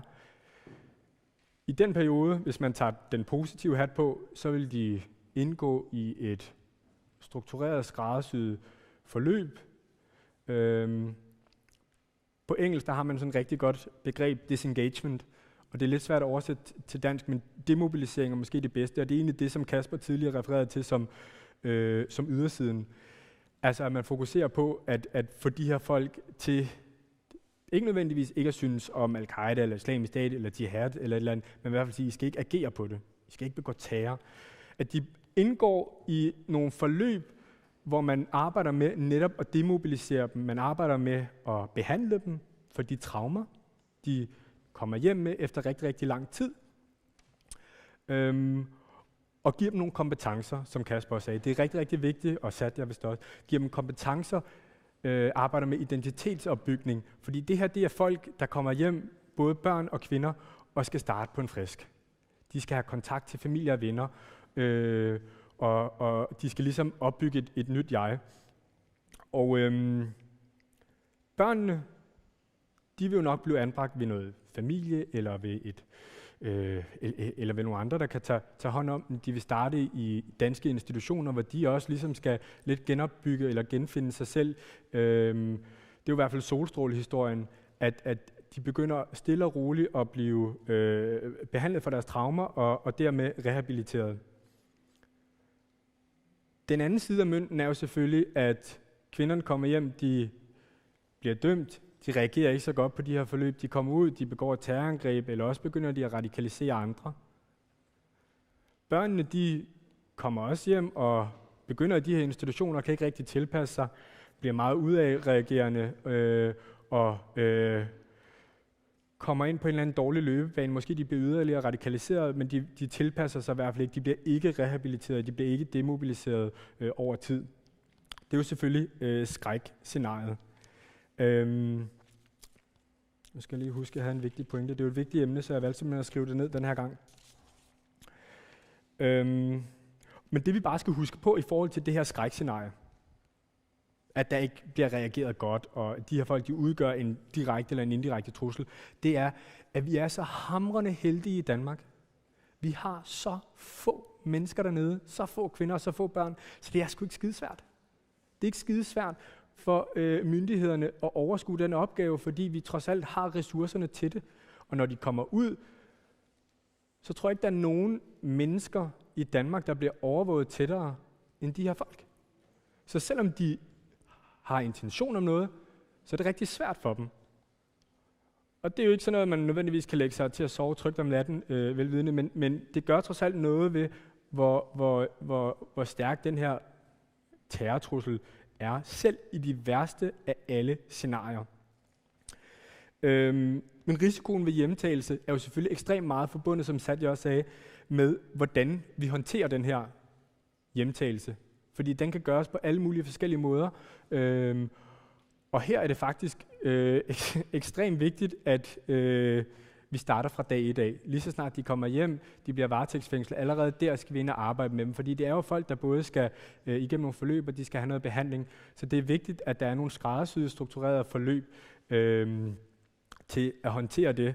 Så det er vigtigt, hvordan vi taler om dem. Fordi mange af dem er rigtig, altså en af grundene til, at mange tog afsted, det var jo den måde, de ligesom blev italesat i samfundet. Og hvis de kommer hjem og bliver italesat som IS-børn eller som terrorister hele tiden, så påvirker det også deres muligheder for at rehabilitere sig. Så derfor er det rigtig, rigtig vigtigt, hvordan vi snakker om dem. Og så skal vi gøre alt det, som mange af os måske ikke rigtig har lyst til. Vi skal hjælpe dem. Vi skal netop hjælpe dem med at give dem kompetencer og hjælpe dem med at genopbygge deres netværk, finde en bolig, alle de der ting, fordi det er ekstremt vigtigt. Og hvis vi ikke gør det, så kæmper vi lidt mod os selv, fordi så har vi valgt at tage dem hjem, men vi vil egentlig ikke hjælpe dem med at gøre det, de skal, altså blive reintegreret eller resocialiseret. Så det er vigtigt, at vi gør de ting, vi måske umiddelbart ikke har super meget lyst til. Her afslutningsvis, så er det ikke fordi, jeg vil underkende, at der er en risiko ved at tage folk hjem, der har været i krig i mange år. Jeg mener bare ikke, at den er særlig stor, og jeg mener ikke, at den skal gøre, at vi ikke tager dem hjem, fordi jeg mener, at risikoen ved at lade dem blive, trods alt er større. Og det handler langt hen ad vejen om at have tiltro til, at vi er dygtige til det her. Som Kasper snakker om, det er jo et system, der er blevet udviklet over mange år, og vi må have noget tiltro til vores institutioner og til vores medarbejdere om, at de godt kan håndtere det her under afsoning og efter afsoning. Det er simpelthen altafgørende. Og for noget tid siden, jeg tror i DR-radioprogram, der sagde Per Stig Møller, at det her det er noget, en dansk statsminister vil undskylde for om 50 år. Selvom jeg ikke er enig med ham i alt overhovedet, så tror jeg virkelig, at han har ret i det her. Jeg tror, det er noget, man vil undskylde for om 50 år. Og forleden der sad jeg og snakkede i 3 timer med en pige, der havde været afsted i Syrien og havde været hos IS i nogle år. Og hun var så en af de heldige, der var sluppet ud inden. Og det var hun rigtig glad for. Rigtig glad for, at hun var kommet hjem til Danmark. Og hun var også rigtig ked af det, for de kvinder, der stadig sidder dernede, hvor hun kender nogle af dem selvfølgelig. Fordi selvom de træffede dumme beslutninger, så sagde hun også, der er ikke nogen af dem, der er terrorister. Og det vælger jeg faktisk at tro på. Og lige som aller sidste afslutning, så vil jeg bare gentage, vi er så heldige i Danmark. Vi har så få, vi er ikke Frankrig. Vi har ikke 200 mennesker, vi skal tage hjem, og en uoverskuelig stor udfordring med at skulle håndtere dem. Vi har så få. Lad os nu for helvede udnytte den chance. Tak.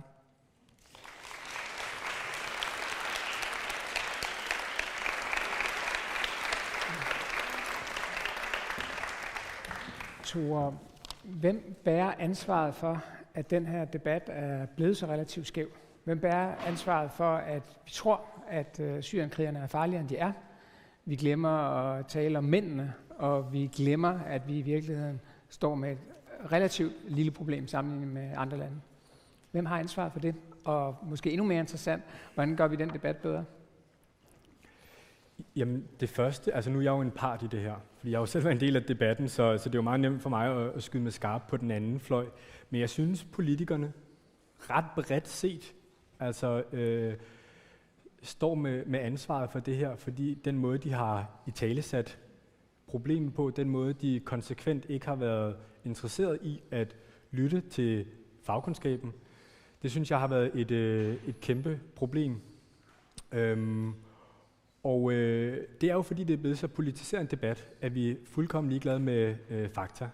Så du kan jo godt vise nogle tal om, at fremmedkrigere, de udgør faktisk ikke, hvis du kigger på tallene, en særlig stor sikkerhedstrussel.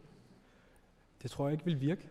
Og når vi først er kommet så langt ud, så er vi måske kommet så langt ud, at det er svært at se en løsning på det.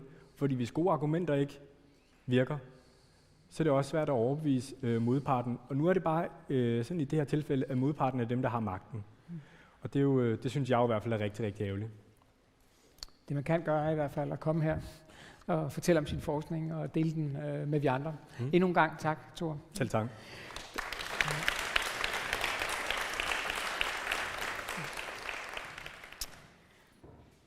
Vi skal introducere en ny taler.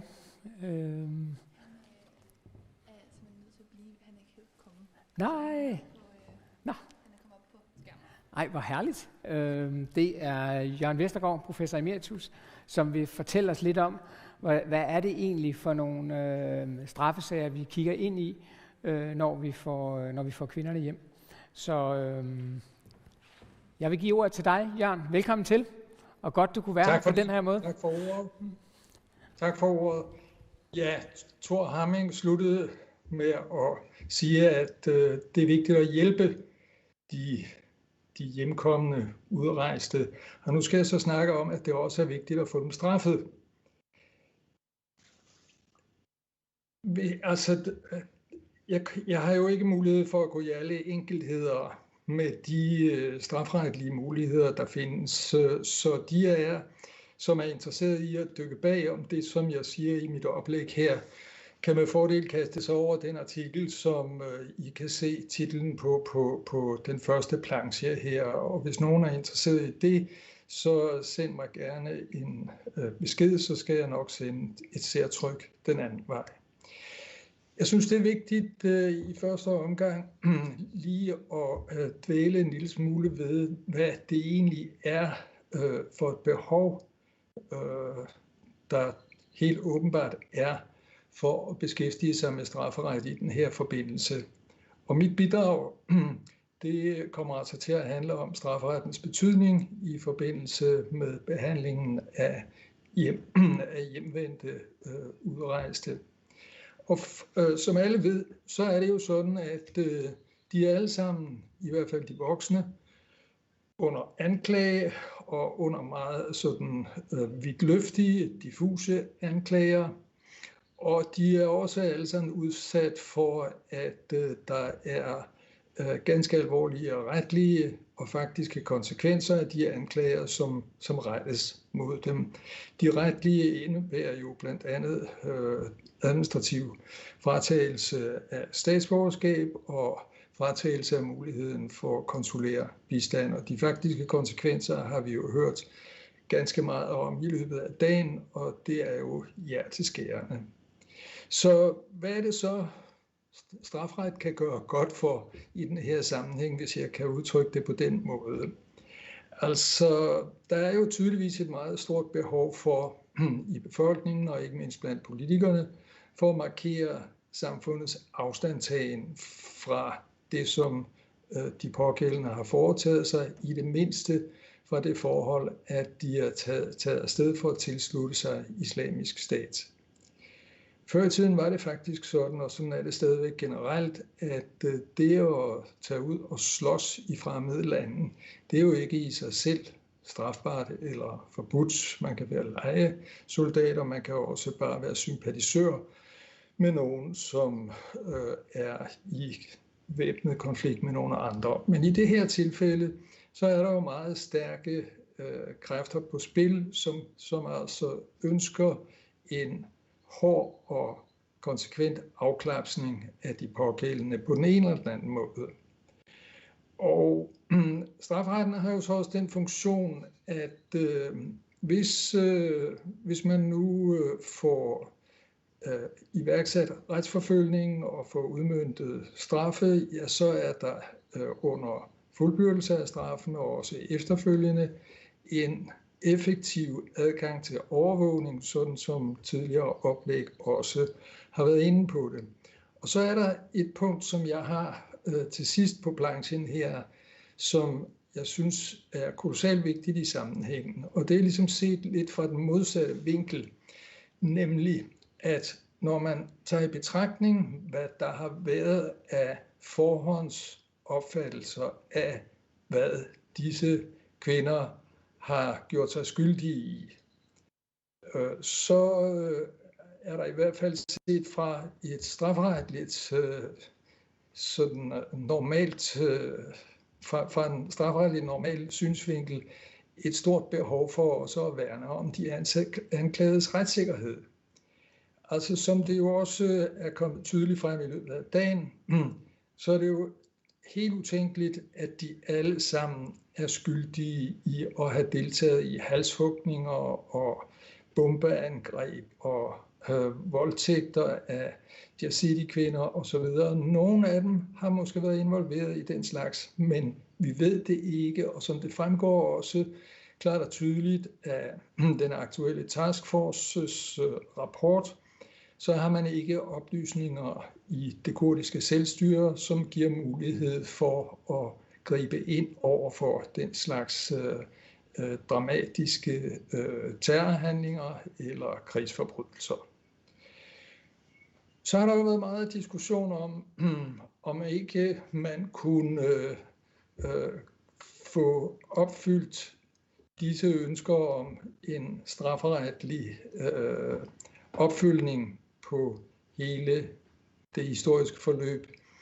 Og for nu at sige det helt kort, og jeg har ikke tænkt mig at gå i enkeltheder med det, det er sådan set også fuldt belyst i andre sammenhænge.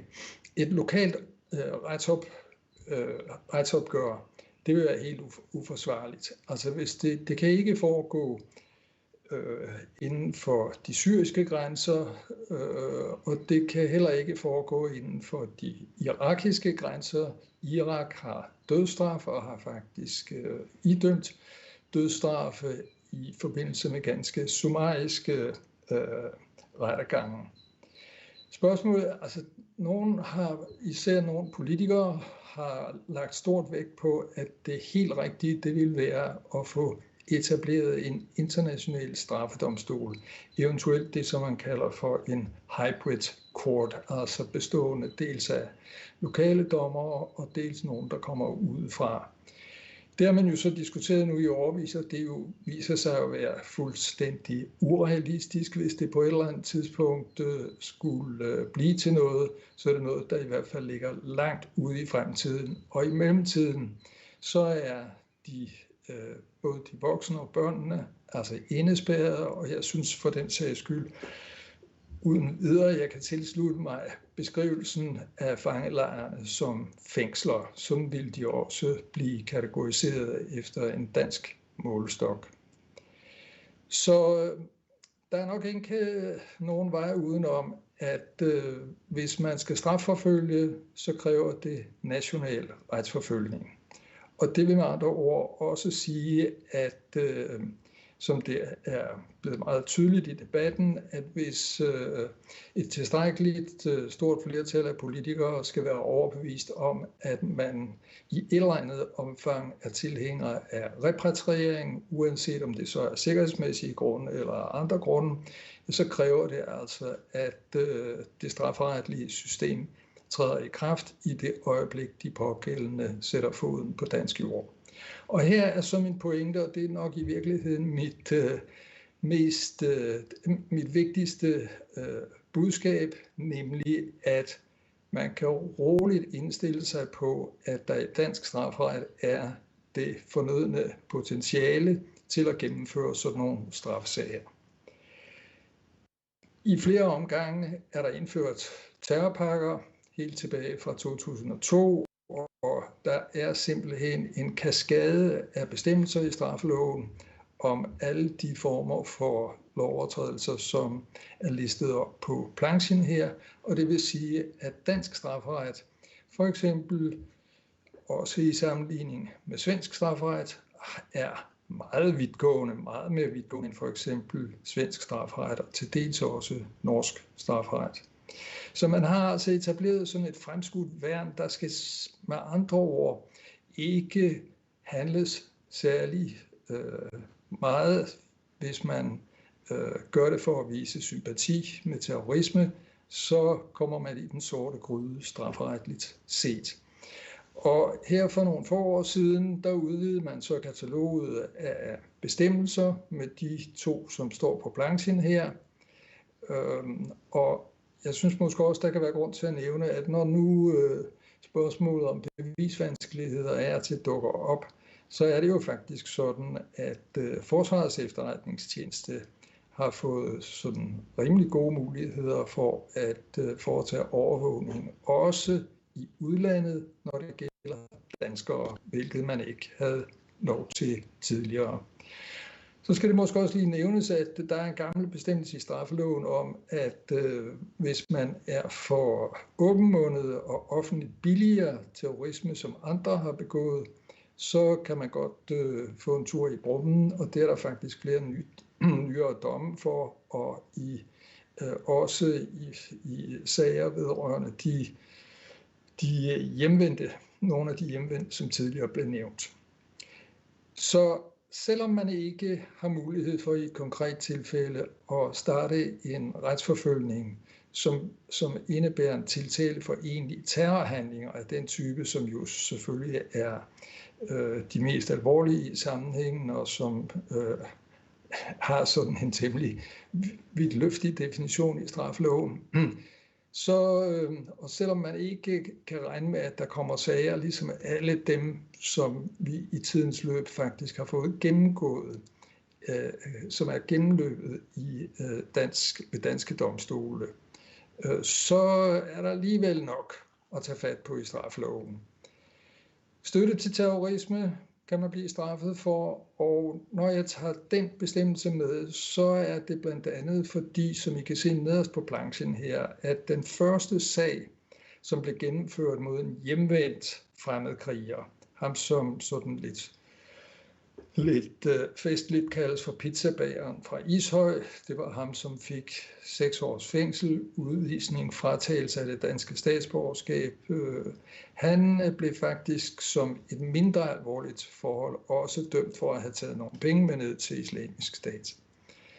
Men det, som især nok vil være relevant at tage i betragtning med hensyn til hjemvendte kvinder, det er de bestemmelser, som er spredt ud på 2 paragrafer i straffeloven, som gør det muligt at straffe hvis en person har ladet sig hverve eller har ladet sig oplære til at begå terrorisme, altså har modtaget våbentræning for eksempel. Det er nogle ekstremt vage og vidtgående gerningsbestemmelser, og de er blevet brugt i vidt omfang. Første gang i den sag, som nu er oppe på planchen her, det var så ikke lige Islamisk Stat, men al-Shabaab, det drejede sig om. Og så er der ellers frit løb for anvendelse af den bestemmelse.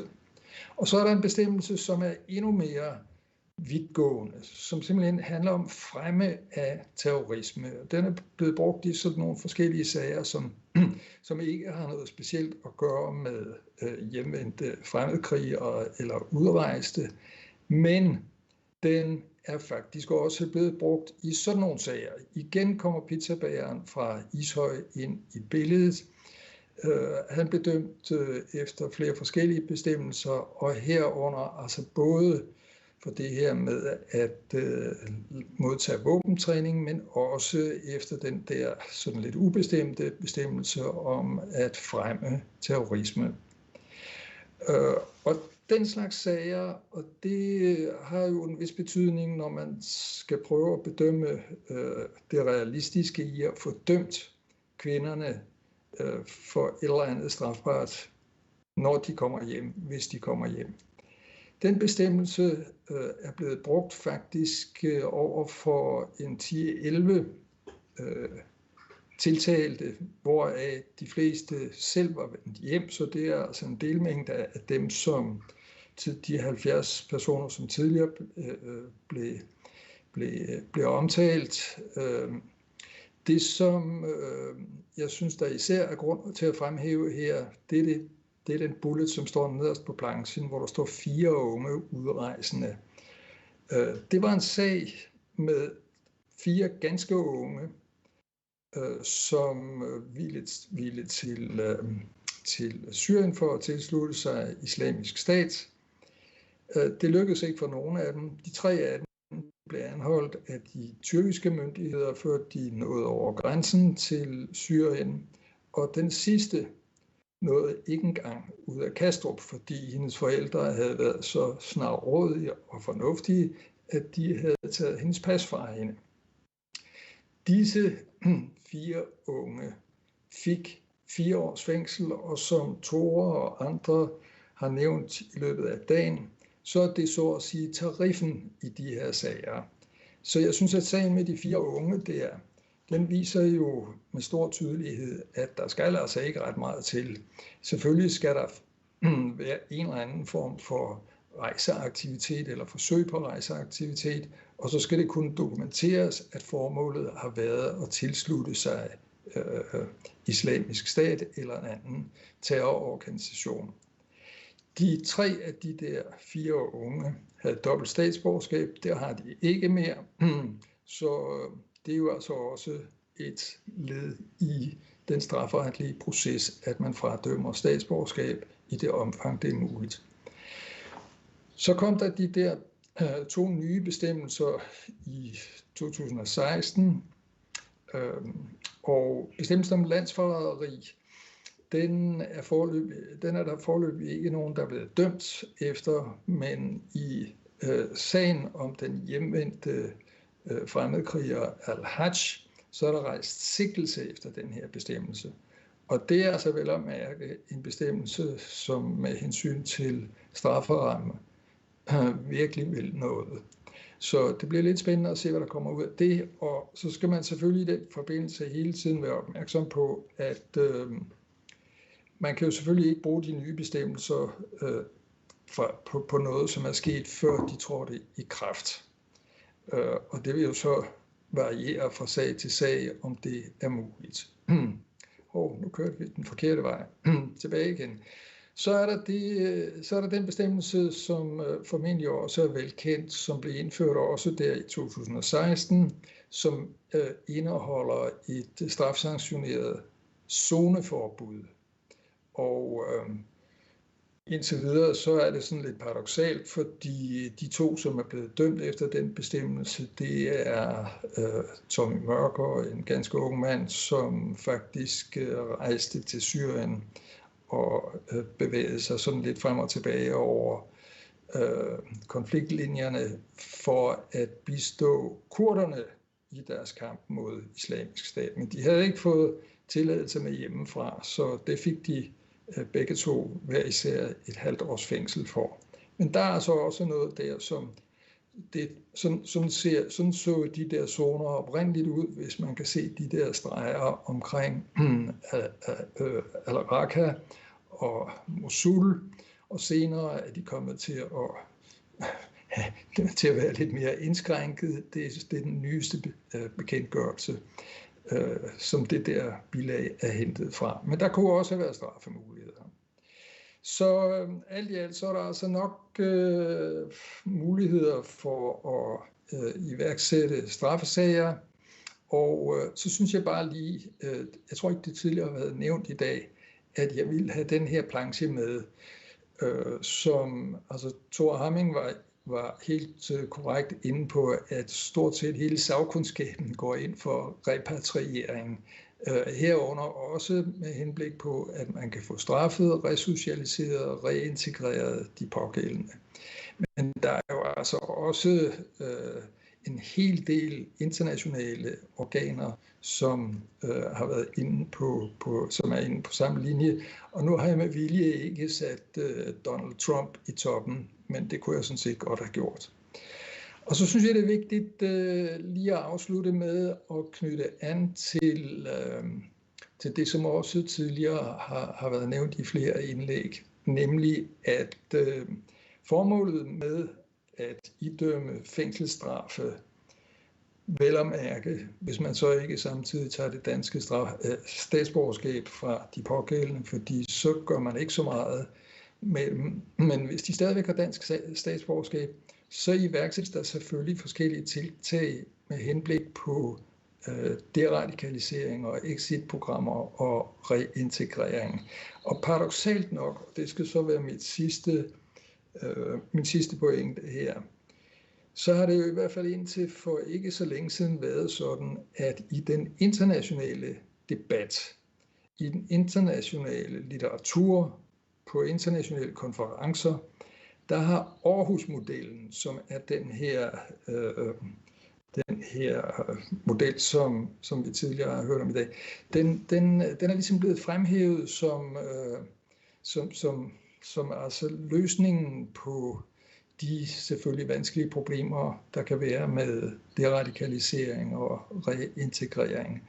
Og det er på en eller anden måde sådan lidt tankevækkende, at Danmark er altså berømt ude i den store verden, fordi man har det setup, som vi tidligere har hørt om, ikke kun i Aarhus, men faktisk i hver eneste politikkreds. Så altså ud over at der skal straffes med forholdsvis hård hånd, sådan at de hjemvendte kan forvente at få de der 4 års fængsel plus minus, og plus selvfølgelig, hvis det kan bevises, at de har deltaget i strafbare handlinger, som rækker ud over selve det at tilslutte sig islamisk stat og være i det forbudte område på det forkerte tidspunkt, så er det selvfølgelig vigtigt, at der sker en opfølgning og et supplement til selve den strafferetlige sanktion.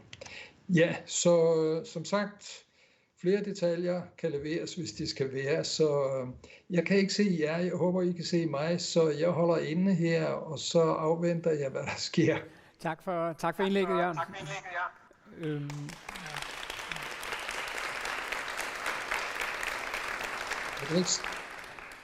Du gjorde jo meget rigtigt opmærksom. Jeg hører i hvert fald. Hvad siger du? Ja, jeg kan godt høre dig. Du gjorde meget rigtigt opmærksom på, at Forsvarets efterretningstjeneste jo faktisk har fået nogle muligheder for at indhente oplysninger i udlandet. Men du kom måske lidt let hen over noget af det, der har været et stort tema i pressen, nemlig uanset sådanne muligheder, så bliver det afsindigt vanskeligt, rent bevismæssigt i nogle af de her sager, at afgøre, hvad har disse kvinder faktisk foretaget sig på landjorden i Syrien. Kunne du knytte et par kommentarer til det?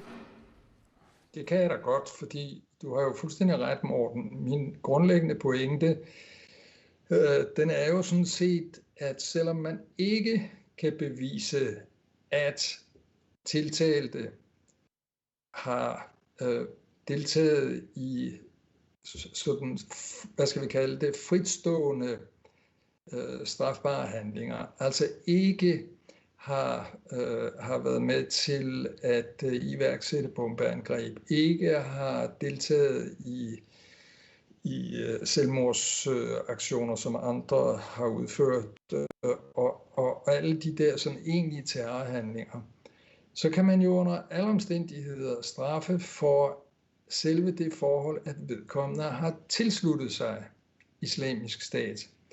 Og jeg tror egentlig, at det var lidt en mangel, at mine plancher ikke noget sted indeholdt udtrykket tilsluttet, fordi det er sådan set det, som er det afgørende, når man bruger for eksempel den der bestemmelse om at fremme terrorisme. Det, at man tilslutter sig Islamisk Stat, det er ensbetydende med, at man fremmer terrorisme. Og her kan jeg jo så ikke lade være med at nævne den sag, som for nylig blev afgjort i Oslo tingsret.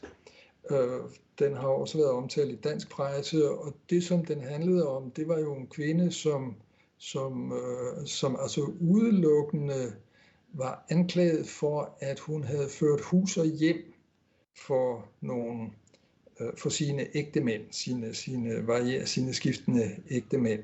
Og det blev hun jo dømt for. Og den norske bestemmelse, den er faktisk ikke nær så vidtgående som den der i den danske straffelov om at fremme terrorisme.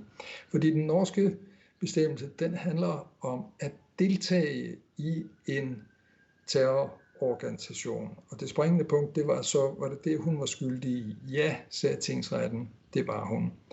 Og det tager jeg, altså når man kan dømme efter den bestemmelse, så kan man også forvente, at der bliver dømt efter den danske straffelov, sådan som der jo er blevet det i de sager, som jeg nævnte. Altså herunder blandt andet den der med de 4 unge. Så jeg ved ikke, var det svar på det, du spurgte om? Det tror jeg, det var. Jeg sad også undervejs og tænkte lidt over tidsaspektet i det her. Hvor lang tid nu har vi i forvejen haft kvinder og børn, der har ventet i måneder og år på at komme tilbage til Danmark, hvis de sætter på dansk jord, og nogle af dem bliver anholdt osv. Hvor lang tid tager det at gennemføre sådan en strafretssag og få en afklaring på, hvad der skal ske? Jamen, der er jo ingen tvivl om, at forberedelsen af sådan nogle sager, den vil strække sig over flere måneder. Vi har jo et glimrende appelsystem i dansk strafret, som vi lige har fået det dokumenteret i en anden sammenhæng. Så inden de her sager er afsluttet, så vil der være gået en rumtid. Jeg kan ikke sådan sætte et præcist antal måneder på, men der kan gå både halve og hele år. Så hvorfor er du hen med spørgsmålet? Jamen, jeg var egentlig mest... Jeg prøver at sætte mig ind i de der familiesituationer i virkeligheden, og prøver at forstå, hvornår... Det er jo ret afgørende for at få en hverdag igen, eventuelt med mor. At man får en form for afklaring. Må jeg komme med et par kommentarer til det? Altså, nu kaster jeg mig ud i det rene gætteri, men jeg vil jo have en forventning om, eller i hvert fald et håb om, at når nu de 3 kvinder i hvert fald, og deres 14 børn, ankommer til Danmark, at så vil det dog være det dummeste, man kan forestille sig, hvis kvinderne så bliver placeret i hvert sit arresthus, Vestre Fængsel osv., og børnene så bliver fjernet. Det kunne jo være meget ønskeligt, hvis det var muligt for de sociale myndigheder i samarbejde med PET og eventuelt at domstolene brugte mulighederne for at varetægtsfængsle det, som hedder surrogat. Det vil sige, at man altså finder et egnet sted at anbringe de pågældende, mens straffesagen kører. Det er måske lidt for optimistisk at forestille sig sådan en model, men jeg tror heller ikke, den har været fremme i debatten. Jeg synes i hvert fald, at det kunne være meget, meget ønskeligt af hensyn til børnenes tarv, at man brugte sådan en model, fordi som det rigtigt er blevet sagt tidligere, så har arresthusfanger, de har altså ikke børnene hos sig. Og så vidt jeg kan læse i Taskforcens rapport, så er der jo et stort behov for, efter sundhedsfaglige og socialfaglige vurderinger, at børnene faktisk fortsat får den omsorg, som mødrene tydeligvis hele tiden undervejs har givet dem. Tak, Jørgen. Jeg har ikke yderligere, og dermed er der pause. Det tror jeg, vi trænger til, og så ses vi igen 14:25. Tak.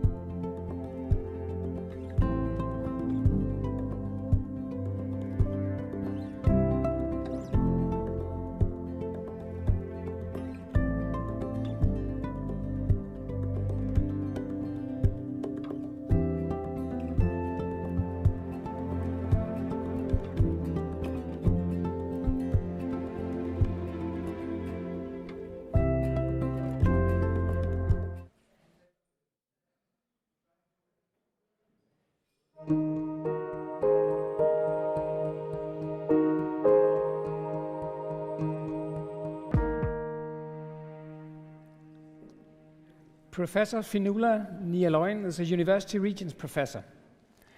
She was appointed by the United Nations Human Rights Council as United Nations Special Rapporteur on the promotion and protection of human rights and fundamental freedoms while countering terrorism.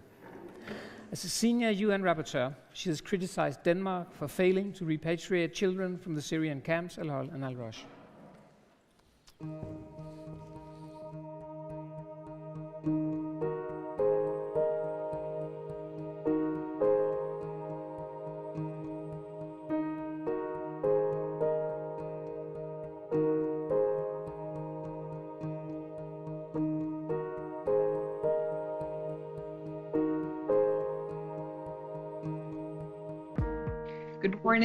Good morning, good afternoon, good evening.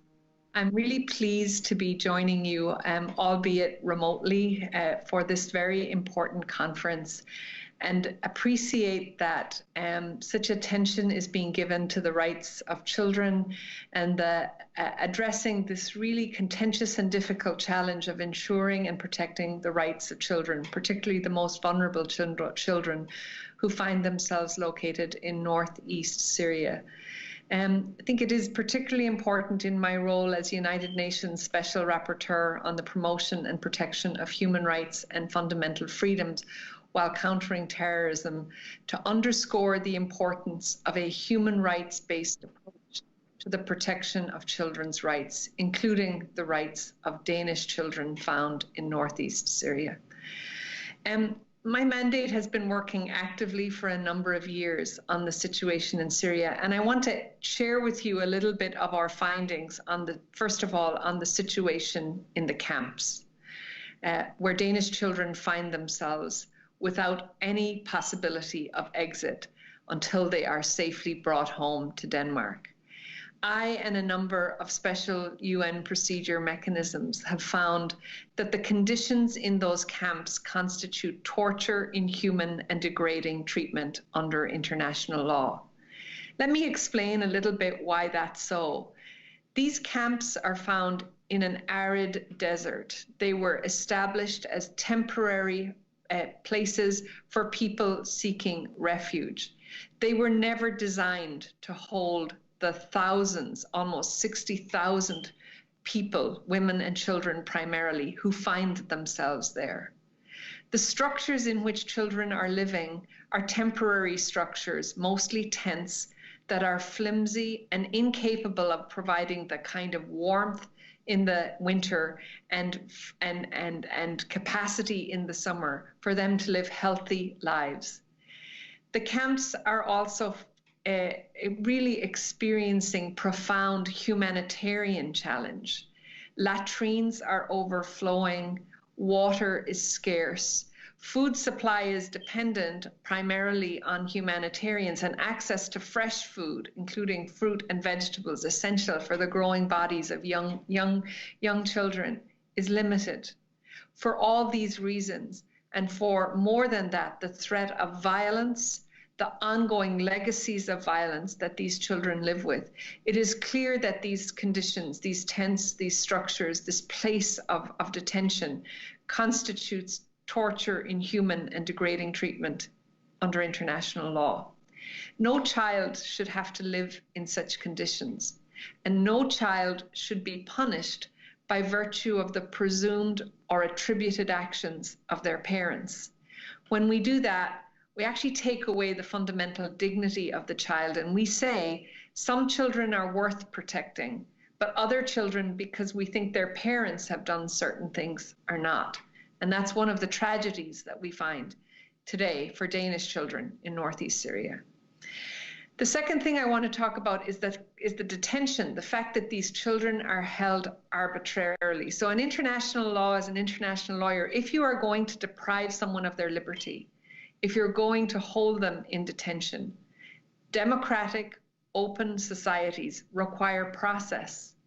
We need legal process to ensure that people are treated fairly. No one in these camps has been subject to a legal process. And I should state the obvious to say that we don't place children in detention by virtue of the presumed actions of their parents. And so the conditions that these children find themselves in are conditions of arbitrary detention under international law. Let me talk about the other rights that are taken away from these children. They include the right to health. I've already described the conditions in the camps as meeting the conditions of torture, inhuman, and degrading treatment under international law. But let me talk about the kinds of diseases that these children are exposed to precisely because of the places where they're held. These children are exposed to, clearly now, to COVID-19 in situations where the kinds of things that most of us can do to prevent ourselves being sick, separation from others, access to clean water, are simply not available. So that capacity to protect themselves is almost non-existent. Beyond that, we know that children are dying and exposed to easily preventable diseases. In the wintertime, we've seen deaths from pneumonia and from other illnesses, but also diseases like scurvy and tuberculosis spreading in conditions precisely because the conditions are so. The other rights, we think about the most basic things that children are entitled to, the right to education. There are, of course, no schools in these camps. They were set up as temporary detentions that have now become permanent. And there's no infrastructure of education. And one thing I would stress as the Special Rapporteur on counterterrorism and human rights is that if states say that what they want is long-term security, if their goal is to prevent radicalization, if their goal is to prevent extremism, leaving children in a situation of no exit, no education, no access to critical thinking, none of the tools that will make them functional and dignified in their adult lives, when you deprive children of all of those things, you continue to perpetuate the cycles of violence that have, in many cases, been the trigger for so much of the violence we've seen in northeast Syria. So on a human rights argument around an access to education, we can stress the importance of ensuring that these children have access to education. But on a security basis, we should also be making the same argument, because unless we ensure their return, their reintegration into society, their access to education, their access to critical thinking, to views of tolerance, diversity, and acceptance, then what you do is continue to perpetuate the cycles that have seen us all struggle globally to address the problem in Syria and Iraq over the last decade. Let me talk a little bit about non-discrimination here. So one of the fundamental principles of the Convention on the Rights of the Child is that each child will be treated equally, without consideration to their religious upbringing, their race, their culture, their identity along multiple markers.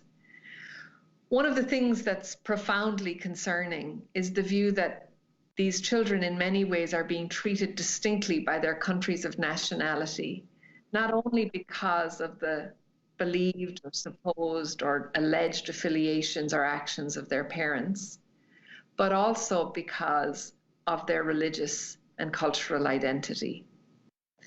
We have seen since 9/11 the marking out of Muslim minority communities in many countries, including and disappointingly in many European countries, as communities of suspicion per se, communities who are stigmatized, excluded, and subject to exceptional legal practices simply by virtue of their religious and cultural identities.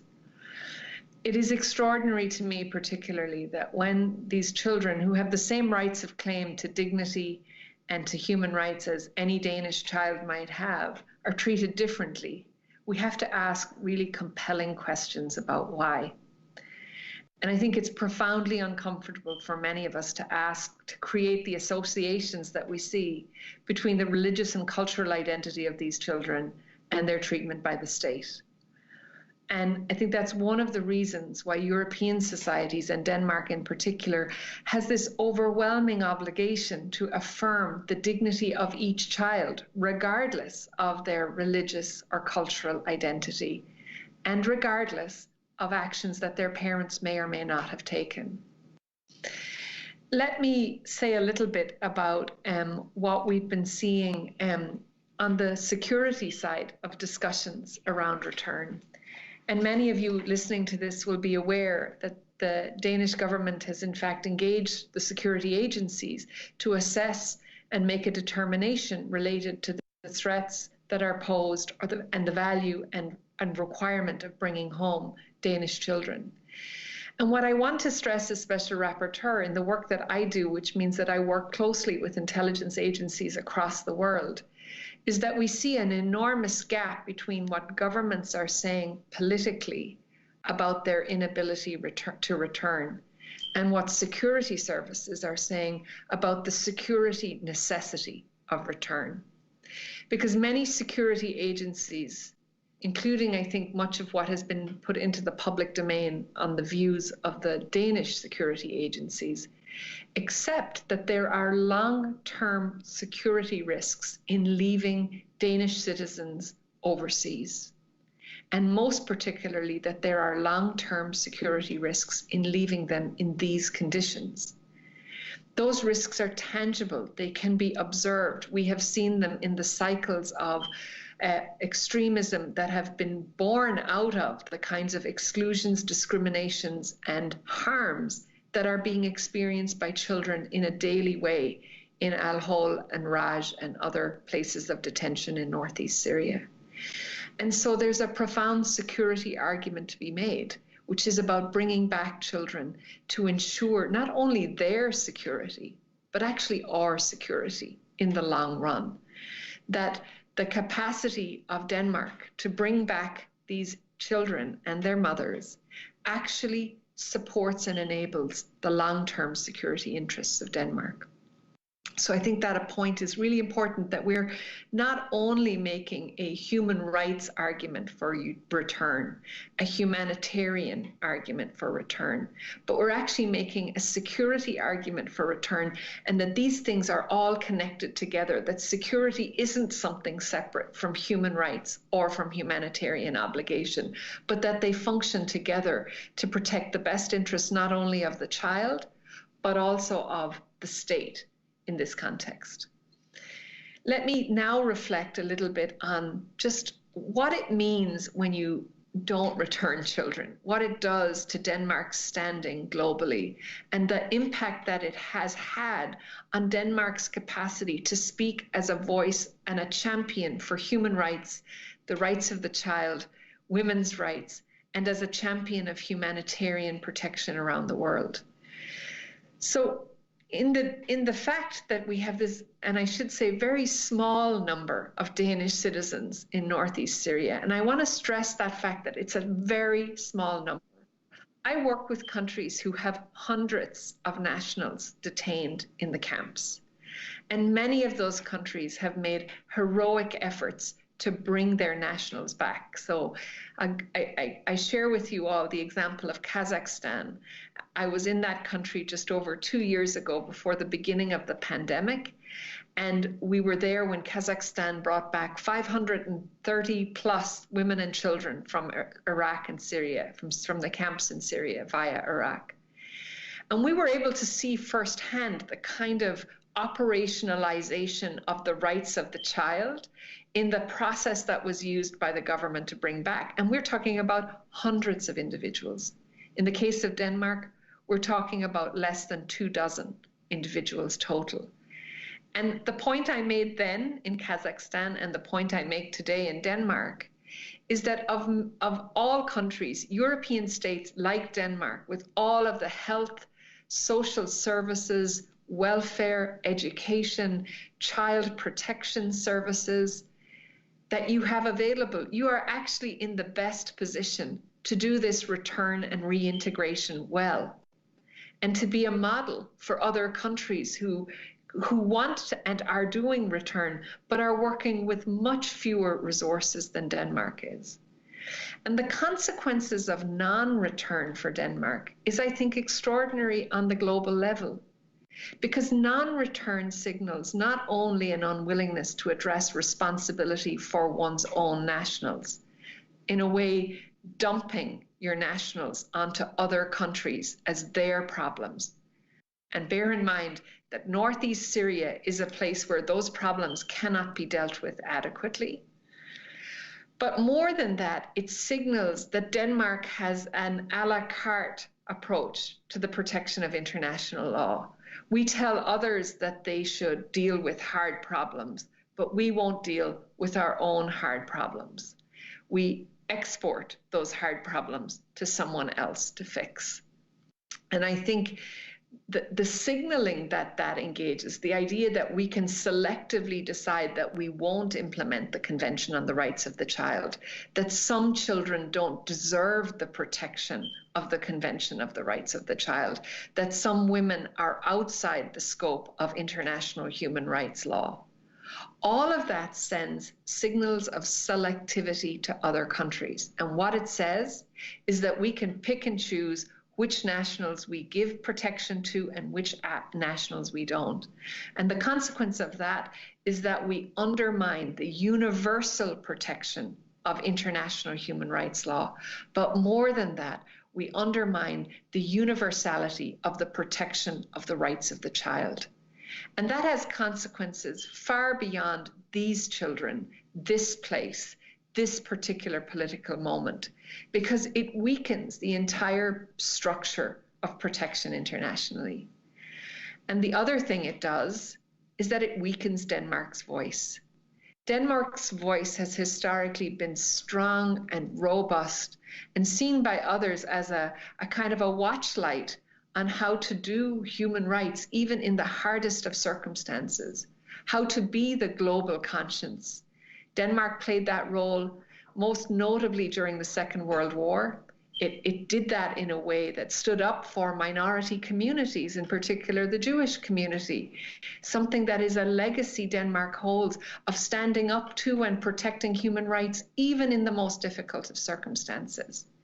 And that, in my view, is a legacy worth defending for Denmark, because when Denmark doesn't do that, other countries take notice.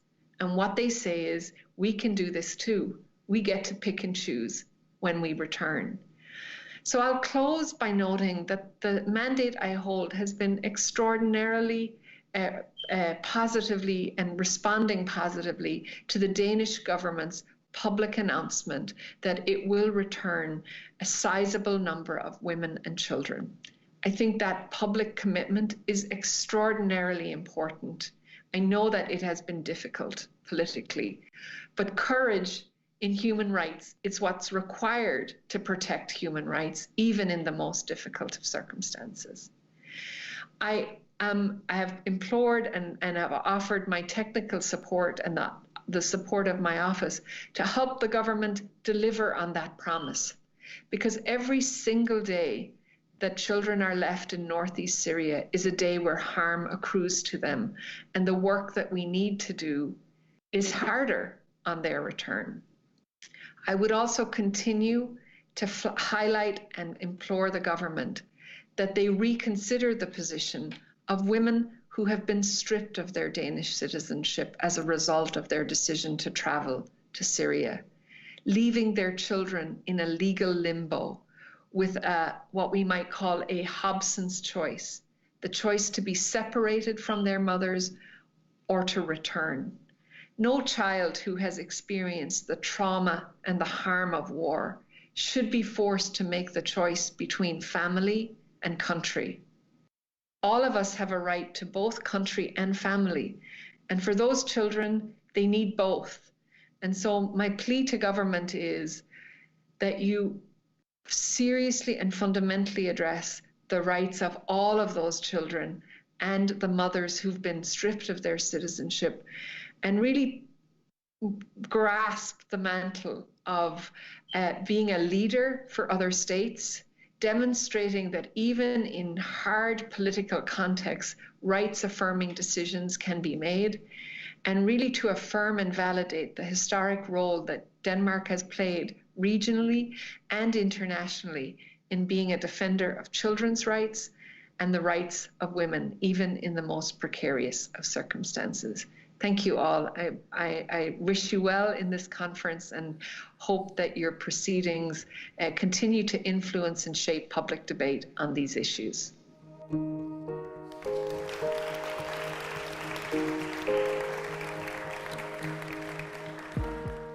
Fionnuala Ni Aloin berørte kort det særlige problem, som er administrativ fratagelse af statsborgerskab fra folk, der sidder fanget i Syrien.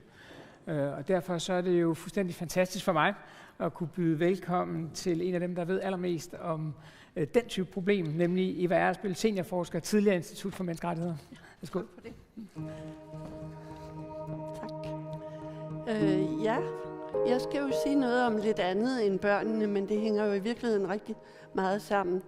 Og det er jo et fantastisk stikord at have fået fra den forrige taler om, hvorfor vi er nødt til at gøre noget, også at se på det her med fratagelse af statsborgerskab. Jeg har lavet nogle powerpoints, og de er alt for mange og alt for omfangsrige, så jeg prøver at gå hurtigt igennem dem, eller måske lidt hen over dem.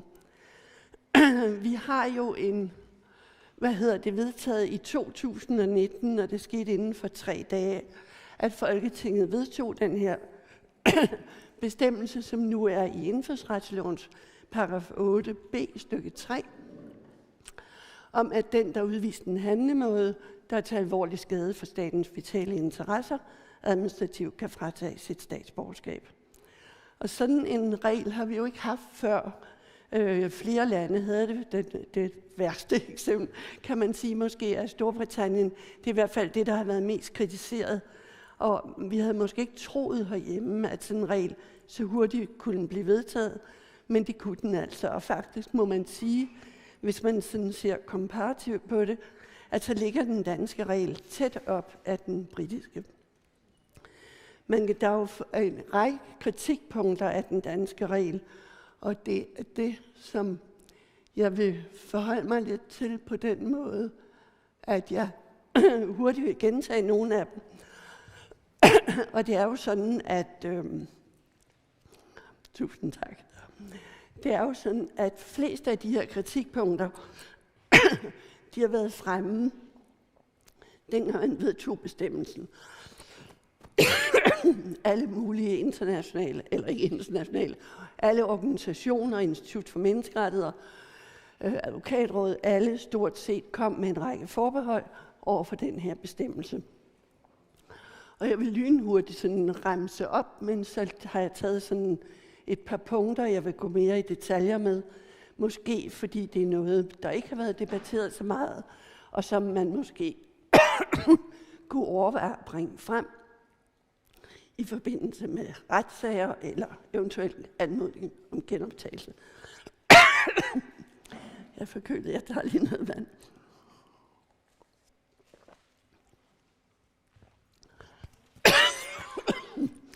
Den danske regel er sådan, den omfatter alle statsborgere. Når man ser anbefalinger andre steder fra, så anbefaler man nogle gange, hvis man overhovedet skal have sådan en fratagelsesregel, at man kun fratager statsborgerskab, hvis det er sket relativt hurtigt, efter man har fået statsborgerskab. Ligesom at man anbefaler, at børn selvfølgelig, vil jeg sige, ikke skal være omfattet.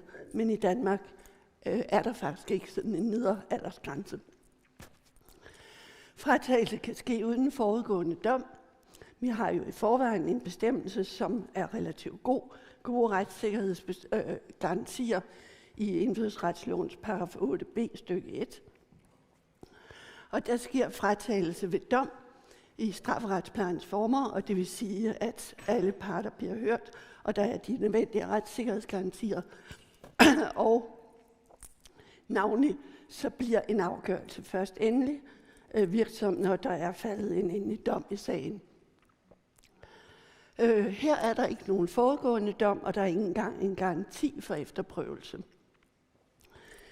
Det begrebet der, vi opererer med alvorlig skade for statens vitale interesser, det kan faktisk ske også for ting, der ikke er strafbare, står der i lovforslagsbemærkningerne.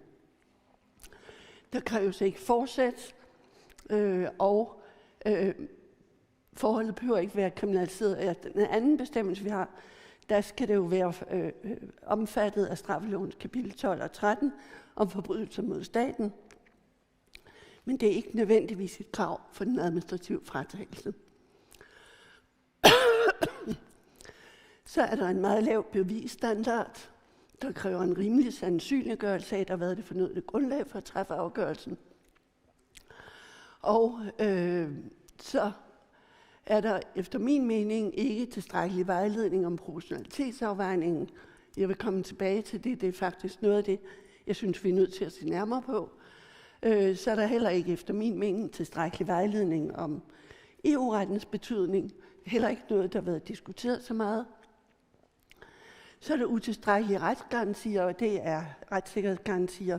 Og det er jo fordi, at når man navnligt taler om mennesker, der er tilbageholdt i lejrene, fanget, i fængsel kan man sige, så kan man ikke lige gå ud fra, at de har adgang til deres e-boks, men det er faktisk den måde, man får underretning, eller både bliver inddraget og bliver partshørt, men også får underretning om afgørelsen. Og hvis det ikke kan lade sig gøre, og man i øvrigt er tilmeldt e-boks, så kan det meddeles i Statstidende, som man heller læser i lejre i Syrien. Så er statsløshed muligt. Det er ikke noget problem i de danske sager, men man tillader faktisk, at en person kan fratage statsborgerskabet, uden at have et andet statsborgerskab i det øjeblik, man fratager statsborgerskabet, hvis vedkommende kan registrere sig, forventes at kunne registrere sig og let få statsborgerskab i en anden stat.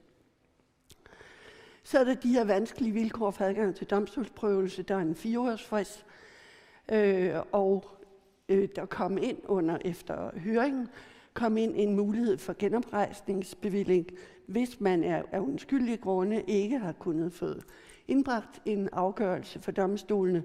Men der står også i forarbejderne, at hvis man selv er skyld i, at man ikke har kunnet blive underrettet, så gælder det ikke. Det er jo interessant, hvis det bliver prøvet ved domstolen, for det er jo noget bekymrende, kan man sige, at man så ikke har den mulighed for domstolsprøvelse. Og så er der som sagt ikke nogen opstændende virkning, hvis man indbringer en sag, og heller ikke, hvis den bliver anket. Det, jeg synes, som der kan være grund til at se på, det er det der med, at det vage begreb. Der har UNHCR har udgivet nogle guidelines om statsløshed, og det er faktisk dem, regeringen har støttet sig på, da man lavede den der fortolkning om, at statsløshed kunne opstå i en kortere periode i hvert fald. Men her har man altså ikke fulgt det, nemlig at det skal være fuldstændig klart og præcis, så enhver kan forstå, hvilken handlemåde, der er forbudt.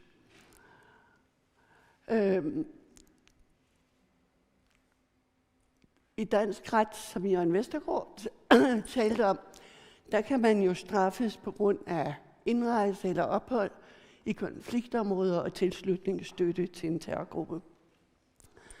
Og som Jørgen også sagde, det er takseret, jeg tror nu til 3 år, men det er i hvert fald, man får en flereårs fængselsstraf. Og men hvor klart det så er for de pågældende, fordi som sagt, der er ikke noget krav om forsæt, og vi har også hørt her i dag tidligere, at der er kvinder, der kan være tvangsgift eller tvunget ind, osv. Og det er jo det er derfor, jeg siger, det er samspillet mellem det vage frakendelseskriterium, det der ikke er noget forsætskrav, også de svage retssikkerhedsgarantier, kan spille sammen på en meget uheldig måde, hvis man ikke får hørt sagens fuldt ud, og derved ikke har tilstrækkeligt oplysningsgrundlag. Og hvis der så ydermere ikke bliver domstolsprøvelse, så er det jo galt. Proportionalitetsafvejningen, der står i forarbejderne, at den skal ske på samme måde, som når man frakender statsborgerskab ved dom. Og det er efter min mening også problematisk, fordi her sker det jo uden forudgående dom, og på et løsere grundlag. Der er ikke noget, der endelig er bevist i en gensidig proces, efter med garanti for, at der er sket høring forinden. Derudover så anføres det også, at man kan lægge vægt på, og det er jo ligesom man gør i den anden sag, hvor folk er i Danmark, og der kan man lægge vægt på personens familiemæssige forhold her i landet og i udlandet, og rødder og tilknytning til Danmark. Det er sådan helt efter bogen i proportionalitetsafvejningen, men der nævnes i lovforslagsbemærkningerne ikke noget om hensynet til barnets tarv, eller børnenes tarv. Det vil sige, den, der fratages sit statsborgerskab administrativt og har børn, der står der ikke noget om, at der skal man også inddrage hensyn til de børn. Og det åbner mulighed for, som jeg faktisk tror er sket, at børn, som for eksempel er født i udlandet, ikke har nogen tilknytning til Danmark, og man så af den grund måske ikke vægter hensynet til deres tarv. Men det er vi jo forpligtet til menneskeretligt set, når vi foretager handlinger, tilbyder evakuering, måske med samtykke, hvad det nu er. Men alt skal jo ske under hensyn til barnets tarv. Det er der ingen vejledning om. Det fremgår så også, at man skal vurdere vedkommendes unionsborgerskab og hvad det betyder. Men her står det meget, at der kan indgå tilknytningselementer, hvis en person også har familie eller arbejde i en anden EU-medlemsstat, så kan det indgå. Men det er for begrænset efter min mening. Jeg kan sådan set undre mig over, at det ikke har været diskuteret lidt mere, hvad det betyder for børnene, som de pågældendes børn. Det er jo sådan, at når man fratager statsborgerskab, hvad enten det sker ved dom eller administrativt, så kan det ikke medføre, at børnene også bliver frataget deres statsborgerskab. De skal ikke undgælde for forældrenes forkerte handlinger eller forbrydelser. Men det vil sige, at de her børn, som forældrene har, de bliver ved at være danske statsborgere. Og som dansk statsborger, der er man jo også unionsborger. Og der har EU-domstolen for en del år siden, efterhånden siden er kommet flere domme til, talt om det her, der hedder, at unionsborgere, børn, de har ret til at nyde. Man må ikke forhindre dem i at nyde kerneindholdet af deres rettigheder som unionsborgere. Og de her kerneindhold, det er først og fremmest retten til at være på unionens område. Så de her børn har formentlig en ret til at være i Danmark. Men det er heller ikke noget, der er nævnt i forhold til det. Det er jo ikke et forhold til andre lande. Det er et forhold til forældrenes statsborgerskabsland, som jeg mener, man burde inddrage i en fratagelsesbeslutning.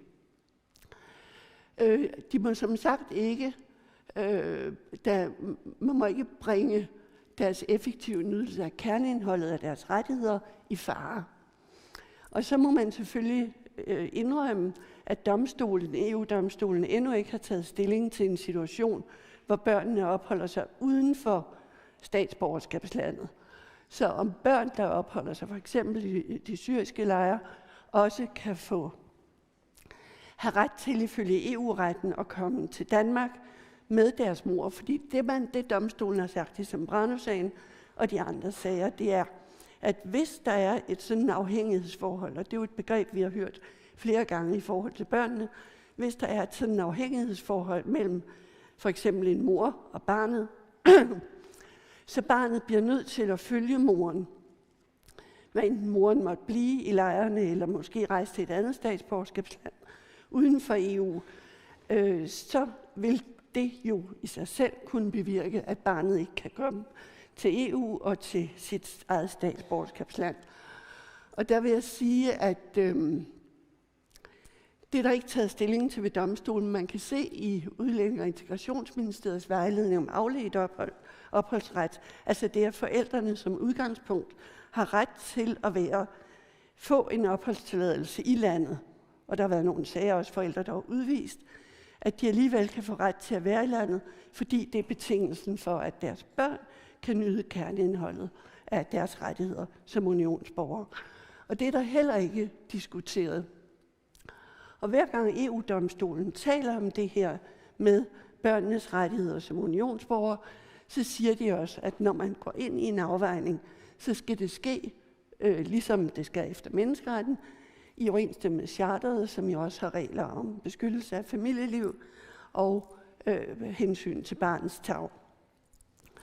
Og der er det sådan, at EU-retligt der er et direktiv om, at mennesker, som er en umiddelbar, akut fare for en stat, der kan man faktisk godt nægte opholdsret, også i sådan en unionsborgerbarn-situation. Men man kan ikke efter EU-retten henvise til, at vedkommende har begået noget strafbart. Man kan heller ikke henvise til, at vedkommende er straffet. Det man skal, det er, at man skal tage en konkret afvejning af, hvad det betyder, og den konkrete afvejning skal ske under hensynet til barnets rettigheder og barnets ret til et familieliv og barnets tarv. Så der vil ikke kunne gives afslag efter EU-retten, hvis man vedkender sig, at der kan ske sådan en afledt ret til ophold, uden at der foreligger en konkret vurdering. Så det er nogle ting, jeg mener, at man godt kan gå ind i forbindelse med de her sager og få prøvet, når der kommer til en domstolsprøvelse. Det er også for begrænset noget af det, der står i forarbejderne, hvis man ser på Tjebbesdommen, som er sådan en dom, der faktisk gjorde, at vi indførte det der med, at EU-retten skulle tages betragtning. Fordi der ser det også ud, som om det er hensyn til de andre relationer i andre medlemsstater. Men det er det faktisk ikke kun i de der domme. Der var blandt andet, der var 4 klager, og en af dem var en kvinde fra Iran. Og det er helt klart, det er det, domstolen har lagt vægt på, når de siger, at der kan også lægges vægt på, om der er en væsentlig forværring af vedkommende sikkerhed, fordi man ikke har mulighed for at henvende sig. Det er jo også en EU-ret, at enhver statsborger i en EU-medlemsstat kan henvende sig til en anden stats repræsentation, konsulat, hvad det er. Og den ret fratager man jo også, hvis man fratager morens statsborgerskabet. Det hensyn skal også gå ind, når man afvejer, hvad det betyder for moren. Og det er jo ikke kun knyttet til andre regler, det er rene EU-retlige regler for den pågældende. Så der er flere ting her, som man godt kunne overveje at gøre gældende i forbindelse med de her spørgsmål, som opstår nu, om de her 3 mødre, som man ikke vil tage tilbage til Danmark, fordi de er blevet frakendt eller frataget. Det er jo ikke en kendelse, det er en administrativ beslutning. De er blevet frataget af deres statsborgerskab, men som sagt, uden at det er efterprøvet endnu i hvert fald. Og så vidt jeg ved, uden at nogle af de her hensyn til børnenes rettigheder som unionsborgere, eller hvad det betyder, hvis man har statsborgerskab i en anden stat. Det er heller ikke noget, der er nævnt i forarbejderne, at det er jo ikke alle lande, om jeg så må sige, der er lige gode at have sit andet statsborgerskab i. Det er ikke lige så godt at være dansk-svensk statsborger, eller det er godt at være dansk-svensk statsborger, eller dansk-norsk, eller dansk-schweizisk, eller som i Tjebbes-sagen, dansk-kanadisk, eller det var så hollandsk-kanadisk, og mindre godt måske at være hollandsk-iransk, med de risici, der kan være, og her for kvinder, som er frataget statsborgerskab på grund af terrorvirksomhed, som de lande ikke ser positivt på. Og det er også noget, man har udladt, og man kan nok ikke sige, tror jeg, selvom den diskussion har været oppe, at man ikke må fratage statsborgerskabet, hvis de kommer fra et andet land, fordi udsigten og forudsigeligheden i forhold til, at de bliver udvist dertil eller ender op der, nok ikke er tilstrækkeligt forudsigelig, kan man sige, til det. Måske ændrer det sig, hvis man virkelig, kurderne skulle gøre alvor nu af at ville tilbagesende. Jeg ved ikke, om man kunne genoptage en sag på det grundlag, men indtil nu kan man næppe bebrejde, at det ikke er indgået som en artikel 3-vurdering, men det burde efter min mening indgå i forbindelse med en proportionalitetsvurdering, fordi det ikke er ligegyldigt, hvor man skal ende op i givet fald. Fordi det er jo sådan, at hvis man ikke tør vende tilbage til sit andet stat, så er man jo ikke meget bedre stillet de facto, end hvis man havde været statsløs. Så har man i realiteten ikke nogen anden stat, der skal yde en beskyttelse, Og det må også være et hensyn efter min mening, der indgår, når man fratager statsborgerskab. Det er væsentligt mere byrdefuldt at have statsborgerskab i en stat, man faktisk ikke kan være i.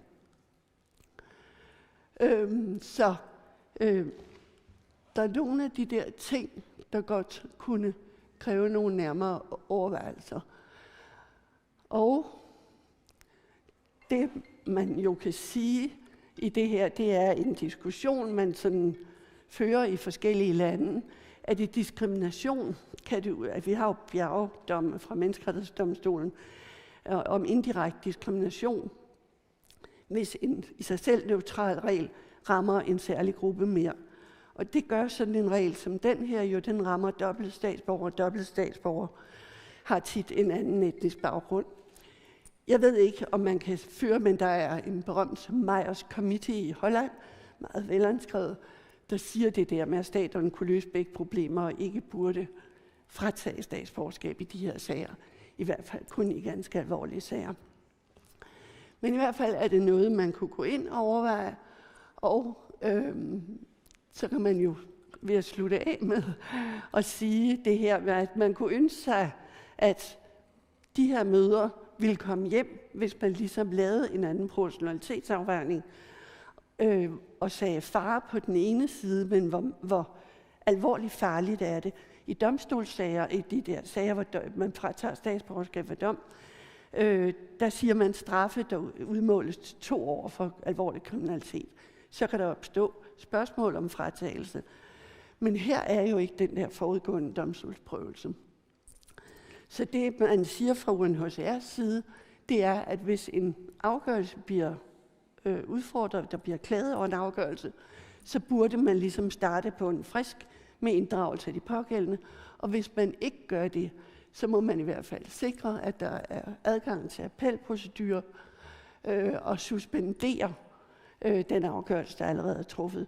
Det er jo det, der er problematisk, at nu, hvor vi har de her sager, der bliver prøvet for domstolene, hvis domstolene skulle komme frem til, ud fra en bevisvurdering, ud fra en proportionalitetsafvejning, at de ikke skal fratage statsborgerskabet, så har de jo, hvis de ikke kommer hjem, kan man sige, lidt under den der manglende, det at afgørelsen har haft umiddelbar effekt. Så det burde man så også overveje. Det vil man nok ikke lige ændre de der regler, men det er i hvert fald en argumentation, der kan indgå i et større hele i forhold til bevis og proportionalitet. Ja, så det var det.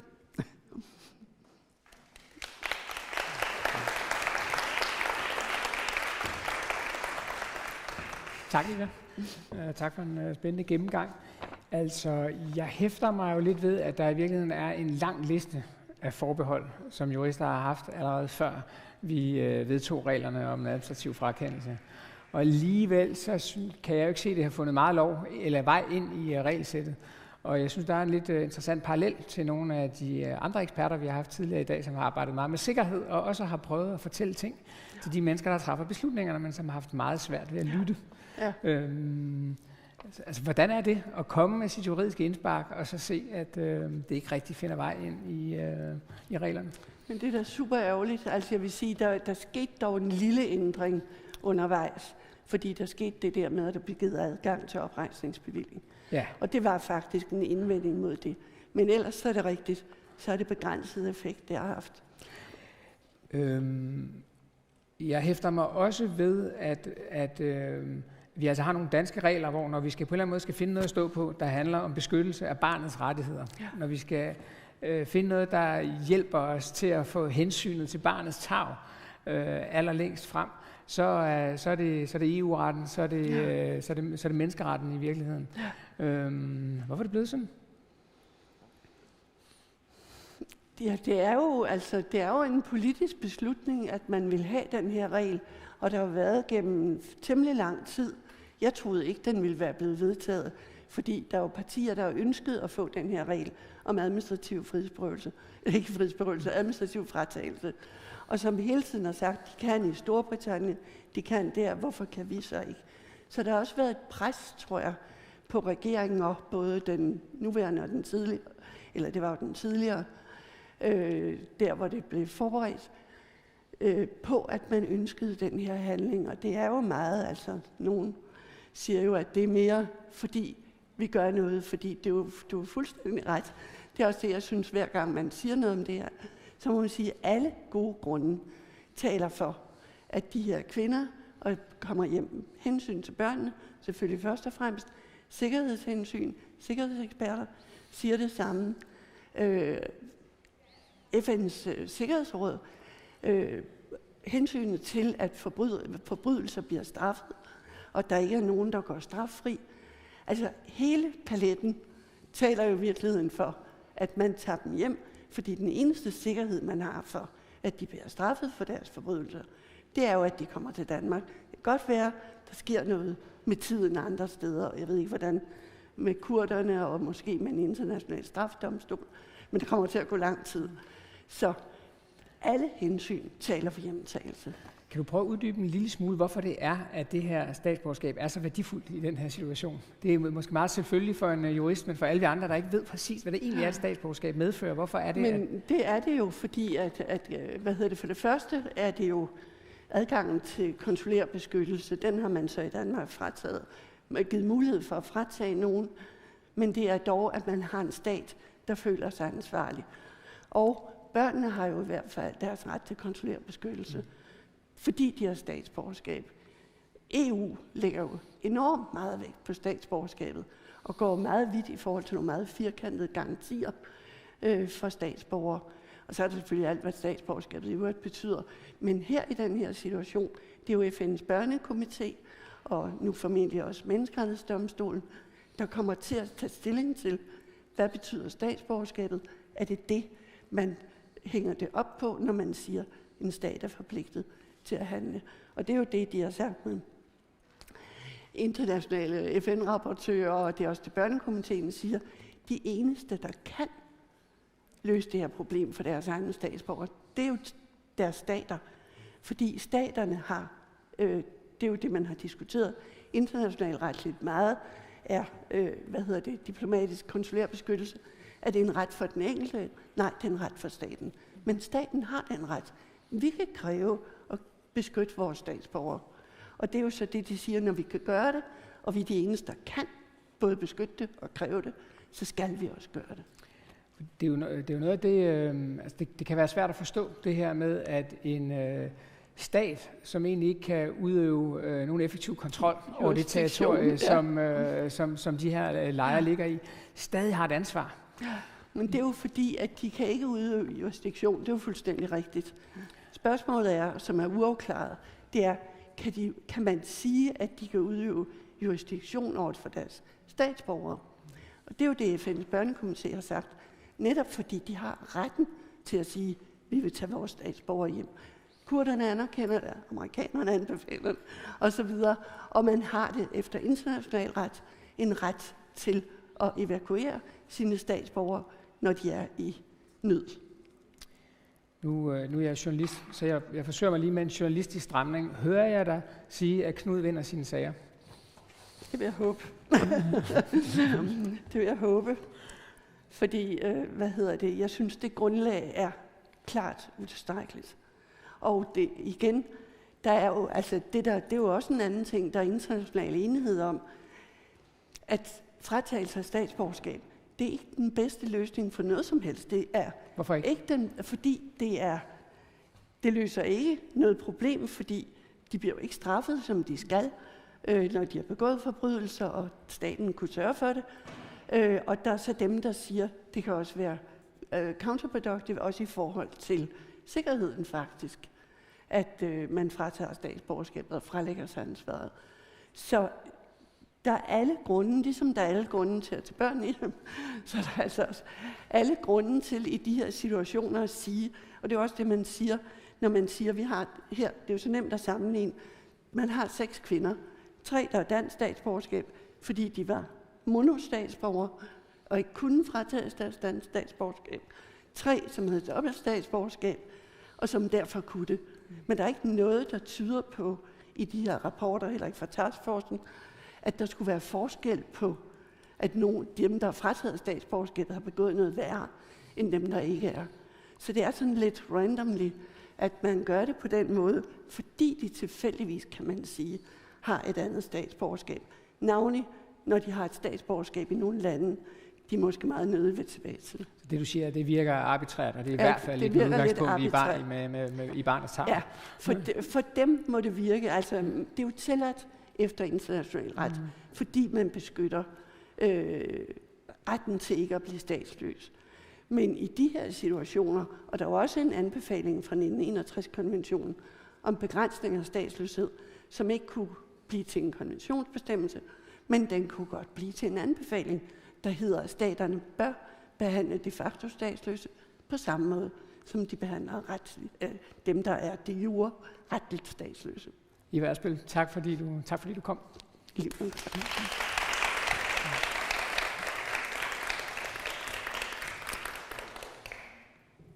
Letta Taylor is the Senior Terrorism and Counterterrorism Researcher at Human Rights Watch.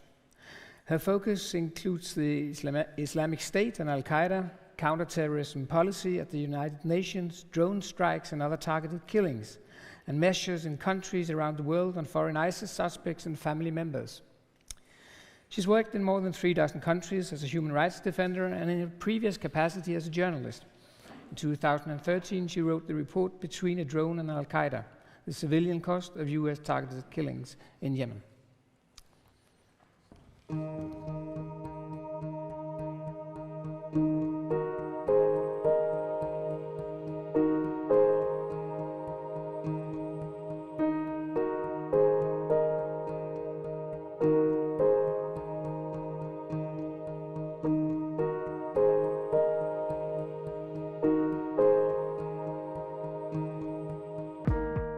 Good morning, good afternoon. It's an honor to join this event organized by Repatriate the Children Denmark. Groups like this are critical to persuading both home countries and the local authorities in Northeast Syria that they need to do everything possible to bring home these children. And we at HRW, Human Rights Watch, would argue it's critical that countries bring home the women and the men too. Human Rights Watch and I personally have been carrying out advocacy with a number of countries, Western countries around the world, to press them to bring home their nationals from Northeast Syria. Most recently, we sent a letter to 4 Nordic countries, including Denmark, urging them to repatriate their citizens as soon as possible. We very much look forward to engaging with Denmark and the other 3 Nordic countries, which are Finland, Norway, and Sweden, on this urgent issue.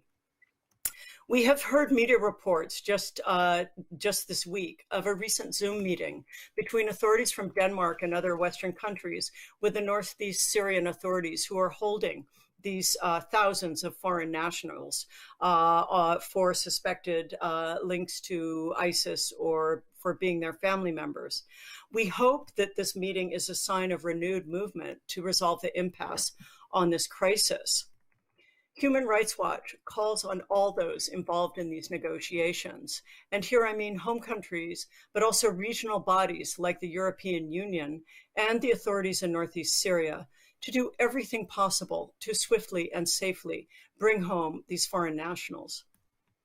We understand that these negotiations can be complex, but these vulnerable foreign nationals should not become victims of political maneuvering by any party responsible for their well-being.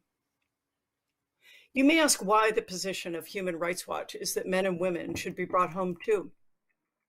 The answer is twofold. First, because family unity is an essential component of the rights of the child.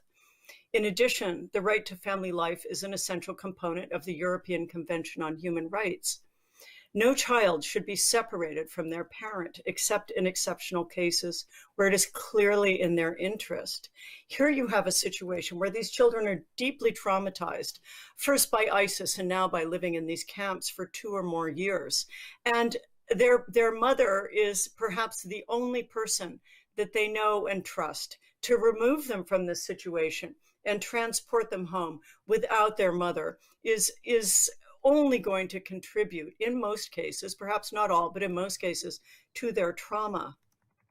For this very reason, we laud Denmark's announcement last month that it intends to bring home 3 mothers along with their 14 children from northeast Syria. This is a dramatic policy change, and we think it's a brave and important announcement, and we hope it is followed up with action swiftly. However, we are concerned that Denmark has also said that it will only bring home 5 of the other Danish children held in northeast Syria if their mothers stay behind. Now, this is because the mothers of these particular 5 children have been stripped by Denmark of their citizenship. All are considered by Denmark to be dual nationals. But the proceedings in which their nationality was revoked are controversial. In addition, these 5 other Danish children whose mothers were stripped of their nationality should not have to be denied their right to family unity in order to exercise another fundamental right, which is to live in their country of nationality. So we urge the Danish authorities and all other countries who consider separating parents from children to consider both the legal consequences in terms of the violations of the rights of the child, but also the moral implications and what it means for trying to truly reintegrate these children into Denmark or other home countries. As for the adults, why should men and women without children be repatriated, you may ask? Well, one reason is accountability for horrific ISIS crimes. There are no trials in sight for foreign adults in northeast Syria right now. And while the Kurdish-led coalition that is detaining these nationals has called for help from foreign governments to conduct trials in accordance with international fair trial standards, so far the support has not been forthcoming. Not one of these detainees, and here I include not just the adults, but the children, have even been brought before a local judge to determine whether it's necessary and legal for them to be detained. This is a flagrant violation of international due process rights. And what it means is that any war criminals among the foreign nationals in northeast Syria are not being held to account for their despicable crimes. And here I'm not speaking necessarily about Danish citizens, because I'm not in any position to opine on whether Danish citizens may or may not be guilty of any particular ISIS crimes. Many of them may not be. Some of them may be. I really don't know. That's not my role. But speaking broadly, failing to bring perpetrators of ISIS crimes to justice is an affront to the legions of ISIS victims. We have a situation here where there's no due process in northeast Syria. Perpetrators are not being held to account, and meanwhile, more than 27,000 foreign children are being indefinitely detained in what amounts to collective punishment for any acts committed by their parents. We recognize, turning to security issues, that bringing home all nationals is not an entirely risk-free endeavor. And we appreciate, we very much appreciate this fact. We recognize the response of governments to keep people on their territory safe. And we mourn the victims of terrorism in Denmark and everywhere else in the world. But Human Rights Watch is not saying that everyone suspected of a serious crime or of being a security threat should simply go free. To be clear, we are calling for rehabilitation and reintegration of foreigners, but we're also calling for monitoring and prosecutions of adults as warranted. We think that in the long term, moreover, that the security risks are far greater of leaving these foreigners in northeast Syria than they are of bringing them home. Left in northeast Syria, they can break out of camps and prisons and go who knows where. And children can be recruited by ISIS or other extremist armed groups as they grow older. Indeed, I would argue that the longer Western European detainees remain held in horrific conditions with no due process, the more it fuels the narrative of ISIS that the West is willing to dispense with universal rights when it comes to Muslims. That is a very dangerous argument. Moreover, governments don't just have the responsibility to protect the people on their soil from harm, such as attacks by groups like ISIS. Governments also have a responsibility to protect their nationals abroad when they face serious violations of their rights, where these governments, in cases where the governments have the practical power to provide such protection. The serious violations that Danes and other foreigners face in northeast Syria include the loss of life and torture or cruel, inhuman, or degrading treatment. Let's just look at the camps for a moment, where the women and children are held behind locked gates and barbed wire, surrounded by armed guards. This is not a camp where foreigners move freely. They are prisoners for all practical purposes. Inside these camps, drinking water is frequently contaminated. I myself saw worms in the water in al-Hol camp. The detainees face food shortages, particularly of fresh food, acute shortages of medicine and medical help and other essential supplies. The latrines are overflowing. They're living in tents that leak in the rain, that blow over in the wind, and that catch fire from kerosene used for heating and cooking. Hundreds of camp detainees have died since 2019, and many of them are children, often in horrible accidents like tent fires or from preventable diseases. Others have been killed by alleged ISIS hardliners. Most children have no schooling. They have no games. They have no nationality. They have no sense of what their future will bring, and therefore they have no hope. Women have told us of being held in horrific conditions in a camp jail or in local prisons elsewhere in northeast Syria when they try to escape or to break rules such as bans on possessing a cell phone. These are punishments in these cases, based on what we've heard, they are grossly disproportionate to the infractions or crimes that they may have committed.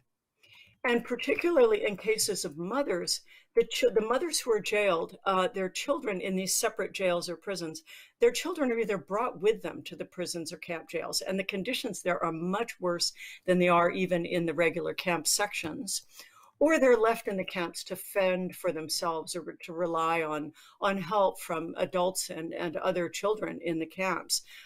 This is only a situation that is only going to compound the trauma of these detainees. During 3 visits to al-Hol in June 2019, I was overwhelmed by not just the sights, but also the smells and sounds of suffering. Children coughing, wailing, lying still and sweaty, covered with flies and dust. Children gaunt with distended bellies. Children with amputated limbs and crutches that were the wrong size, or in some cases, no crutches at all. Children playing half naked in the dirt with rocks as toys. Children staring vacantly, looking simply lost. Now, that was in June 2019, but aid workers and detainees tell me the situation remains horrific, including in some cases at al-Roj camp, which is supposed to be the newer, improved camp for detainees in contrast to the larger camp al-Hol. One foreign woman described the situation to me in a clipped text message in March. She wrote, "It never gets better here, always worse. Majority of the children in the camp are sick. Almost every day, something bad happens. Children trapped in burning tents and dies. We have water tank that contains worms. I want to go home." I heard this refrain, "I want to go home," over and over again during my visit and in subsequent conversations with detainees, or in letters forwarded to me, texts and other notices forwarded to me from their family members. Now, of course, I cannot vouch for the sincerity of all of these women, but many genuinely appeared broken, simply desperate to try to get back home, to restart their lives, make amends for any crimes they may have committed, and to give their children a future. We should not forget that several of these women are victims of trafficking themselves, either groomed or lured by ISIS to come over to Syria, sometimes even themselves as children, or in some cases brought by husbands, and they were afraid to say no.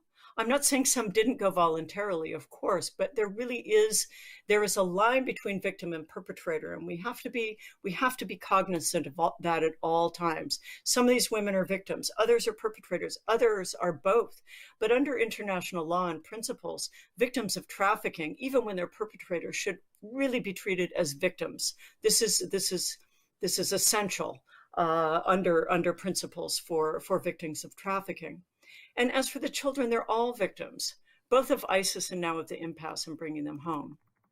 The prison conditions are even worse than in the camps. 700 or more boys are in these prisons along with men, including 300 or more foreigners. This is a growing population of boys because they are culled from the camps as they reach mid-adolescence, as most likely the UN Senior Special Rapporteur on Counterterrorism will have noted in her own presentation for this event. These children are often snatched in the middle of their night from their tents where they were sleeping with their family members and brought to prisons where they have no more contact with their families. Some are also placed in a so-called rehabilitation center called the Huri Center. But when I visited that center, I didn't find any rehabilitation going on. And the administrators of the center said that they were hard put to provide rehabilitation because they weren't getting enough money from foreign governments. This is to do so. The Kurdish-led authority in northeast Syria is strapped for cash, and they're fighting a war on multiple fronts. They do not have the resources of Western countries to help in rehabilitation programs. They desperately need help. So even in these situations, I would not call these rehabilitation centers something positive. It's warehousing of children.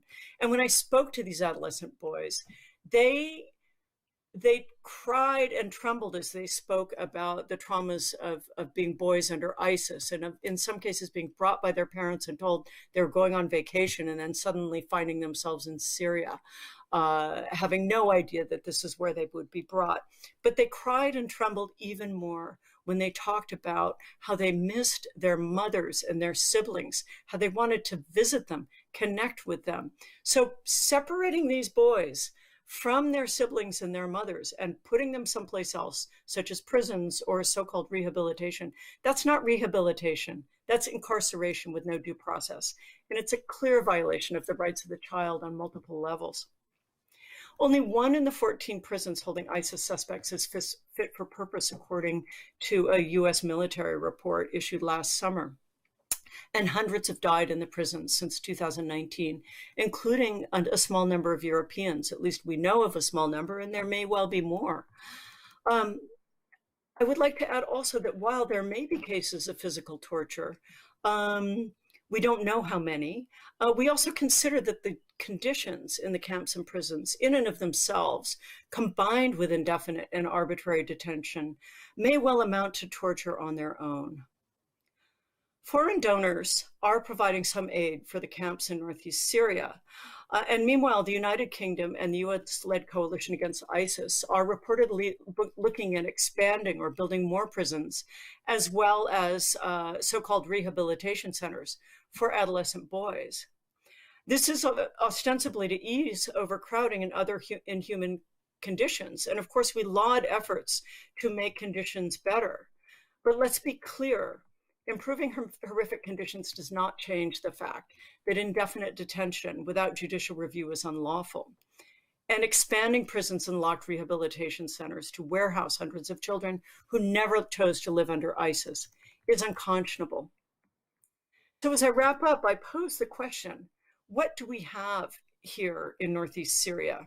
What we have is the risk, unless countries move fast, we have the risk of it to repatriate. Unless countries move fast to repatriate, we have the risk of a new population of so-called forever prisoners, indefinitely held without charge. This is what prisoners are called who remain in Guantanamo. But in this case, this would be a Guantanamo in the desert of northeast Syria with thousands rather than hundreds of prisoners, and a majority of them young children. Governments that actively contribute to this unlawful, abusive, what I want to say is that governments that actively contribute to this abuse of confinement may actually be complicit in these detainees' unlawful detention and their collective punishment. I ask, is this the legacy that Denmark and other countries that champion human rights and rule of law seek for themselves? I don't think so. I certainly hope not. Therefore, we commend governments that are moving swiftly on this issue. And even those that stalled, if they're moving now, that is fantastic. And we implore other governments to do the same. Let's bring these children home and the adults along with them. Thank you very much.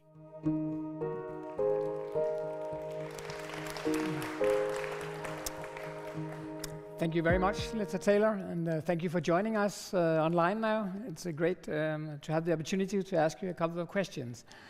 Now, you paint quite a dire picture of the conditions in the prison camps, also currently, actually. And that just, I want to ask you one question. Should the children be removed from their mothers if that's the only way out of the camps? Wouldn't that be a logical conclusion? Well, first, thank you so much for having me. Can you hear me okay? It's fine, thank you. Yes, it's such an honor to join this event, and I think it's so important. I do not think that the children should be removed without their mothers. I don't think that there is such an obstacle to bringing the mothers home as well, particularly in the case of countries such as Denmark, where the number of children is very small and the number of mothers is even smaller.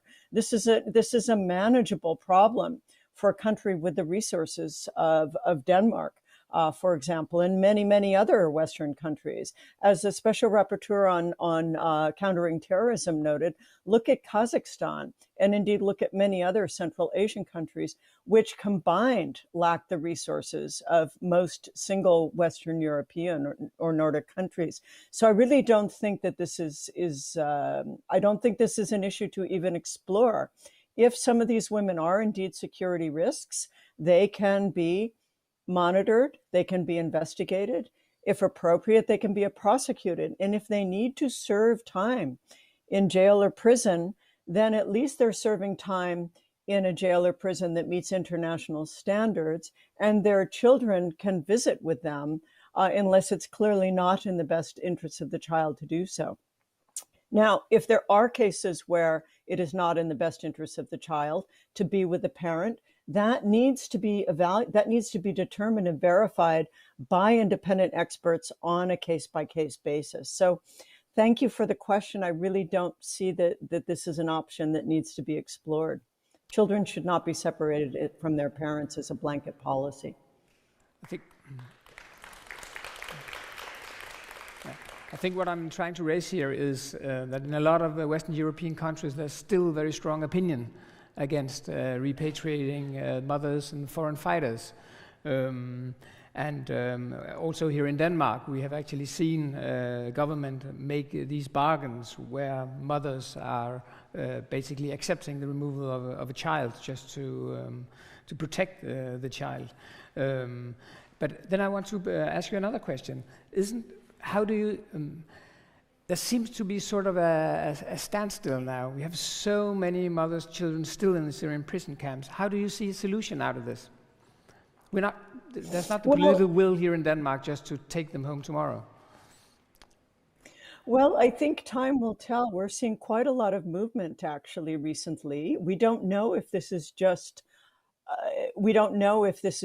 if the discussions that have been underway even just this month between Western countries and the Northeast Syrian authorities are simply more dialogue that will lead nowhere, but at least the discussions are continuing. And I think this is significant. And we are seeing repatriations. We saw some repatriations just the other day or week to the Netherlands, for example. The announcement by Denmark that it is now considering repatriation of most mothers and all the children. I mean, as I noted in my pre-recorded talk, there is still the issue of these children whose mothers are stripped of citizenship. But the fact that Denmark has made this move, this policy announcement, I think is in and of itself significant. Of course, time will tell what happens, but I don't think we should consider this an entire impasse. And that's why it's really important that all of us who care about this issue continue to press, continue to engage with governments on why it is important that they do the right thing here. As Fionnuala Nialan said just now, this a la carte approach that we're seeing now is extremely dangerous, not only for the victims of the particular country adopting an a la carte approach,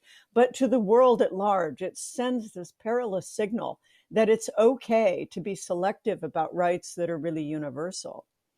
And if I may just take the opportunity, I wanted to center in on your question about opposition to, quote, foreign fighters. Now, this term is being used as if all the men and perhaps some of the women are all foreign fighters. Well, who is a foreigner and who is a fighter and who is a terrorist? There's no definition in international law for any of for who is a terrorist and who is a fighter. And as we've seen with some of the citizenship revocations, there's a big question as to who really is a foreigner and how they qualify. So I think we need to be very careful with these terms. Let's not forget that not one of these individuals in northeast Syria has been prosecuted locally. Now, some have been tried or charged by their home countries in absentia, but that's not the same thing. So the terminology is very important here because it's laden. And yes, some of these individuals may well be fighters, and some may well be war criminals, and some of them may well have participated in atrocious acts that I think all of us would agree are acts of terrorism. But not all are. Some may be cooks, some may be cleaners, and perhaps the punishment, if any, that they deserve for being cooks or cleaners is quite different than that. I mean, I hope that it's quite different than the punishment that of course someone merits for carrying out a war crime. Though we are seeing progress in some countries bringing back citizens, other countries seem to do very little. So I acknowledge that you see progress, but when will Kurdish authorities be able to shut down al-Hol and al-Roj? When will the camps be able to? Well, I don't want to overstate my optimism. I'd say that the progress has been marginal, but it's still heartening to see that there is some.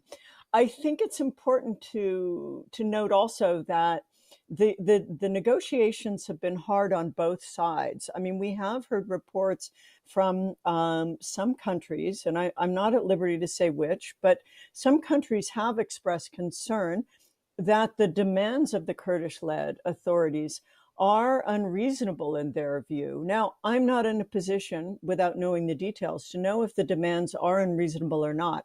But I think it's very important that all parties work together here. So, for example, the Kurdish-led authorities, if they're making demands, what are they? Individuals who are victims in particular should not be held, but all individuals should not be held hostage to some kind of negotiation, some kind of quid pro quo that has nothing to do with their rights.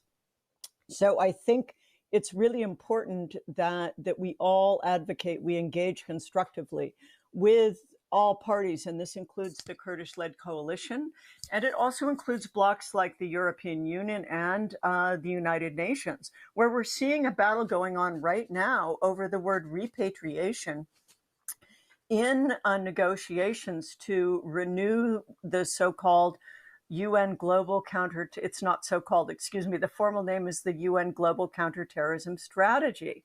Now, this strategy says that human rights are one of the 4 pillars of an effective counterterrorism policy.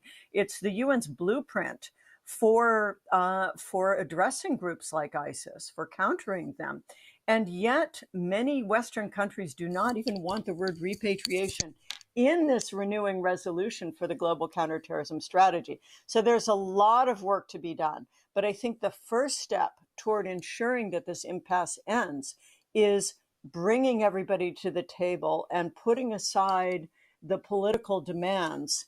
I also think that the task force in Denmark was quite an effective vehicle, from what I understand, in bringing in moving the government forward on the repatriations issue. So I think that similar task forces with a broad coalition of participants and security experts in the mix can really help as well. Lisa Taylor, we are out of time. Thank you so much for joining us, and it was a pleasure having you. Thank you so much. Så skal jeg sige, at nu har vi en pause igen, og der er frisk te, og der er frisk kaffe, og der er lidt kage, og så ses vi til en fælles diskussion, og det gør vi kl. 16. Tak.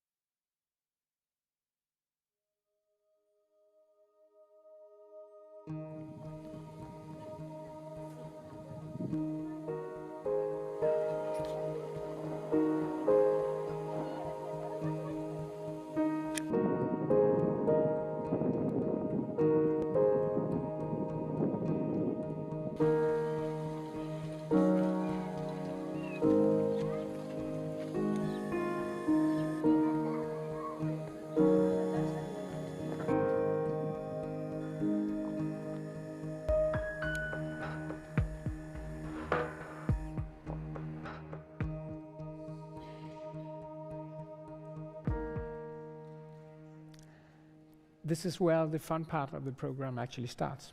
I've been joined by 2 new panelists who I have not introduced yet.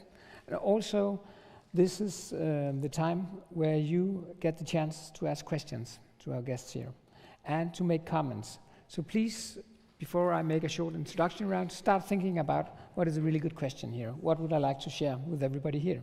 Just raise your hand and we'll have somebody coming around with microphones. And please introduce yourself before asking your question or posing your comment. Thank you. Now, this is a round table where we're here to discuss how do we stop the children in the Syrian prison camps and their parents in becoming the next generation of terrorists. Maya Greenwood, you're associate researcher in international security and radicalization in the Danish Institute of International Studies. How do we do it? I think it's been very clear from the start, because the advice that came out from every single security institution was basically there is a very clear way, it's not have them in a very dangerous environment. So the advice that came out from the security institutions were not initially related to children. There's a very awkward way in for security to this question about children, because perhaps we were naive, perhaps it was just not something that was seen as relevant in a security context to talk about the children as being dangerous. Our way into it was because it became the political narrative for why they were abandoned there. And when that happened, the entire security environment kind of had to raise their hand and say, well, from a security perspective, the advice is clear. The moms, the dads, and obviously the children should not be in this environment. So the first step is very obvious. If you don't want an individual to become a part of a terrorist organization, you can start by removing them from that environment.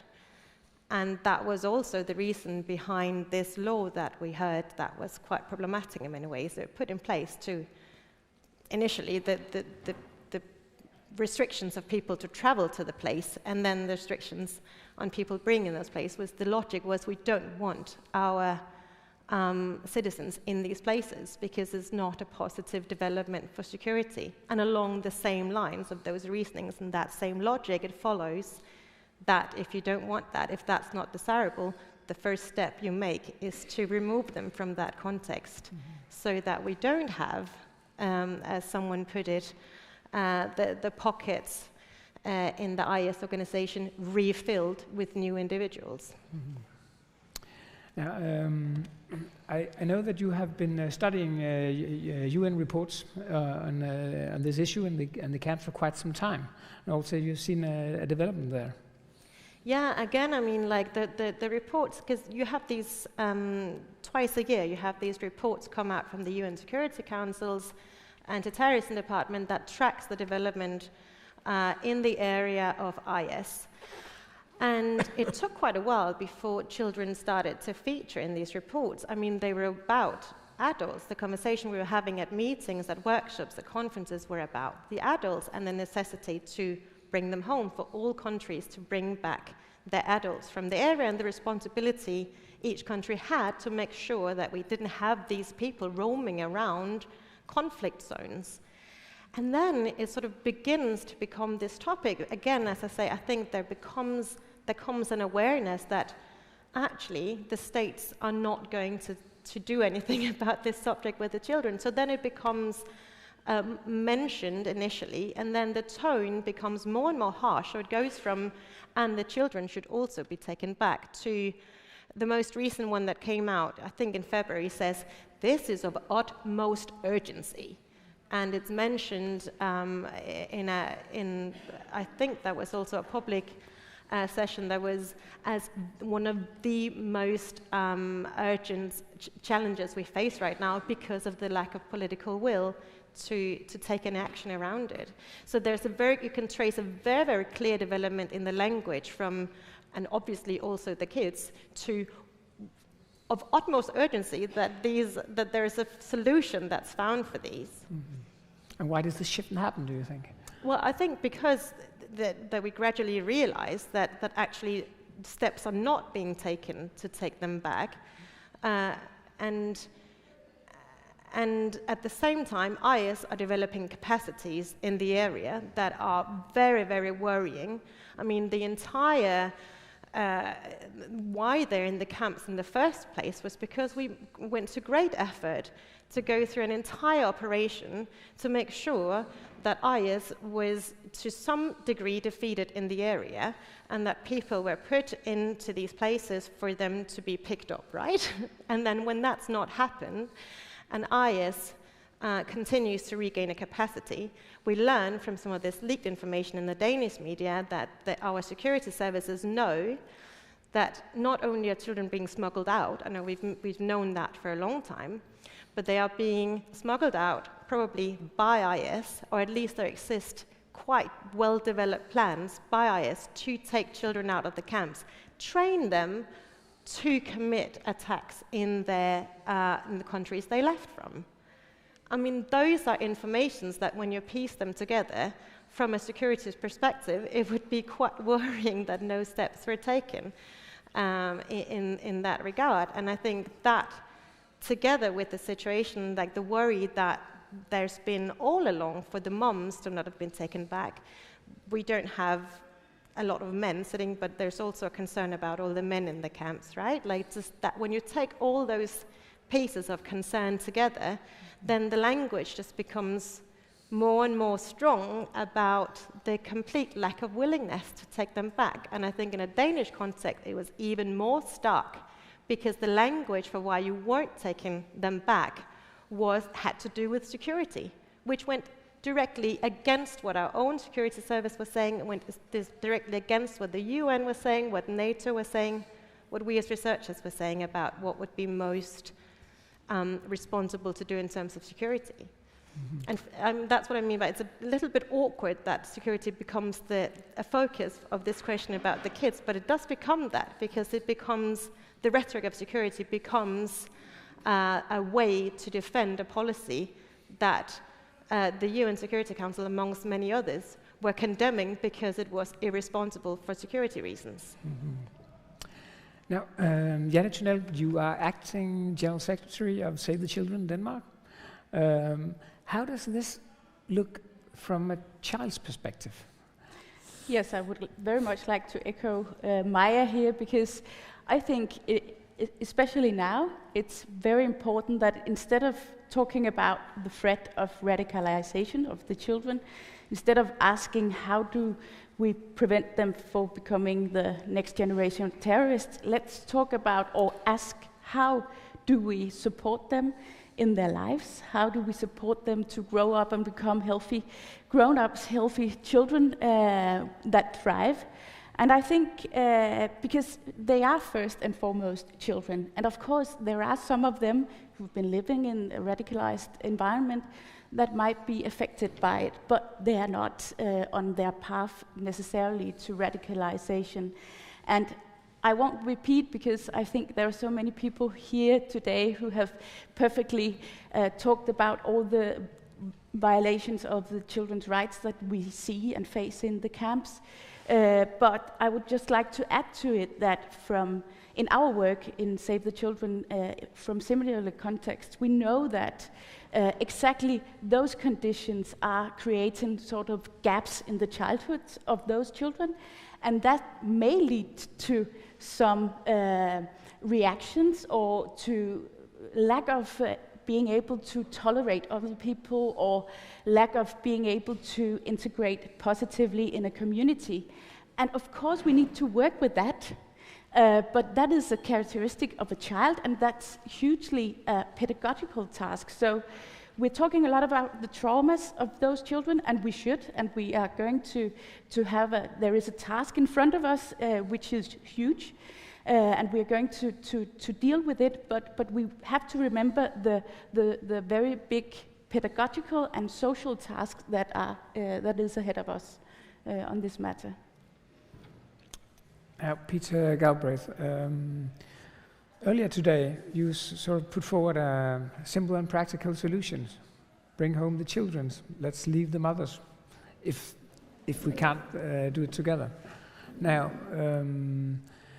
I don't know, this idea is pretty strange to us, because we want to have the children and the mothers together, of course. Well, you posed the question to Letta Taylor. And the question you posed was, if you cannot bring home the mothers and the children, should you then bring home the children? And what you got was, when faced with that choice, was, I'll have my cake and eat it too. Of course, we should want the mothers and the children brought home. I've explained why some countries are never going to do it, France being a case in point, but okay, that's ideal. But the reality is, it's not going to happen for a very substantial number of the children, for the mothers. So then what do you do about the children? Do you literally, and Letta Taylor said this very clearly, they will stay in the camps, they will grow up there. They will be, and this is her word, forever prisoners. So is our choice between, do we say, okay, we take back everybody, and for those countries that won't take back both, we'll let the children be forever prisoners. That's the core of the choice. Now, we may not like that choice, we may curse that choice, but that is the realistic choice. And I want to come to one other point. This conference has been about, heavily about 17 Danish children and then 3 mothers and a handful more that have been stripped of citizenship. And I applaud what Denmark's done, and I applaud the work that Repatriate the Children Denmark has done, the heroic lobbying. And it's been a highly, beyond that, a Denmark-centric for a small number of people. It's a very, very, very Europe-centric discussion. Australia as well. But there are 5,000 foreign troops and foreign children there in those prison camps. But 4,000 of them are not European or Australian or Canadian. They are from North Africa, from South Asia. They're more Russians. They're Uyghurs, Indonesians. They're from a variety of places all over the world. Let's take the example of the Bangladeshis. The foreign minister of Bangladesh said in the case of Shamima Begum, who was 15, if she comes to Bangladesh, we'll hang her because she's a terrorist. So is our position that Bangladesh should take back the mothers and the children, of which there's a significant number, so that the mothers can be hanged? Or is it our position that possibly the best solution is, the second choice there is we leave the Bangladeshi mothers and children in the camps, so they grow up there? Remember, they're not going to be able to leave those camps when they grow up and integrate into Kurdish society. That's not going to happen. It may not even be Kurdish society. The government may come back. Or is the third choice not a great choice, but would it be better for those children to return to Bangladesh? They come from extended families where at least they would have the opportunities of free people in a developing country. Not great, but almost certainly better than the camps. We need to be realistic about the choices we have. Of course, we can advocate for the ideal, but at some point we need to make choices. Thomas, Renat, what is the realistic choice here as you see it, if we don't want to see the next generation growing up to be terrorists? Well, I think in your question and in the way the panel was framed, we were talking about the children but also about the adults. And I think the one thing that is the most obvious, and I think everyone here agrees, and I think that was the framing of the conference more generally, and that's also the title of the organization that is hosting us, you want to repatriate the children as quickly as possible. Because these children are very young, they don't present any risk at the moment. Their resocialization may present some challenges. Some of these children might be affected by multiple traumas, by early stress, early toxic stress, which is a form of post-traumatic stress disorder with children, which may have an impact in their teenagehood, notably. So that means long-term follow-up, caring approach with these children. So different European countries have to commit to not only repatriate, but also to care, to help these children and their families and their social environment over the long term. Doing that basically is already the best promise that you're not building the next generation of terrorists among these children. In contrast, of course, if you leave them there in Syria, growing without existence. Most of these children do not exist. Huh? They don't have papers, they don't have nationality. So if you don't exist, how can you have a future? And if you don't have a future, how can you be, a citizen of the world? So that is basically, I think for me, not even a discussion. And I'm always struck that we have to have this conversation because it's so self-evident. Of course, it is about the broader complexity behind it, as I explained, as several others have explained as well today, and in many other contexts. It's also about the situation of adults and of the women and of the mothers more specifically. And on that particular point, I really want to emphasize, because there is this popular conception, once a terrorist, always a terrorist, right? People tend to think, even among security services, that terrorists will always be terrorists, right? But in reality, it is not how it goes. First of all, and I strongly commend one of the studies by Maya here on the panel. First of all, you must distinguish the fact, and you must always keep in mind that a lot of people went to Syria, of course, to join a terrorist organizations, but they didn't have in mind to plot an attack in their homeland. And actually, they travel to live under the caliphate. And if they come back, they don't necessarily have the aspiration to plot an attack here. Rather, they may have the aspiration to travel back to another country or conflict zone later in the future. But that does not necessarily make them a threat here. I think that's one first thing to bear in mind. The other thing is, most of these women, when they come back, they will be prosecuted, they will go to prison.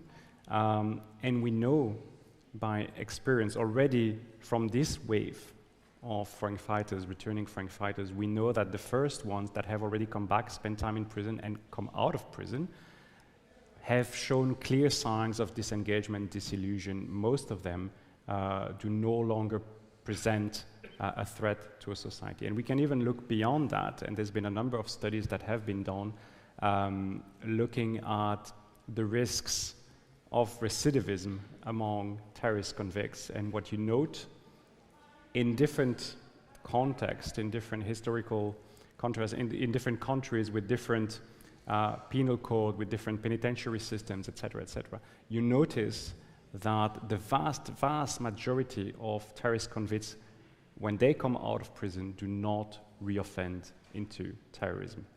Most of them, and when I say most of them, it's like 90 to 95%. So you have this small group of individuals who have come back, who may come back from Syria and Iraq, who will continue to present a risk, and they will need to be monitored. And that is why you need to have good risk assessment tools. That is why we need to have good security services as well, very careful. But that will go about a small minority of that group. And I think it's important to bear that in mind because, again, the popular perception is that the vast majority of these individuals present a very high threat to our society, which is not the case. May I add a very quick point to this? Within the camps, and certainly within Roj camp, there is a division between the women who have renounced the Islamic State. There are a group of them that do not wear any Islamic clothing. They didn't fast during Ramadan, and the enforcers, the more radical women. So regardless of what happens, and clearly those would be much safer to, they'd be completely safe to return. They could even be advocates. And some of the women who have returned have had very normal lives. But it's also, I think, might be important working with the Kurds to separate out and have much greater set of benefits for the women who are not radical than for the women who still are. As in any prison system, you work your way up, and when you have good behavior, you get greater privileges. And so something like that also ought to occur there, because there are many women who have rejected the Islamic State. Absolutely, and sorry, I absolutely agree with that, to the extent that we have not been very good at protecting the women who had defected from ISIS from falling again under the influence of the most extremist women. And we want to address that issue, and we want also to address that issue if they come back, that within our prisons here in Europe, we don't want to mix again the most radicalizing or preaching elements with those who are in a process of disengagement or disillusion. So that's a very important point that we need to take into account. However, just wanted to perhaps emphasize that we need to be careful also with the attitude that they are having and the discourse they are withholding, because when they are in those camps, you may have different reasons for holding certain discourses, and not always the way it is, put forward in the press, saying like they're faking the fact that they have westernized so that they can be brought back, but also some women the other way around may fake, perhaps they continue withholding jihadi ideology simply to protect themselves and their children from the influence of these extremist women. So we need to be careful, and that is why we need to do very sophisticated risk assessments, but also a slightly open-minded perspective on who should come back and who should not, because if we just say, well, that woman cannot come back just because she continues withholding the discourse of the caliphate, that is actually misled from my point of view, because if we repatriate that person, perhaps she will still change her discourse in the longer term. Okay, Mike? Can I add? I also think it's, I don't agree with that. We should be repatriating those that we believe would never pose a security threat. I think the advice is exactly that those that we worry could pose a security threat are exactly the ones we need to repatriate. Those are exactly the ones we need to bring within our realm of control, our realm of surveillance, and not leave at random in a place where they could re-enter IS and from there pose a much larger threat than from having returned back, having been in jail, having been into under all these kind of different programs that will be a part of the process that will meet them upon coming home. So I think that I don't really agree with pointing out who's less dangerous and then on those grounds bringing them back. And I think also there is anyway reason to sort of not try to put ourselves, I think that was a problem with the discourse around the kids, to not put ourselves too much in the position of trying to assess, are these children radicalized, are they going to be radicalized, but simply... It seems like a sensible thing to do. But simply looking at, are these people, women or children, in a position by which they will be broken out of jail by us, whether they want it or not, no matter what their attitude is towards Denmark or the West or infidels or whatever, be a part of an organization that holds the intention of training them towards attacks in the West. And then it doesn't matter what's in their heads, it doesn't matter what their attitude is, whether they would be considered radicalized by people who were to assess those according to certain parameters. There would be no voluntary choice in that. That would be the situation and the reality they would be finding themselves in, regardless of their ideology. And that's undesirable from a security perspective. Okay, I think we should open up for questions and comments now. Anyone who wants to go first? I know I've been holding a woman. Okay, let's start there.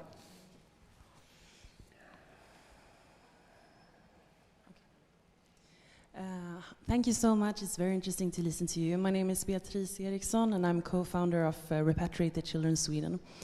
So I just wanted to say something regarding what you said, Peter, how important it is for this whole work not to be so ethnocentric, focusing only on our own citizens. Still, there's more than 2,000 Yazidi people that has not yet been found.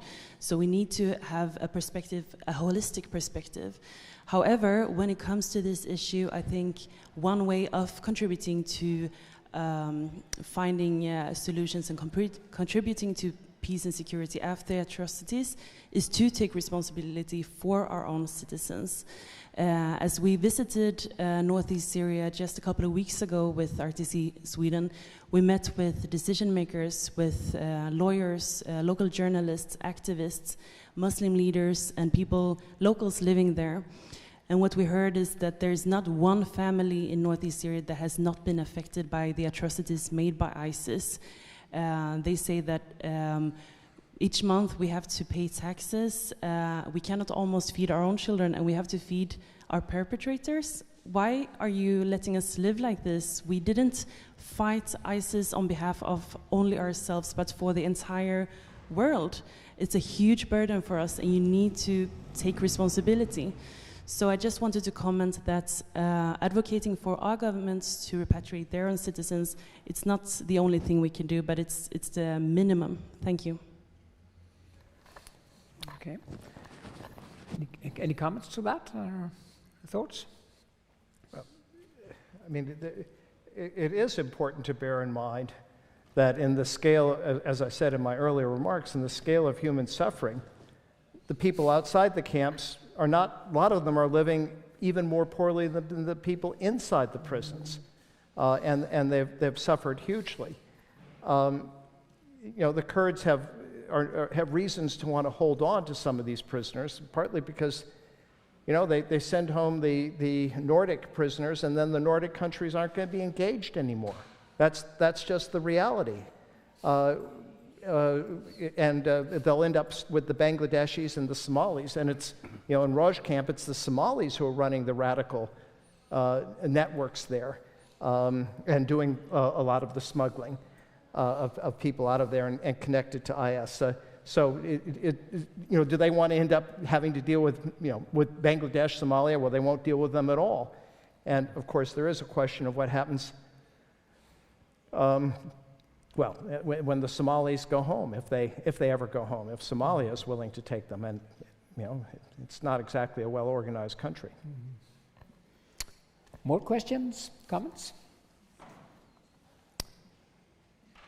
There was a woman earlier on who approached me, I don't know if she's still here, who had a remark to Kasper Fisker's presentation, just reminding us that when we are talking about the social work that we'll be doing, bringing home the children and the mothers, that civic society is extremely important also, that we have these networks in place. We shouldn't forget them when we talk about kommunen and security services, policing. That's also a huge part of it. I think that is a valid point also. My PhD tracks some of the first people that left from Denmark and their journeys and their returns, because that was the common thing at first, was that people left and then they returned, and sometimes they did that. The people I follow do that 2 or 3 times and then return home. And it's very, very clear that what mattered for them when they did come home was that they were able to find meaning somehow in their life world again. Because when you go and you convince yourself that this is a good idea, that becomes your entire meaning. And I haven't studied women and I haven't studied children. I've only studied, because my subject is violence, I've only studied the more violent agent, the men.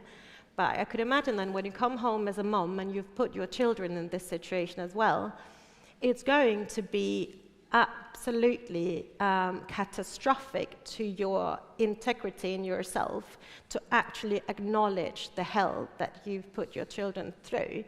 And I think the whole process around that has to be incredibly sensitive, because if what I found, at least from the men, was if they returned home and was met only by being robbed of that meaning they had convinced themselves of, if they got that sense that was about to be taken fully away from them, they would grasp onto that and hold that very, very tightly, because they had nothing else to put in place of that. And if you have no meaning in your life, then you collapse as a person, and that's not a desirable situation for resocialization, for rehabilitation. So if you want a successful rehabilitation, I think, involving civil society, involving family members, schools, etc., with offering this framework of meaning that can stand in the stead of this constructed meaning that the whole journey to Syria might hold, is incredibly central to the resocialization process that the women will have to go through, the healing process for the children. And that will take some generosity on society's part, right? And what we see in the public debate right now is that generosity is not really there, but there's also a little shift, right? There's a little bit of a shift.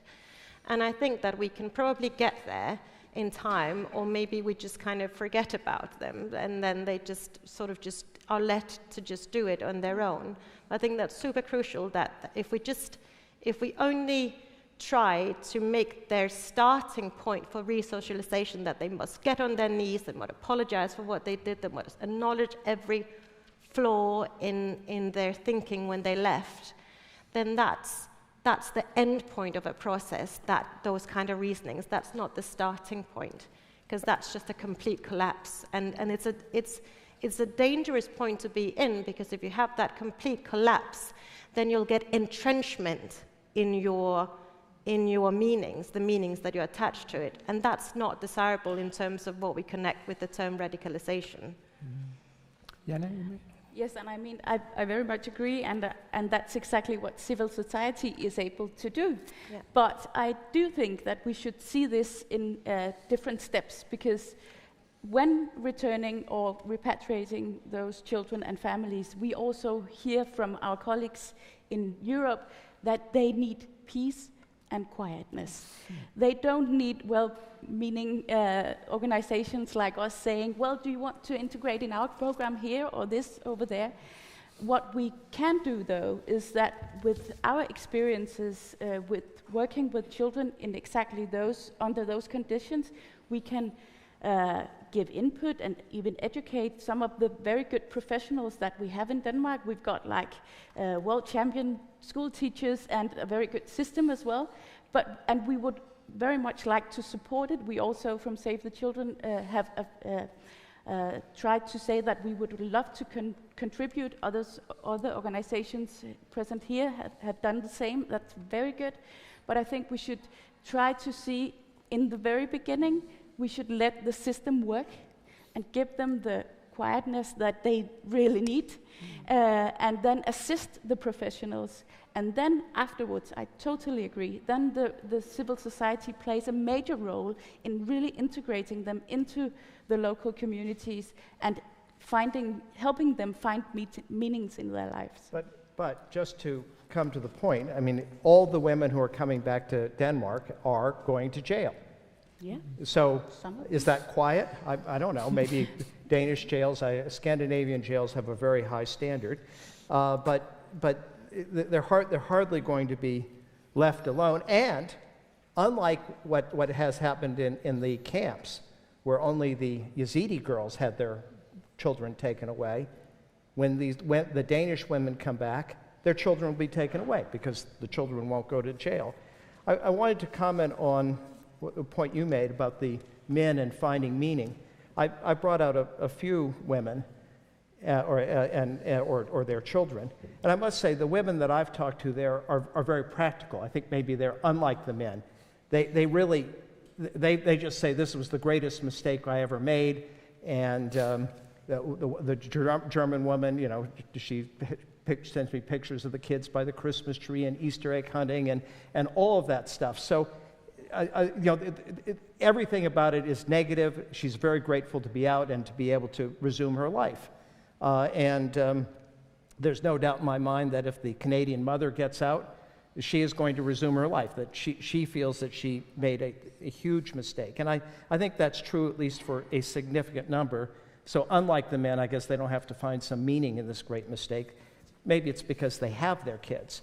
I want to come back to the point that Clive Stafford Smith raised, which is trials. And this kind of goes to your point. As we focus on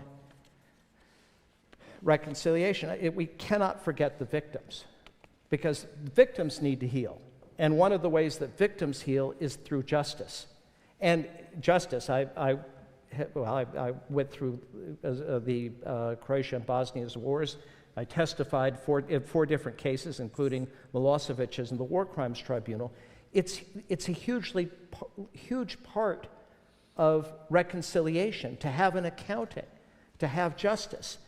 And that the people who suffered, there needs to be some method for them to feel, to confront the people who were the perpetrators, to see that justice is done, to feel that justice is done.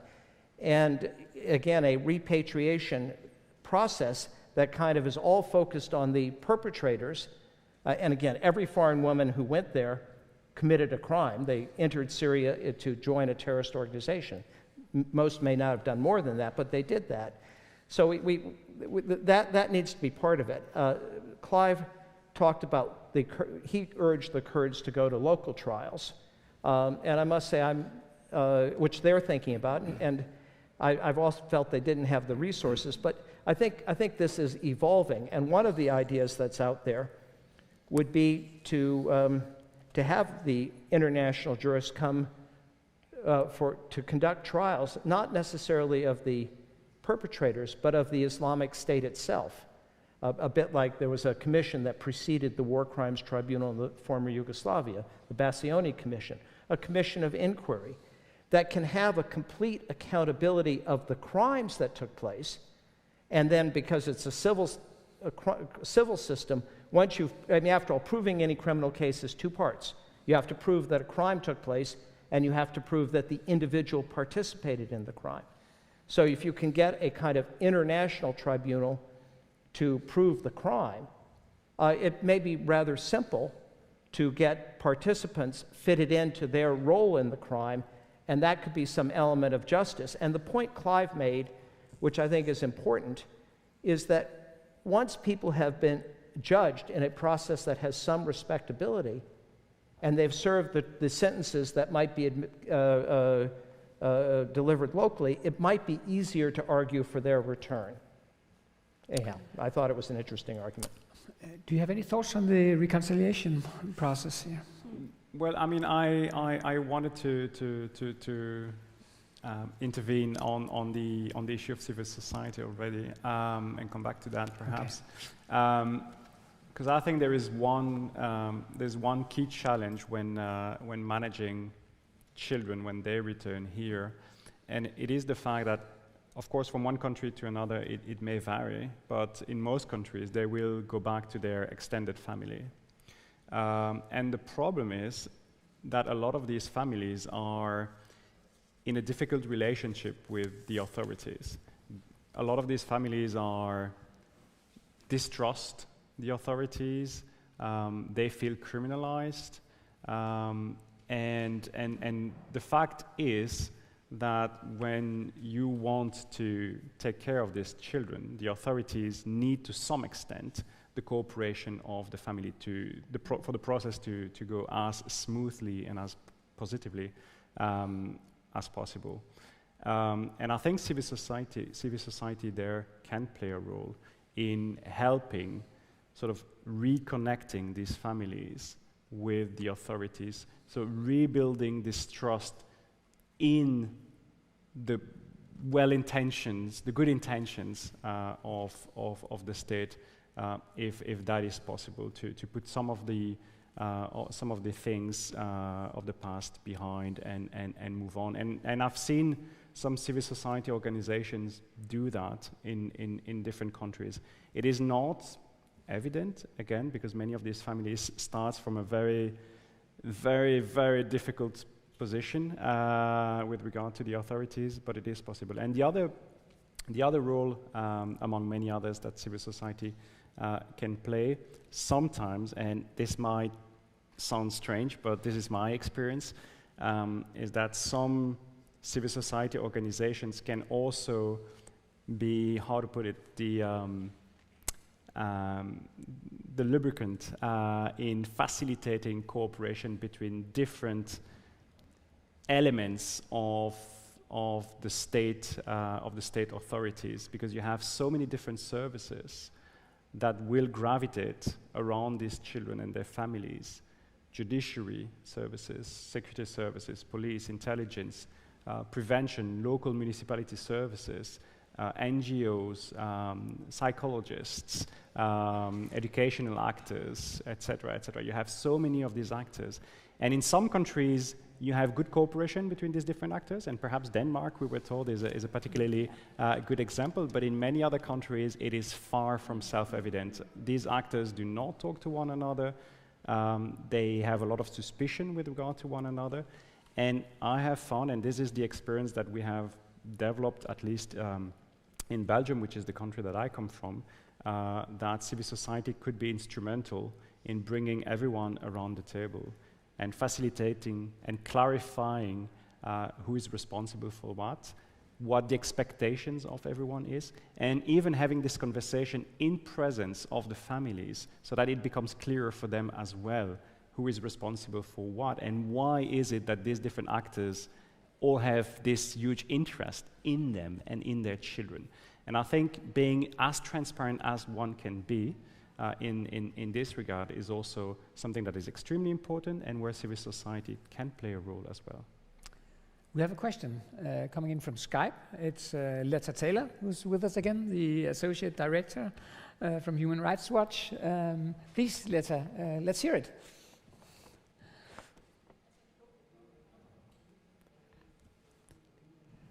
We can't hear her. Oh, I'm sorry. We don't have audio right now.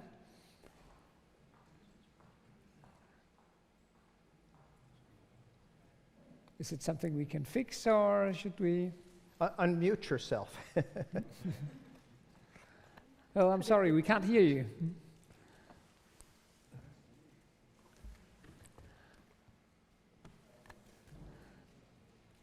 Okay, we'll have to return on that if possible. Now, I think there's another question. Yes, another question. Yeah. Let's see if I can. Do we have a microphone? Yeah, it's coming.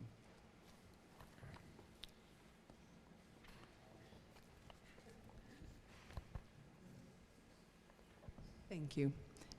My name is Line Friberg, and I work with Save the Children Denmark as a policy advisor.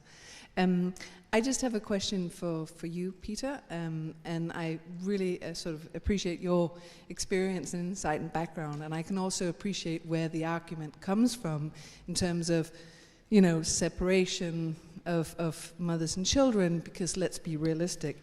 But sort of an obvious question, I think, for me is, does that not really play into the hands of those politicians for whom, you know, the whole issue would be much more palatable?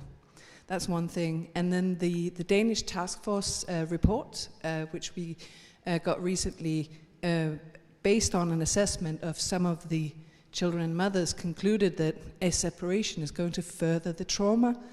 It is going to worsen their prognosis. So in that light, what's the long-term scenario here? You know, the problem here is that it's not like they're good choices.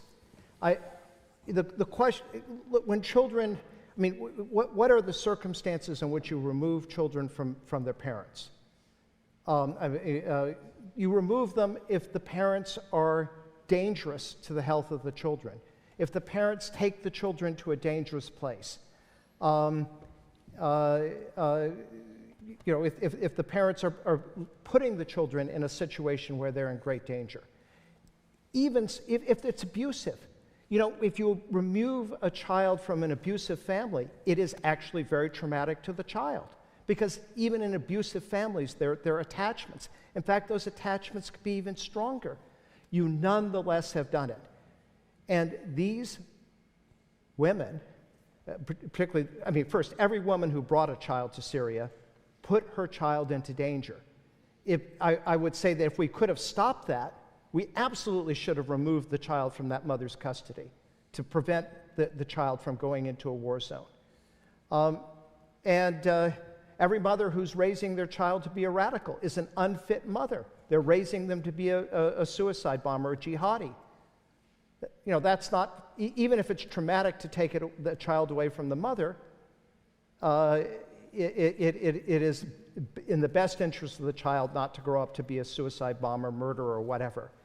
But here, more broadly, it's the relative trauma. And the relative trauma of a separation, a forced separation even, is, in my judgment, less than the trauma of what Letta Taylor described rightly as being a forever prisoner. And once you're out, there's the possibility of getting over it. Now, to go to your first point, are we letting politicians off the hook? Yeah, possibly in some cases. There's no doubt about it. But there are some countries that are never going to take their citizens back. France is one of them, the adult citizens. And the whole range of other countries, remember, 1,000 Europeans, 4,000 from other countries. So many of those countries aren't going to take their people back. They've had 2 years, they aren't. Thank you for your answer. I'm being told that we'll be trying again later. We think we might hear you now. Hi, can you hear me now? Excellent. That's great. There's a bad echo on my end, but hope you can bear with me.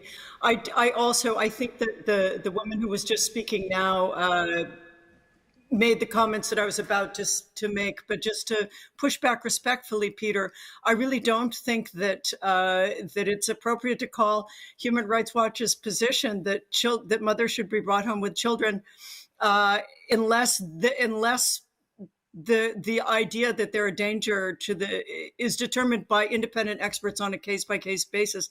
I just don't think that's having your cake and eating it too. I do appreciate that there's realpolitik here, and it is our role to talk about standards, and it is your role, and I respect this, to come up with solutions. But I think we can both work on both of these issues, and I fear that your attitude, with due respect, Peter, is one that simply capitulates to countries such as France that say, no, we're not going to do this. And this is not talking about something that it would be great if France did. This is talking about France upholding its international legal obligations toward children, in this case, children who are victims of ISIS. And so I think that we really have to be very careful here about not capitulating, not allowing a second tier of rights, an a la carte approach, as the special rapporteur said. It is the work of independent experts to determine whether mothers are a danger on a case-by-case basis. And I don't think it's very dangerous to assume that all these mothers are raising their children to be suicide bombers, or that even a majority are. So I just, I think we've got to keep pushing on this. And I think we need to start really calling out countries who are not taking steps to show that they are actually complicit at the point that they throw up obstacles when they can take practical measures to repatriate mothers along with children. I do think that they are potentially complicit here in collective punishment, and so we shouldn't take this lightly. The other point, though, is certainly we do not want anyone repatriated involuntarily to countries where there's a risk of torture and other ill treatment. And we do recognize that the majority of countries, not a majority, but that in many cases there are citizens of Egypt and other countries that have a clear record of torture where the detainees don't want to go back, and we agree with them. So there is also this second stage of finding a long-term solution, third country resettlement, potentially, for all of these other detainees. And that's going to be a horrific next step. But in the meantime, countries that have the capacity, the democratic system, the robust judicial structure to take these people back, I just think we've got to keep pushing on that, and I think we've got to draw a line because I do think that there are cracks in the wall, and it will happen. I do think we can push countries. Certainly, we're going to keep trying. But on trials or alternatives, great. Let's look for solutions. I'm so sorry to come in, dear. I'll stop. No, but she's raising some very important points, which actually go to the core of a discussion. So I think this is an absolutely central issue. And so she and I are in agreement on the point that maybe it's not great to send people back to Egypt or to Bangladesh. And again, this is where most of the foreign women and children are from, where they will be tortured or hanged. She talks about third country resettlement. What country is going to accept somebody who's not its citizen who had been part of the Islamic State? And how do you decide that you're going to accept that person as opposed to a migrant from El Salvador who's just trying to have a better life? No, I mean, we have to accept that the choice is going to be going to Egypt or staying in prison in Syria indefinitely. Okay, and therefore, the children, this is my comment about you can't have everything that you might want. But I have to say, Human Rights Watch, and I addressed this in my comments, its position and of the humanitarian community is exactly why the Kurds will not separate the children from their mothers, because they don't want to be criticized. So you've won the argument, but the question is what's going to happen to the children who never get to go back? Peter, I think you made your point, and we're long overdue now. That's due to my lack of experience in running a panel like this. You've done a great job. I've tried at least. Now we'll be making a short break and swifting around new people in our panel. But before we do that, thank you very much for taking questions, taking comments. Thank you for being here today. I think we should give a big hand to Peter Galbraith, Maya Greenwood, Janne Tunnel, and Thomas Renard. Thank you.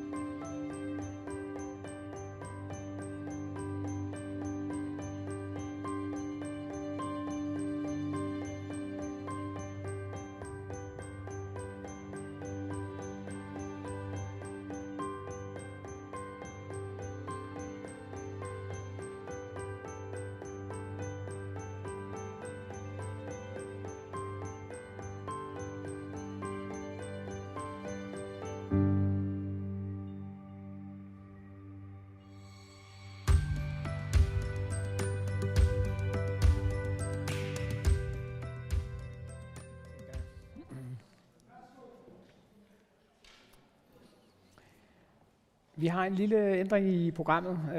Tarek Hussein er desværre blevet forhindret. Til gengæld har vi Knud Folchak, advokat og formand i ATC, og Eva Schmidt, juraprofessor, professor emeritus, kom jeg til at sige. Så blev jeg rettet en lille smule til professor emerita. Ja. Så det tager jeg med. Vi har tænkt, at det vil være godt varmt. Vi er langt henne på dagen, så vi prøver lige at holde den her diskussion på en halv time, så vi måske kan være færdige lidt før, og så folk har chancen for at trække vejret. Knud, jeg kunne egentlig godt tænke mig at starte med dig, fordi på nogle områder så tænker jeg jo, at hele den her situation med børnene, mødrene, med fremmedkrigere, det er jo i og for sig et mareridt for en advokat. Ja, et mareridt er det. Altså juridisk er det jo... Det er det, jeg mener. Ja, altså juridisk er det vel en af de mest udfordrende og spændende opgaver, man overhovedet kan kaste sig ud i. Altså jeg plejer nogle gange at sige, at det her er jo en katastrofe humanitært, det er en katastrofe for børnenes vedkommende, det er en katastrofe for kvinderne osv. osv. Men jeg synes også, at de her sager er et problem i forhold til demokratiet. Jeg tror endda, jeg vil sige, at det er en katastrofe for demokratiet. Altså når vi hører de her sager om fratagelse af statsborgerskabet, så vi har 3 sager på kontoret, og vi oplever jo, at regeringen har jo gjort fuldstændig systematisk tilrettelagt enkeltsagslovgivning, hvor man fuldstændig systematisk gør det håbløst at føre en sag. Og lige i øjeblikket, vi har retsmøder næsten hver uge, så har vi jo spørgsmålet, kan man overhovedet føre de her sager? Og i og med, at regeringen jo har gjort det til, at vi skal føre sagerne på meget, meget vanskelige vilkår, med klienter, der er i en fangelejr, kan man overhovedet føre en sag med en klient i en fangelejr, samtidig med, at man skal føre det på baggrund af nogle beviser, som er fortrolige, så de fleste papirer er blanke eller overstreget med sort. Det er vanskelige vilkår i forhold til at føre en sag. Og kammeradvokaten, som jo er modparten, har jo lige sagt, jamen det er jo jeres problem, for det er jo en civil sag. Så vi er lige ved at komme derhen, hvor vi sådan set afskaffer måske en af demokratiets allervigtigste ting, nemlig at alt afgørende, vigtige afgørelser som statsborgerskab, konsulær bistand, ikke kan prøves ved en domstol. Og det er jo på den lange bane rigtig, rigtig uhyggeligt. Og det er jo sådan set, hvis vi først begynder at slække på de ting, så har vi virkelig en udfordring. Og så hvis jeg lige må sige til den foregående debat, må sige, altså det jeg synes, der er så afgørende, det er jo, at vi kan sagtens snakke om Egypten, og vi kan sagtens snakke om andre lande, men det vigtige er vel, at os, der har meget veludviklede demokratier, holder overliggeren højt. For hvis vi sænker overliggeren, og hvis vi går på kompromis med de her ting, så vil jeg være helt sikker på, at så er der andre lande, som sænker overliggeren yderligere. Så det er helt afgørende for advokatstanden og den juridiske verden, at vi ser det her som hamrende alvorligt. Holder vi overliggeren højt, Eva Schmidt? Hvad siger du? Holder vi overliggeren højt? Det vil jeg nok sige, det gør vi jo nok ikke. Og jeg er helt enig med Knud i det der med den administrative fratagelse. Det er jo lige på hjørnet af grundloven. Altså, det er dommernes opgave. Det er ikke administrationen. Hvorfor er det er så problematisk? Hvad siger du? Hvorfor er det er så problematisk? Det er problematisk, fordi det er, altså det kan vi jo også se, når politikerne taler om at få statsborgerskab, så er det jo en kæmpe ting. Det er en gave uden lige. Men når så man vil fjerne det, så er det åbenbart ikke så stort længere. For så kan man åbenbart, bare fordi en minister kigger i nogle papirer og siger, han ser lidt kedelig ud, ham der, så kan man med et pindestrøg fjerne hans statsborgerskab. Og det er jo, statsborgerskabet er jo vældig vigtigt for os. I et demokrati er statsborgerskabet det vigtigste af alt. Det er det, der giver os de rettigheder, vi nu engang har i et demokrati. Og en statsløs person har ingen rettigheder. Han kan ikke rejse nogen steder hen. Mange steder kan han heller ikke få social hjælp og sådan noget. Han er bare fuldstændig rettighedsløst. Så det at fratage statsborgerskabet fra et menneske, det er en kæmpe, kæmpe ting. Og derfor synes jeg, at den umiddelbart hører under domstolene. Så vil jeg lige sige til den diskussion, der var før, at det er klart, at det nytter ikke noget, at vi ikke har forberedt os, når disse mødre og børnene kommer hjem. Det kan ikke nytte noget, at de kommer, og så i flyvemaskinen, så kommer politiet og arresterer mødrene og tager dem væk, og så står børnene der. Hele det her, det har vi gjort for at børnene ikke skulle blive adskilt fra deres mødre. Fordi vi ved, at børnene har ar på sjælen, har haft et hårdt liv, har oplevet krig, har oplevet lejrene, har haft en eneste tryghedsperson, og det er moren. Så vi kan ikke starte med at fjerne hende. Vi må simpelthen prøve at finde ud af, hvis de skal varetægtsfængsles, hvordan finder vi så nogle andre måder at varetægtsfængsle dem på, end at sætte dem i fængsel. Og der er andre måder. Retsplejeloven giver mulighed for, at man kan varetægtsfængsles på andre måder. Der er folk, der er blevet varetægtsfængslet i en præstegård. Der er folk, der er blevet varetægtsfængslet i et hjem. Et eller andet sted, hvor mor og barn kan være sammen. Og jeg er helt sikker på, at mor vil ikke bryde de regler, der så vil blive sat for hendes varetægtsfængsling, fordi hun vil være klar over, at så bliver hun adskilt fra sit barn. Er det også en løsning, du ser for dig, Knud Folcher? Jeg synes måske, at man skal gå endnu videre og sige, at altså, nu er vi jo allerede ude i det, at hvem skal betale flyvemaskinen, og det koster 1 million, og man kan have det synspunkt, at nogen har det synspunkt, at børnene skal være med til at dække regningen og sådan nogle ting.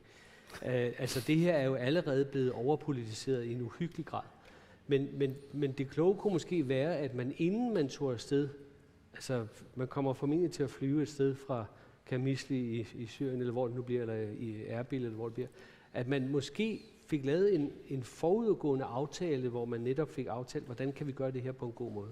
Så vi måske også lander ikke i Kastrup med 20 politibiler og blå blink og 200 journalister. En enkelt journalist eller to, ja. Nej, men altså så man måske fik nogle forhør, nogle aftaler på plads, og man fik måske aftalt en udredningsperiode, hvor man det kunne være en form for surrogatvaretægtsfængsling og sådan noget. Altså så man tager det hele med og får det på plads, og får det også fundet ud af, hvor skal de her børn og mødre være i forhold til familierne. Det er jo helt afgørende, at vi ikke lige pludselig siger, at de skal være i Nordsjælland, hvis familierne bor i Sønderjylland. Familierne, det har vi også hørt i dag, er jo helt afgørende. Der er jo nogle af de her børn, de fleste af de her børn, er jo blevet fulgt i børnehave og i skole, at de mødre, de brødre, de familiemedlemmer, som sidder og venter på dem. Og de bliver jo helt afgørende i det her. Og der er jeg rigtig, rigtig bange, fordi jeg kan jo høre nu, at selvom vi kan gå ud fra ATC's side og sige, at vi kan godt skaffe flyvebilletter og betale, hvad det koster, det er der folk, der har støttet os med, så er jeg jo rigtig bange for, at politikerne står jo i kø for at fortælle, at nu skal skatteborgerne igen bøde på for at betale den her regning. Ikke? Så det er jo allerede blevet politiseret, og det er meget spændende at se, om domstolen kan stå for det kæmpe pres, der jo er på de her kvinder og børn, og især på kvinderne i forhold til en domfældelse. Altså det er jo, hævntørsten er jo enorm. Og ud af gennemgang for Jørgen Vestergaard kunne man jo også høre, det er heller ikke paragraferne, der mangler i hvert fald for arsenalet for eventuelt at dømme nogen. Altså hvordan har det egentlig været for dig bare at få adgang til dine klienter, Knud? Det var også specielt, tænker jeg. Altså, vi har jo, ATC har jo haft en meget, meget stor kontakt til familierne i Danmark. Ja. Ja, det har været meget afgørende, fordi de har jo været bindeledet i forhold til at fortælle historien og give os de kontakter, de oplysninger. Og så har det jo været meget, meget rørende og meget, meget alvorligt at se, hvordan vilkårene var i lejrene. Og det, jeg måske har været mest forbavset over, eller mest betænkelig ved, det er, hvad er sandheden? Altså, de her klienter, eller de her kvinder, vi taler med, er de under pres? Er de bange? Er de bange for deres medfanger? Bliver de filmet? Bliver de overvåget? De har siddet i en fangelejr i årevis, i et fængsel i årevis. De har haft bomberegn som partner i godnathistorierne i årevis. Altså, er de paranoide? Altså, hvad er det for en historie, du får?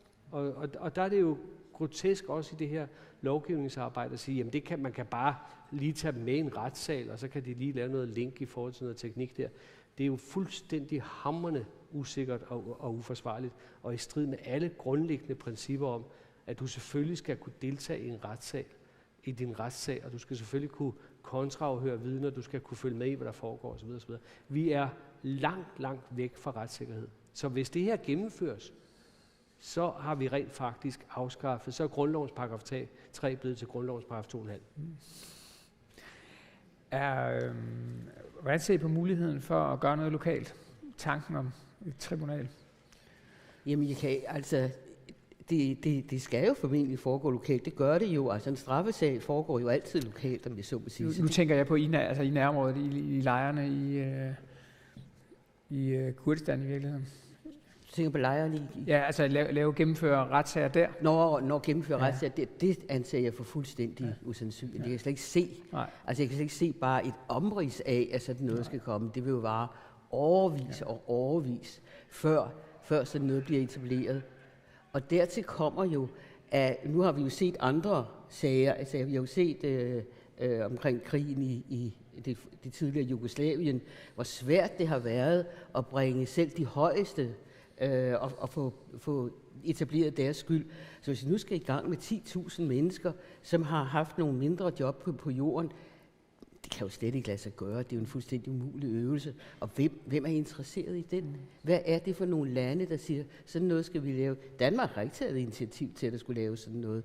Så ja, den der internationale domstol, den tror jeg simpelthen ikke på. Jeg kunne godt tænke mig, er der flere spørgsmål fra salen eller kommentarer? Ja, vi har et her.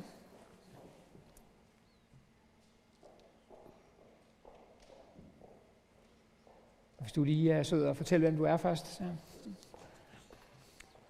Ja. Johannes Petersen, jeg er med i det, der hedder oldeforældre for asyl. Jeg har et spørgsmål til jer. Kan man juridisk argumentere for at få strafnedsættelse til de mødre under henvisning til, at de rent faktisk har siddet fængslet i 2-3 år? Det er det ene spørgsmål. Det andet er, jeg vil meget gerne høre lidt mere om den refleksionsperiode, som RTC har foreslået, der skal indføres.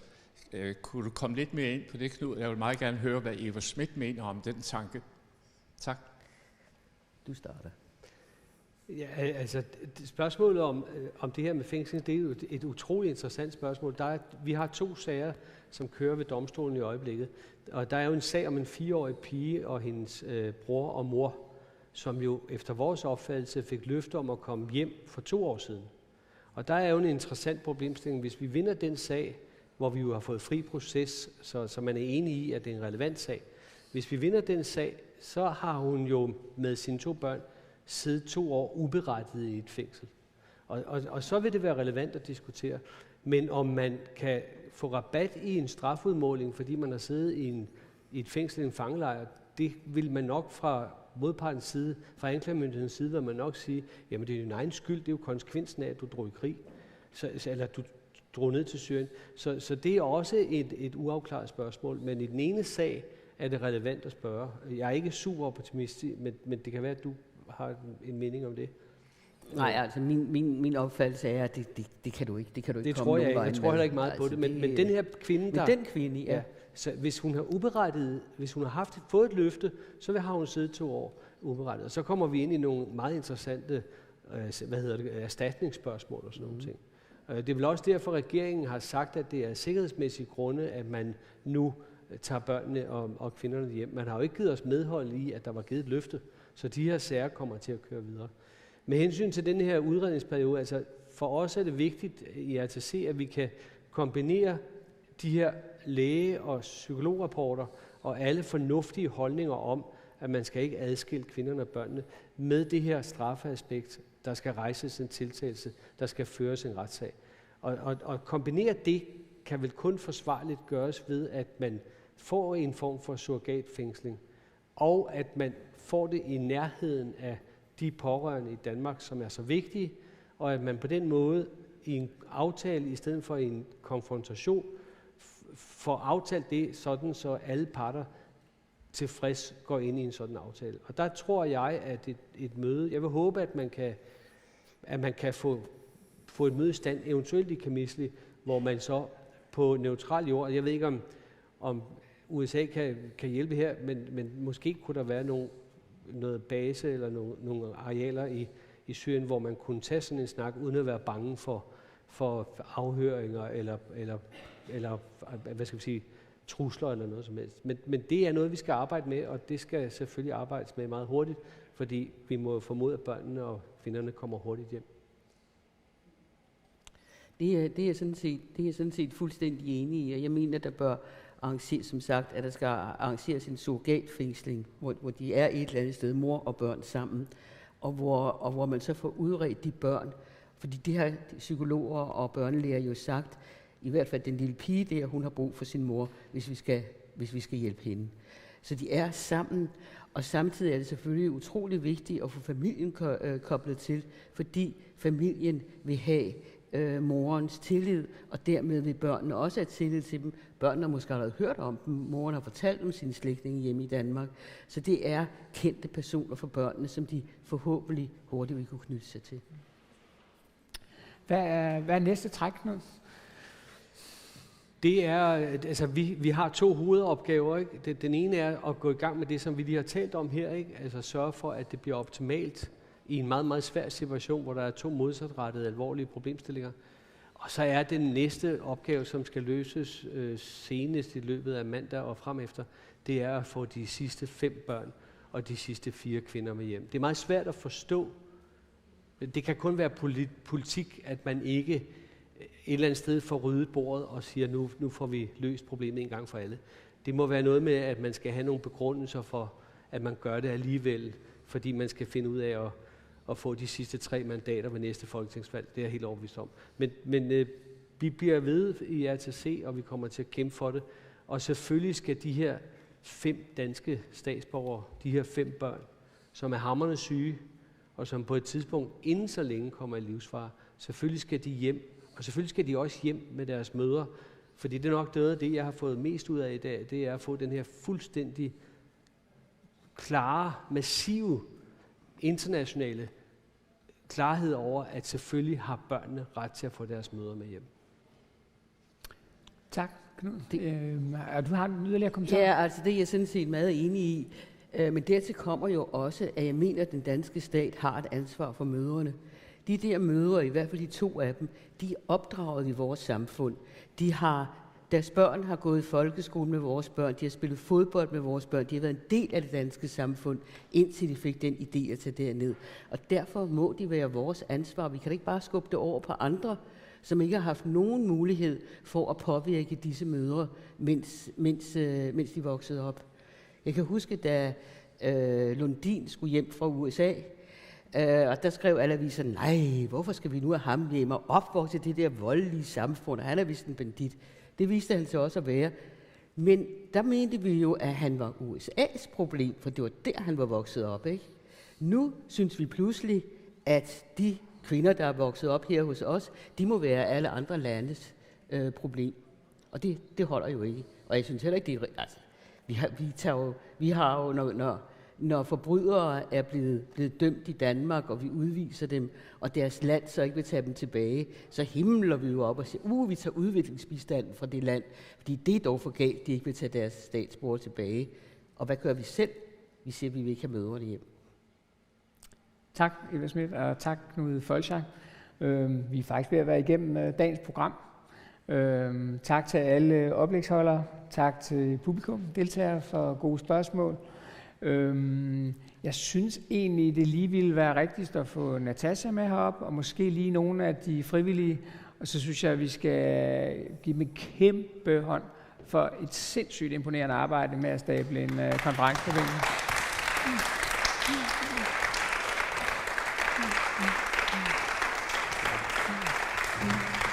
Tak for hjælpen.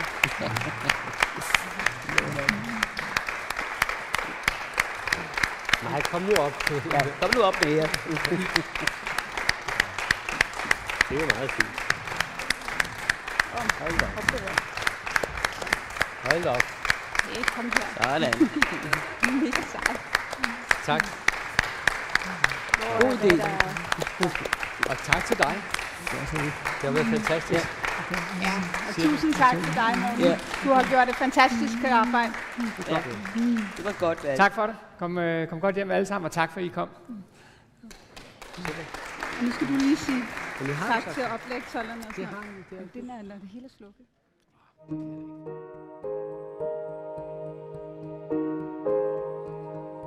De fantastiske oplægsholdere, som har været her i dag, og alle jer, der har siddet her, det har været en lang dag. Jeg synes, de har holdt godt ud, og vi er rigtig, rigtig glade for dig.